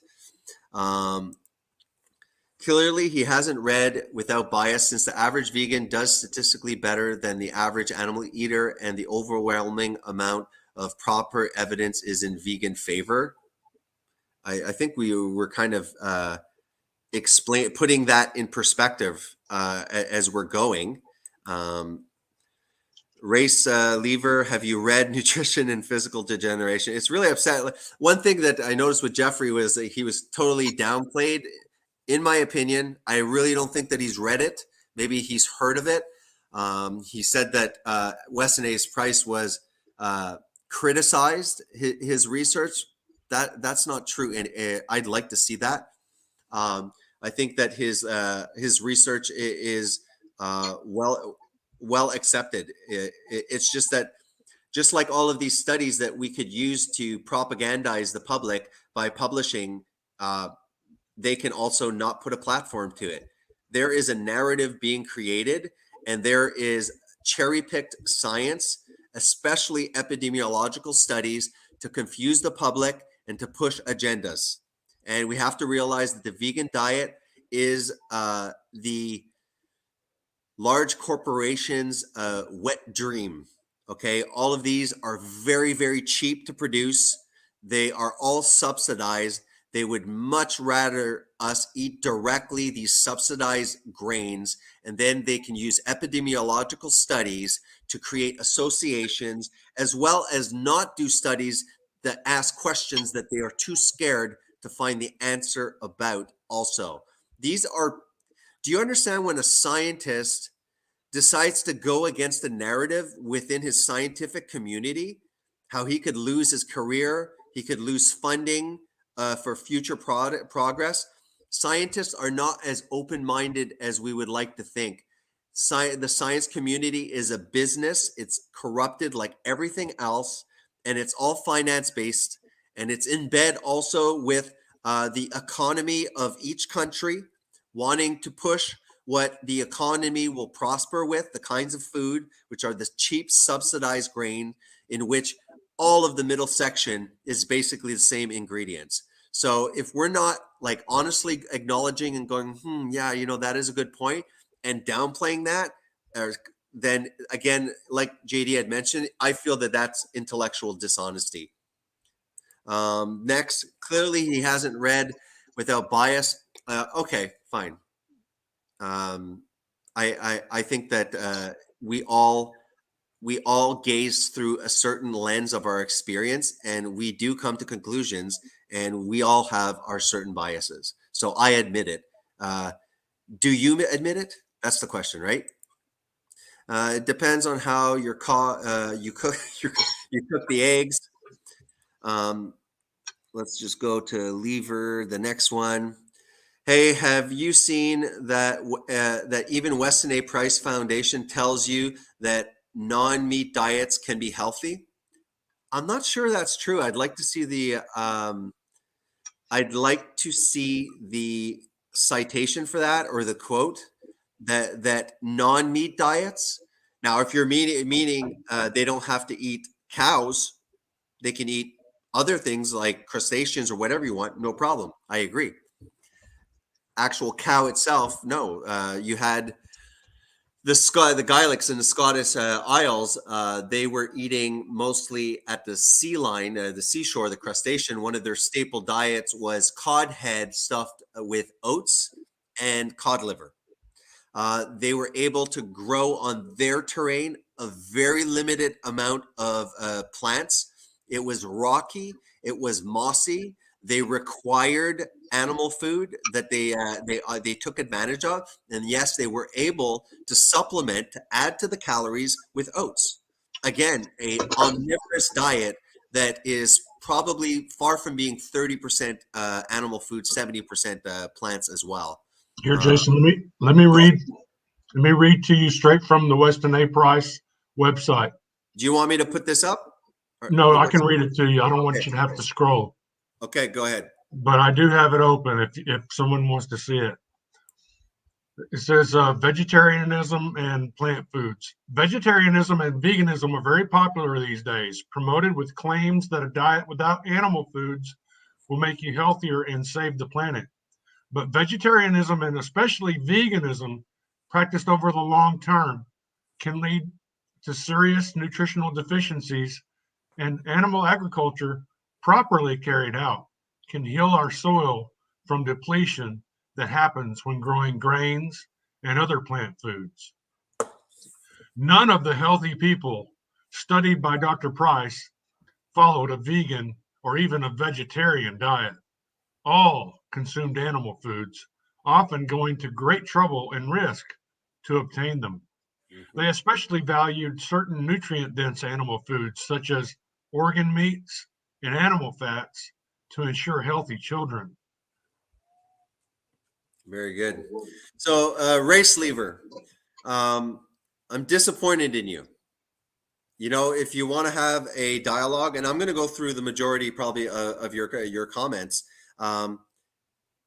you just made that statement and JD just refuted that.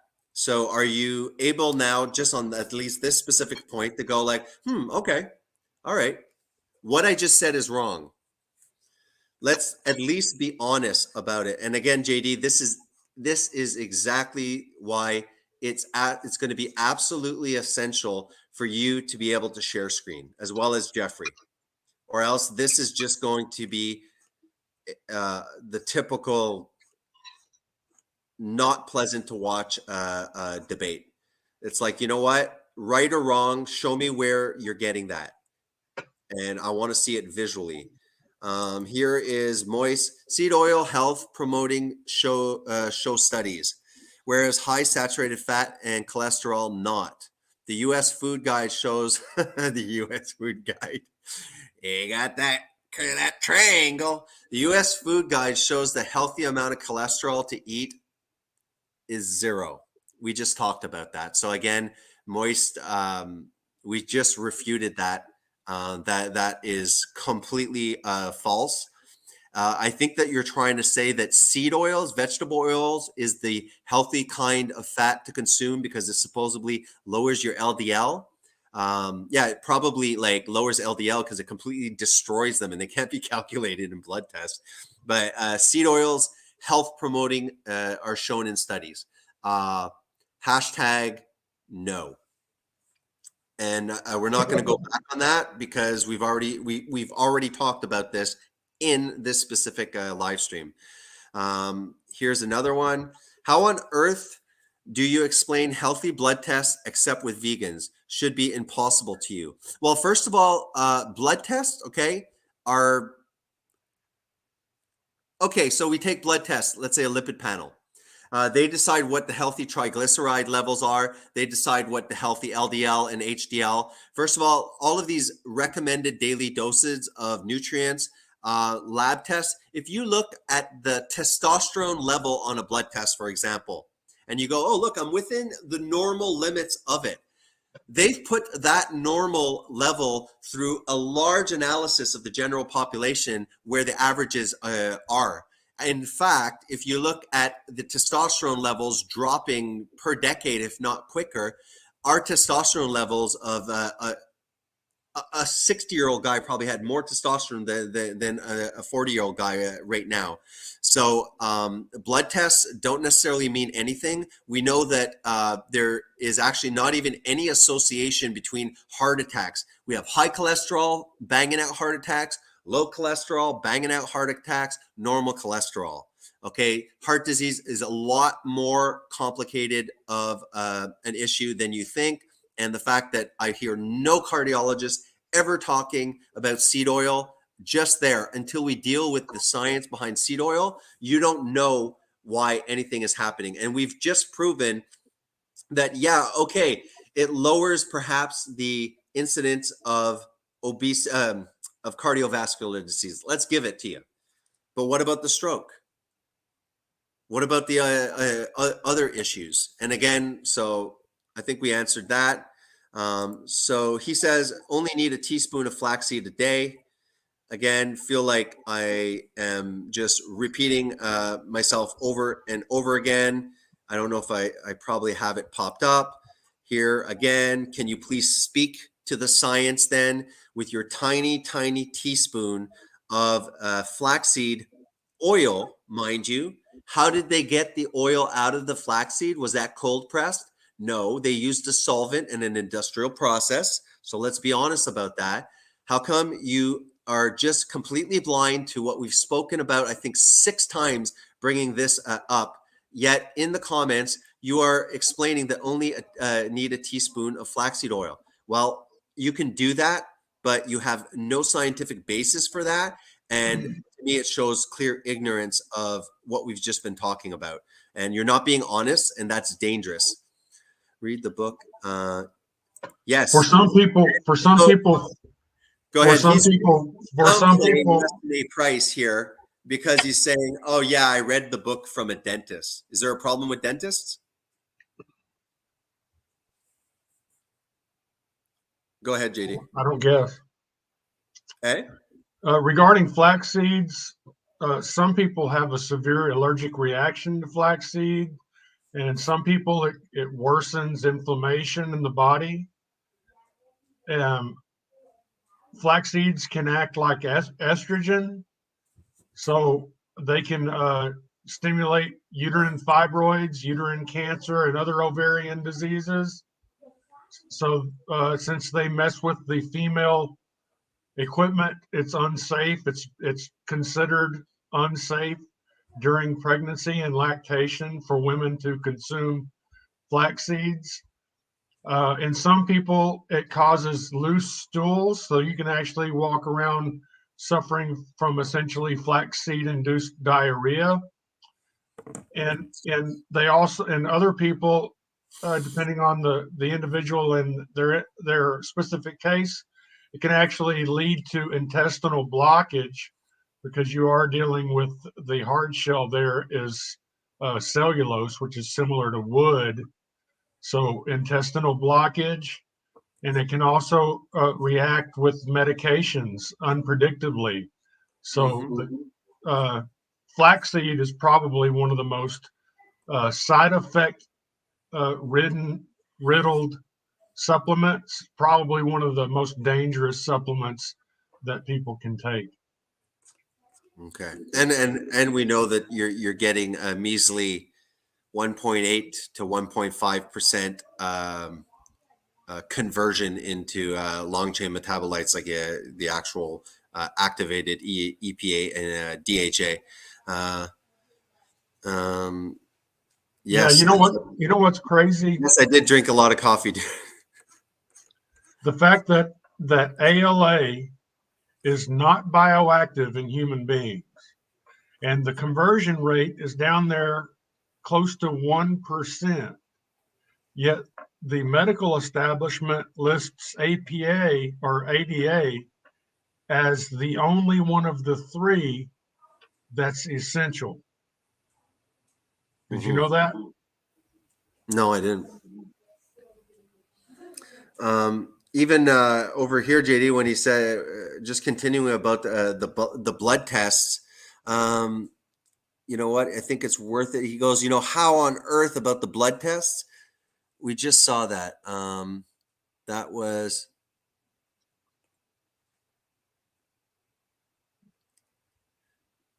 I have a bias, he says. That's fine. Hey, have you seen that even Weston A. Price Foundation tells you that non-meat? Okay, we've seen that. I'm trying to find. He did make. Yes, I read the book about the dentist. There was something that he mentioned about his blood test, right?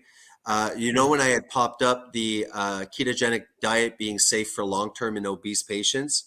Yeah. Do you remember they went through saying that it had beneficial triglycerides? It went through the A1C and all of the various labs.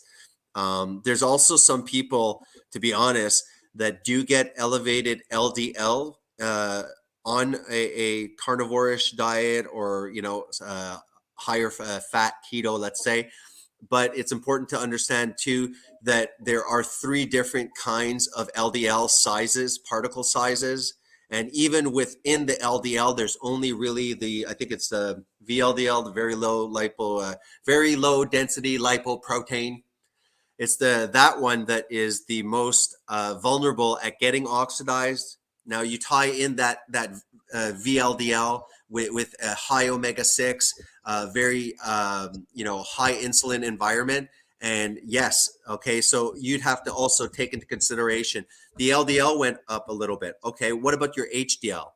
For racer lever as well as moist vegan, do you understand actually what HDL does compared to LDL and what cholesterol is?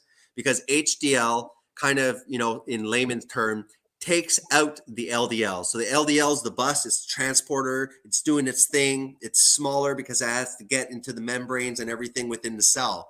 The HDL is what goes and picks up those LDLs that are working hard and sends them back to the repair shop. So if you have a very low HDL, those LDLs are staying in circulation a lot more. And imagine that when you're eating a diet that has high glucose levels, So you're getting glycation. You have high oxidative stress. You have high inflammatory omega-6. You have high insulin because you're eating so often. This is a completely toxic environment for your LDL, among other molecules and vessels and walls and cells. And then you're demonizing LDL and saying it's the complete reason for atherosclerosis. That's, in my opinion, ridiculous. Can we critical yet vegans still do better on the average animal test? This guy acts like we don't have any outcome data. It feels like I mean, maybe we're answering this late, but it feels like the stuff that we went over that really says, look, guys, this is the data. This is what epidemiological. It just seems like now I have to repeat myself as if he's saying, he acts like we don't have the outcome data. Like, so you're implying that the science is settled? If I'm going to be convinced that apes thrive on vegan diet, what? If I'm going to be convinced that apes thrive on a vegan diet, for FF's sake, what do you think he means by that? Humans are apes, not lions.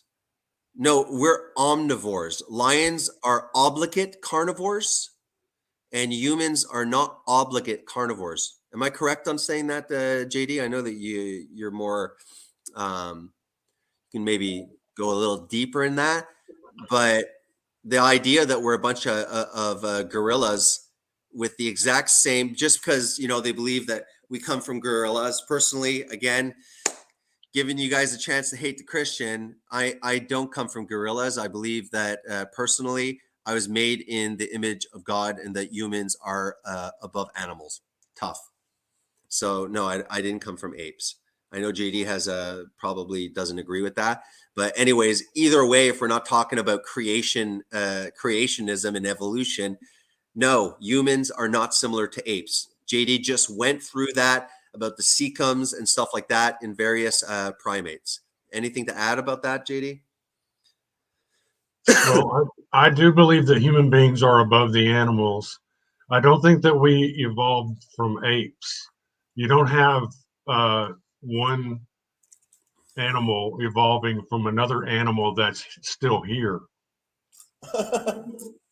You know what I'm saying? Yeah, good point. Still waiting for that human to pop out of the gorilla's ass. If that happens in a zoo, technically, legally, or even ethically, is that human that popped out of the gorilla, is he still a property of that zoo? Something to think about. There's not enough land. It's basic math. I don't agree with that. I think that we could completely rehaul our agriculture. And by the way, doing these things, it means that there's no mass corporation that's organizing this. It's actually returning to smaller communities where food is produced close, where the local farmer makes a living.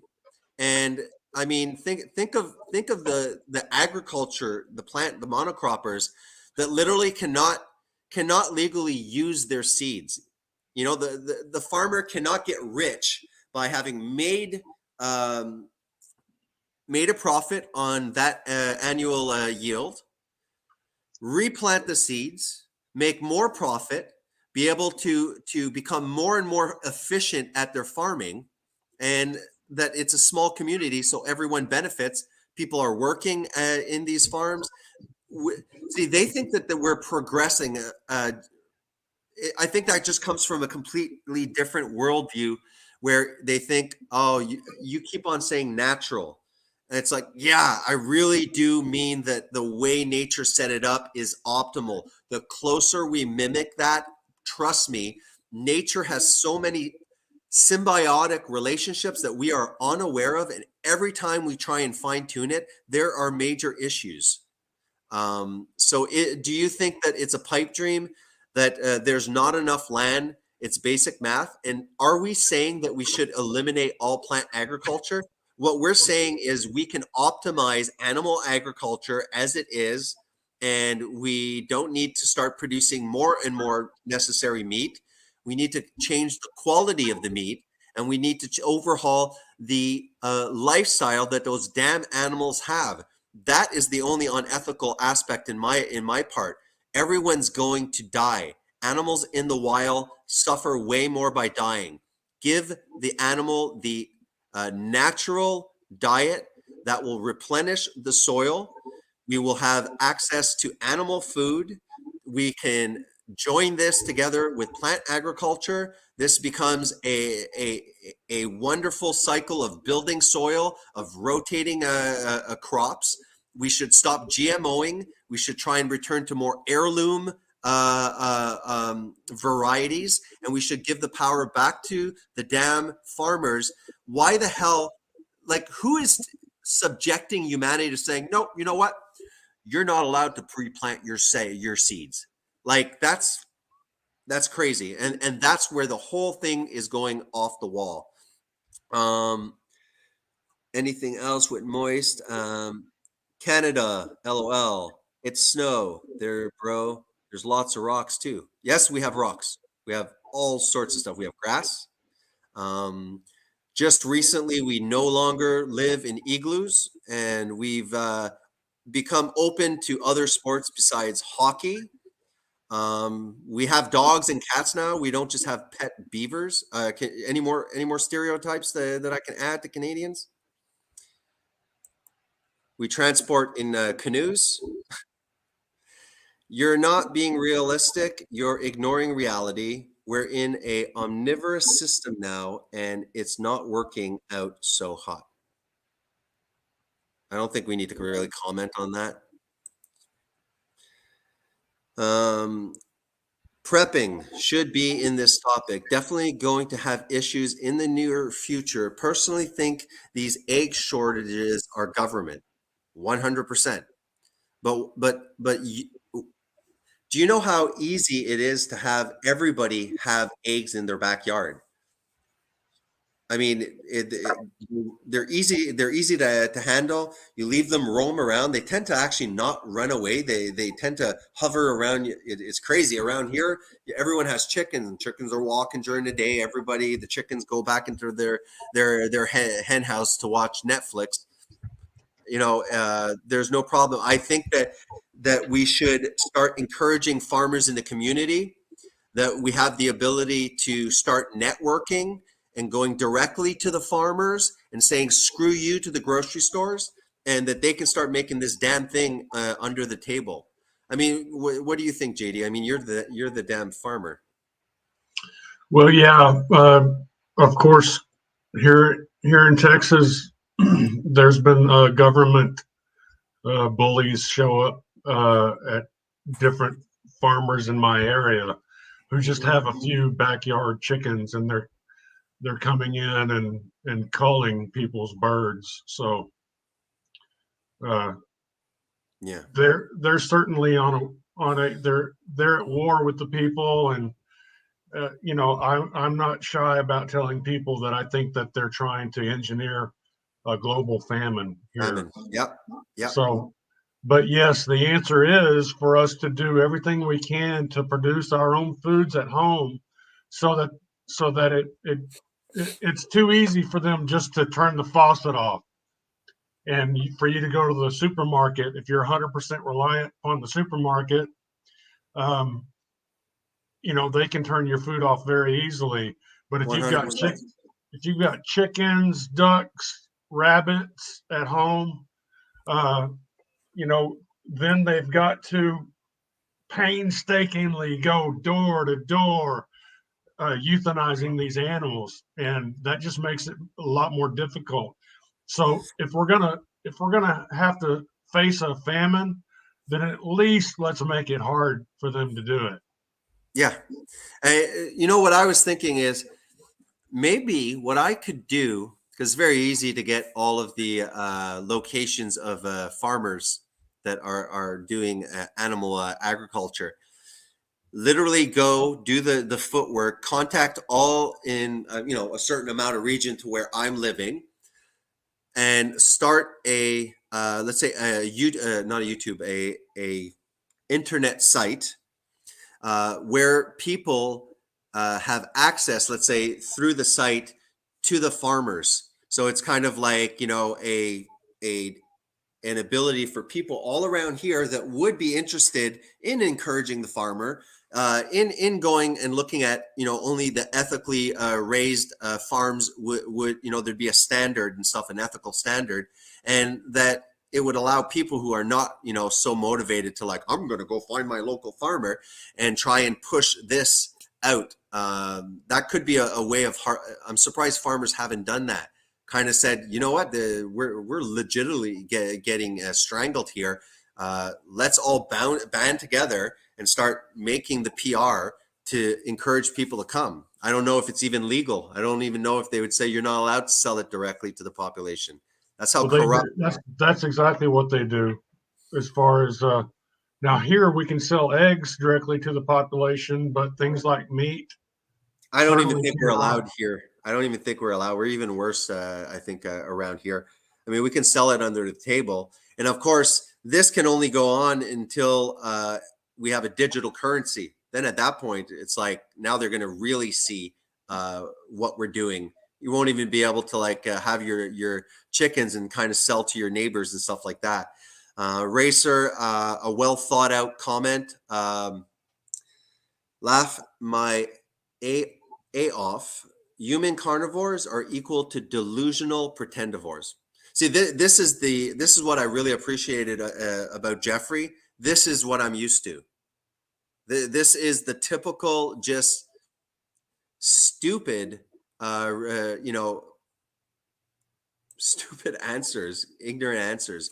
Grazing land takes up size of all of African continent. You want to increase that? It's just repetition. It's like, we've answered that. Replace 80 billion chickens and pigs with cows. We're not talking about only cows. What we're trying to actually say is, you guys better not get rid of the animal agriculture. We're not saying that we should, up the animal agriculture. No, you know what? Transform, okay? Reform the current amount of animals into a regenerative fashion, and completely dismantle larger corporations' monopoly over telling farmers what to do, and return to more. See, this is the exact opposite of what they don't want to do. They want to crush individual entrepreneurs. They want to push all of this to global, centralized, large corporations. And once it's there, like JD said, turn the faucet on or off. If you are at home and you're trying not to encourage those, it is a fact. You cannot grow enough vegetation in your backyard to feed your family. And you're putting yourself at such a risk to have a bad season and have no other food. I had mentioned that, like, hey, everyone's talking about the horrible climate environment that are going to be displacing millions of people. So let's kill let's just no longer have cows. And if we're not going to use the cows, so what are vegans implying? That we let them roam around? No, let them die out, basically, perhaps, because they're, so that's a scary aspect as well. So no, it's not true. What else do you eat that comes out of poop holes besides eggs? I'm not answering that. If world went vegan, you could feed the world all nutrients and calories required and use 75% less land than we do now. We've been talking for the past 4 hours here and the previous live stream about the nutrients. So again, you're just regurgitating the same soundbite, and it no longer deserves a. Well, the one thing in that statement that hasn't been really addressed is the 75% less ag land. What they're not acknowledging is that the majority of agricultural land is officially and practically considered non-arable. So it's land that's on steep inclines. It's poor soil. It's rocky. It is not suitable for growing crops. But about 40% of the meat is grown on that type of terrain. It's non-arable. You can't grow crops on it. And if you remove the animals from it, then you've removed the one thing that was supporting the soil life and creating, if it's managed properly, then it creates a more lush foliage. Yeah. So there's no, all you would be doing by removing the animals from those non-arable territories is harming the environment. That's all. Yeah. So Ray Sleever said, "Who's fighting who here? Let's let the fight begin." I don't feel like fighting. If I wanted a degeneration into stupid yelling match, I would have invited Zetetic Warrior. A premise never to lose an argument. I think that the conversation that we had with Jeffrey was the closest thing to a intellectual, civilized discussion. And I don't think that we were trying to win or lose the argument. There's a lot of important things to be spoken about. And I think that as omnivores, we're bringing up legitimate concerns based on the assumption, okay, before we do this, before we go completely plant-based, like the World Economic Forum wants, the CDC and Bill Gates, we have some concerns. Here are the facts. And if these, based on these beliefs, this is why it's ethical for us to eat animal foods, because we truly believe that the facts are there are missing nutrients. The fact are it's a red flag if you require supplementation. It's something that is outside of really the reality of what humans and the world, how we coexisted together. Only in a decadent society such as this place, where there's food at every corner, can we say that we can take supplements.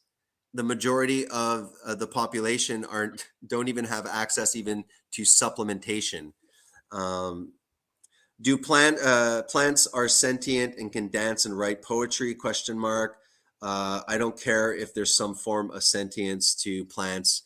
I will still eat them. So I don't use that thing that science has showed that the plants scream and stuff. It's like, whatever, it doesn't matter. I'm eating it because me and JD, I guess, believe that we're talking about protecting a omnivorous diet. So we're not against plants. Plant lives matter. I'm gonna be very taboo. I'm gonna say all lives matter. Anything kind of actual, not just troll comments. Veganic farming uses no chemicals, no pesticides, no chemical herbicides, JD, and improves soil condition actually without using animal products. I'm going to shut up. Do you have anything to say about that? So, these monocrops, no pesticides used, no herbicides. It actually builds topsoil, and you need no animal input. Go ahead.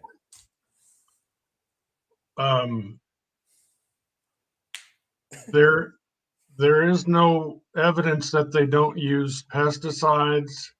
There's no evidence that they don't use herbicides. That's not what veganic farming is referring to.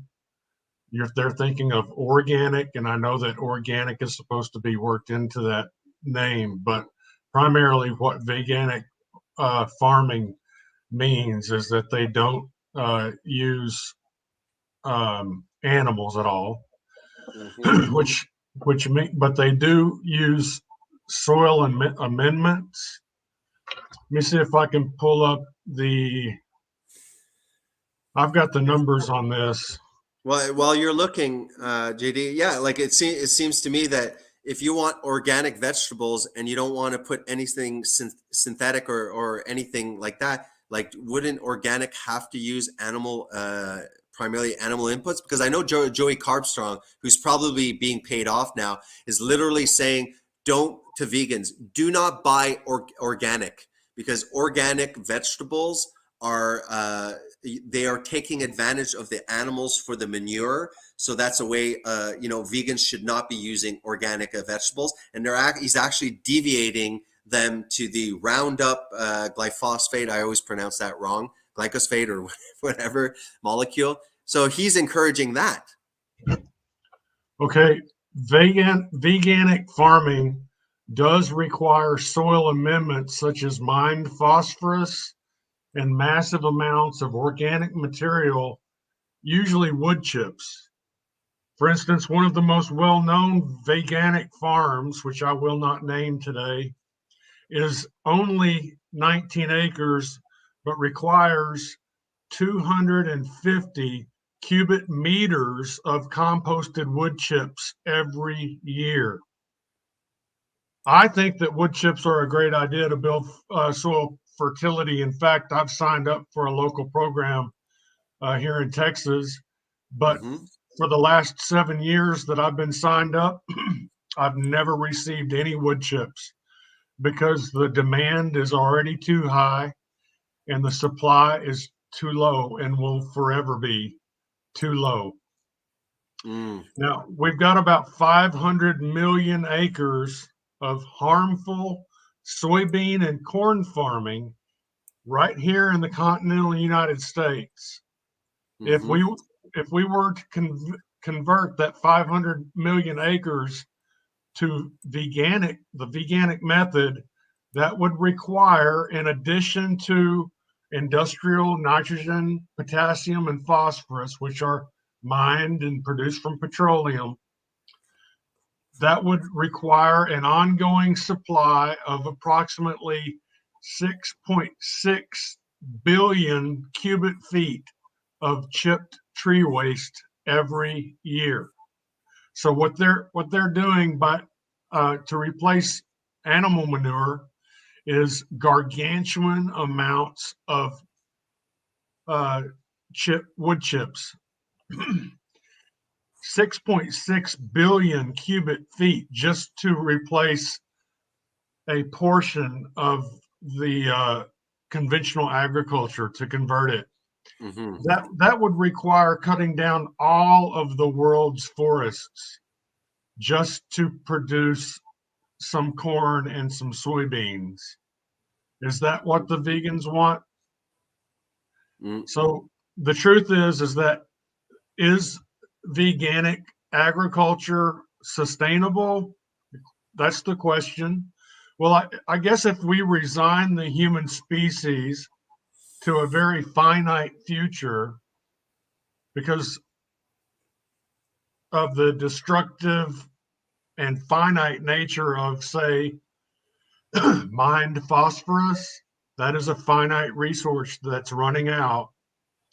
Are we willing to cut down all the world's trees so that we can have an ongoing source of wood chips until the trees run out? If we were willing to do all of that, then converting all conventional crop agriculture to veganic agriculture is certainly possible for a short time, but then the world ends for us. Yeah. There was a comment that I missed. The same thing, like the whole rainforest, all of the rainforest has been cut down, all because of animal agriculture. So I mean, let's not spend too much time on that. All the nutrients in the soil will be quickly depleted. Sorry for the informed viewers like Matt Sainth, Margaret. I have been reading your comments. You're making total sense. I just wanted to focus on the silliness coming from Race Lever. I think to a certain extent, it might be a little bit of a troll. we can go back and without popping them up, kind of read because Matt and Margaret are making some great factual comments, but plants provide fertilizer too. Some plants produce nitrogen. Veganic farming, look it up. Moist vegan, like I think that we should at least be honest and say that me and JD are not necessarily misinformed. At best, we've come to the wrong conclusions. We've put perhaps our faith in the wrong data and information, but you have no real ground to say that. Obviously, I've asked many times vegans, where do you get vitamin K? What's the difference between K1, K2? Name me the two kinds of iron. Which one is in animals? Which one is in plants? What's the beta carotene conversion? What's the conversion into metabolites of EPA? I'll always ask those typical important questions just to make sure, and they never answer because they've gotten their information and they've put their faith in a few information sources by people that they decided I trust them, they look legit, and they have not done many of them their independent research. So if somebody doesn't know literally where you're getting certain essential nutrients, then it's like we know who we're talking to. You'll have to stay alive and long enough to know if you won the future debate. Yes, I hope that we don't die of cancer, colorectal cancer, or anything else. Please, I hope that we're in your prayers. Matt says, I love organically grown fruit, vegetables, animals, raw milk. I just made my own yogurt. Cool, man. Wean yourself off milk like true adults. Well, see, the problem is with the almond milk is that it is very, very time consuming for the farmer to look because it's very tiny. You have to confirm the sex of the almonds and to make sure that you're getting the female almonds so that you can milk the almonds. So it's very time consuming. So I would wean myself off milk, but at this point, the technology to milk the female almonds to make almond milk is it's just not efficient. I'm being an idiot about that. Did you ever see that one on YouTube? It was like about a milk farmer. Not to mention it's basically water. It's almond water. It's highly processed. And there's a lot of these cashews and things like that. It's horrible socially where they're getting all those cashews for the cashew milk. These are like third world countries.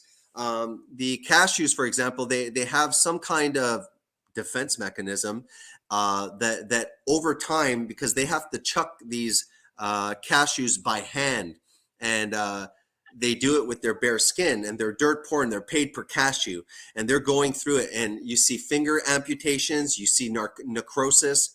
I could probably maybe pop that up. So a lot of the compassionate almond milks and cashew milks, besides being highly processed, besides it is insane to compare milk, almond milk and cashew milk to actual milk and the myriad amounts of important nutrients within milk. Milk isn't just lactose and some fat here. Well, another go thing ahead. that Go ahead. Something that vegans and other people don't understand is that saturated fat has been unfairly demonized. Ansel Keys, which is the fraudulent scientist that started the whole anti-saturated fat lie, was receiving payola from the margarine industry, which is basically seed oils. Back in the day, they were even making it out of cottonseed oil. But the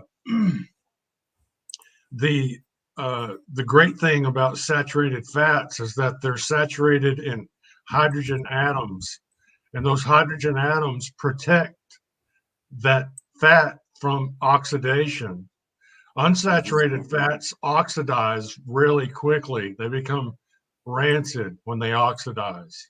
Yeah. One of the things that people don't realize about things like almond milk is they contain unsaturated fats that have been removed from the almond. And so they're quick to go rancid. So the chances are very high that by the time you drink that milk, then those oils that are in that milk are already oxidized. Yeah. That means they're going to be contributing to tremendous amounts of oxidative stress inside your body and in your tissues and in your cells. Yeah. Causing accelerated aging, as well as disrupting mitochondrial function, which can lead to cancer and lethargy and other major health problems.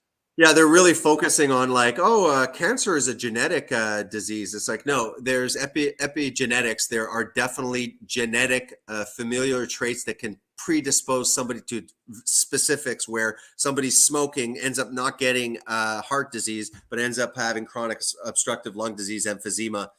There is, but to say that, it's like humans are just really flawed. I mean, we're a mess. Genetically, we're just a complete mess, and maybe we should like adopt transhumanism and start like fixing it ourselves, because like the human body is not a miracle at all. Do you see this that's popped up? Yep. So obviously you could look at other ones. I just popped this, but this is not like, bias. This is the actual study when they're looking at the heart death per 1,000 population, right? And the percentage of calories from fat. You have people that consumed, very little fat with very little heart disease. You have people on the other end. They're all over the place. There is no, there's not even an association involved here. But he's chose out of the 22, 6. This is fraudulent. Isn't this called the diet heart hypothesis? I believe. I think it's called. It was referred to as the diet heart hypothesis, and all of the medical community has been based on that.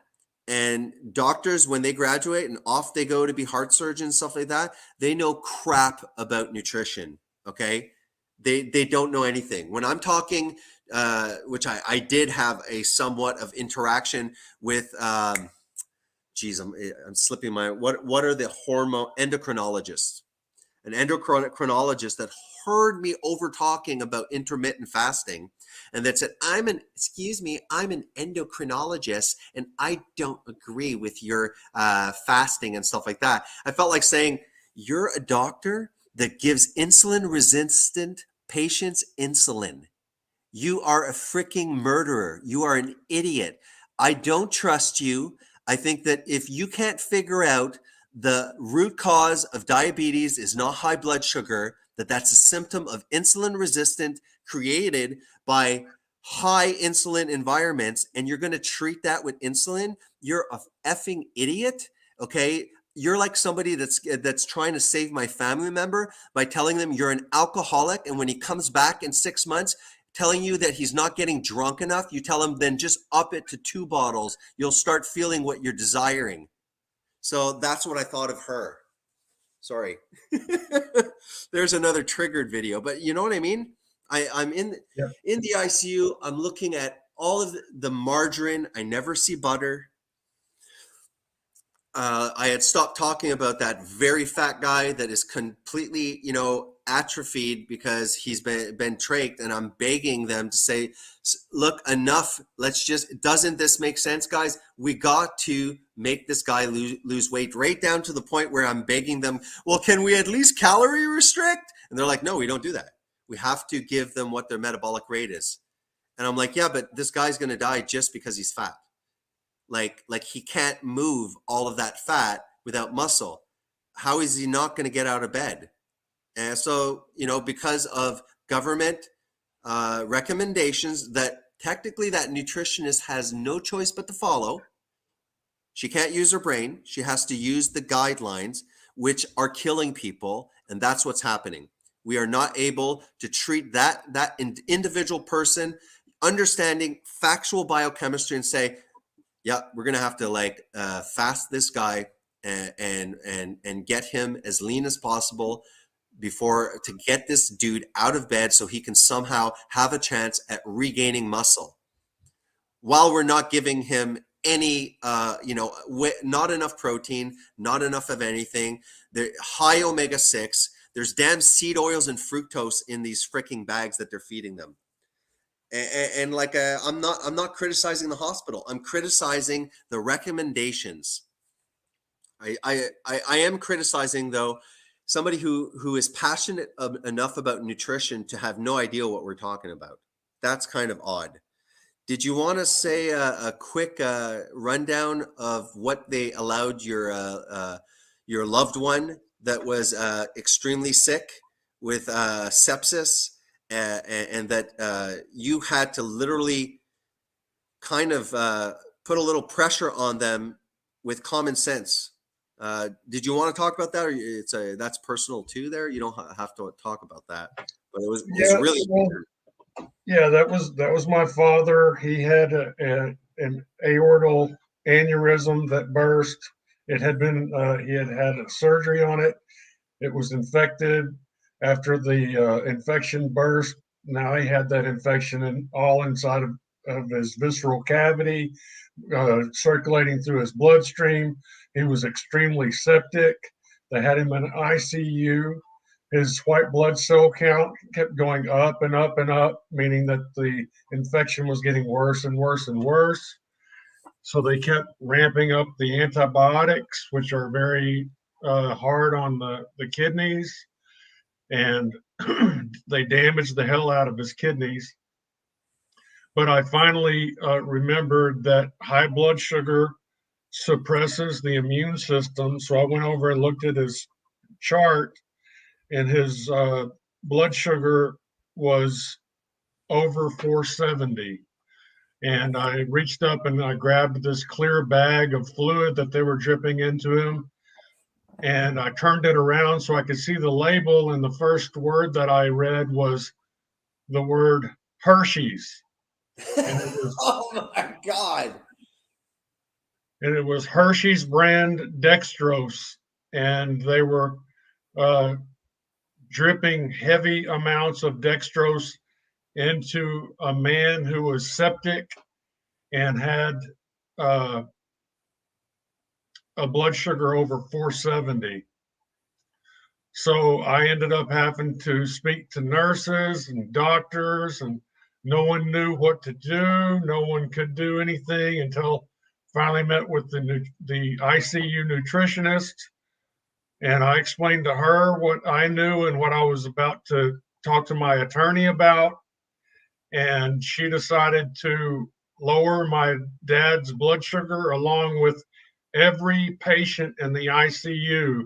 I watched her go through their chart and reduce the amount of sugar that she was dripping into them. And she admitted to me that she was the degreed and licensed ICU nutritionist, but she wasn't allowed to actually set the nutritional protocols.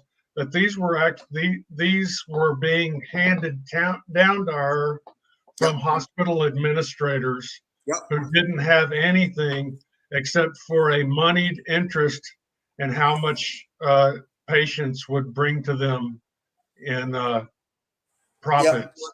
They even went after doctors for malpractice too, and doctors, some of them are open-minded, got into the ketogenic and the intermittent fasting, and there was a huge pushback because they're like, you're not following the gold standard, because the College of Medicine has to follow the recommendations from the government. The recommendations from the government are the stupid pyramid, and that's why when Canada had redone the food pyramid, it was very upsetting, because we were like, somebody said no one follows the food pyramid. I was like, oh yeah, Well, you know what? When you're institutionalized, when you're in a hospital, when you're in any government funded establishment, you are going to eat the freaking pyramid because by law, they have to do that.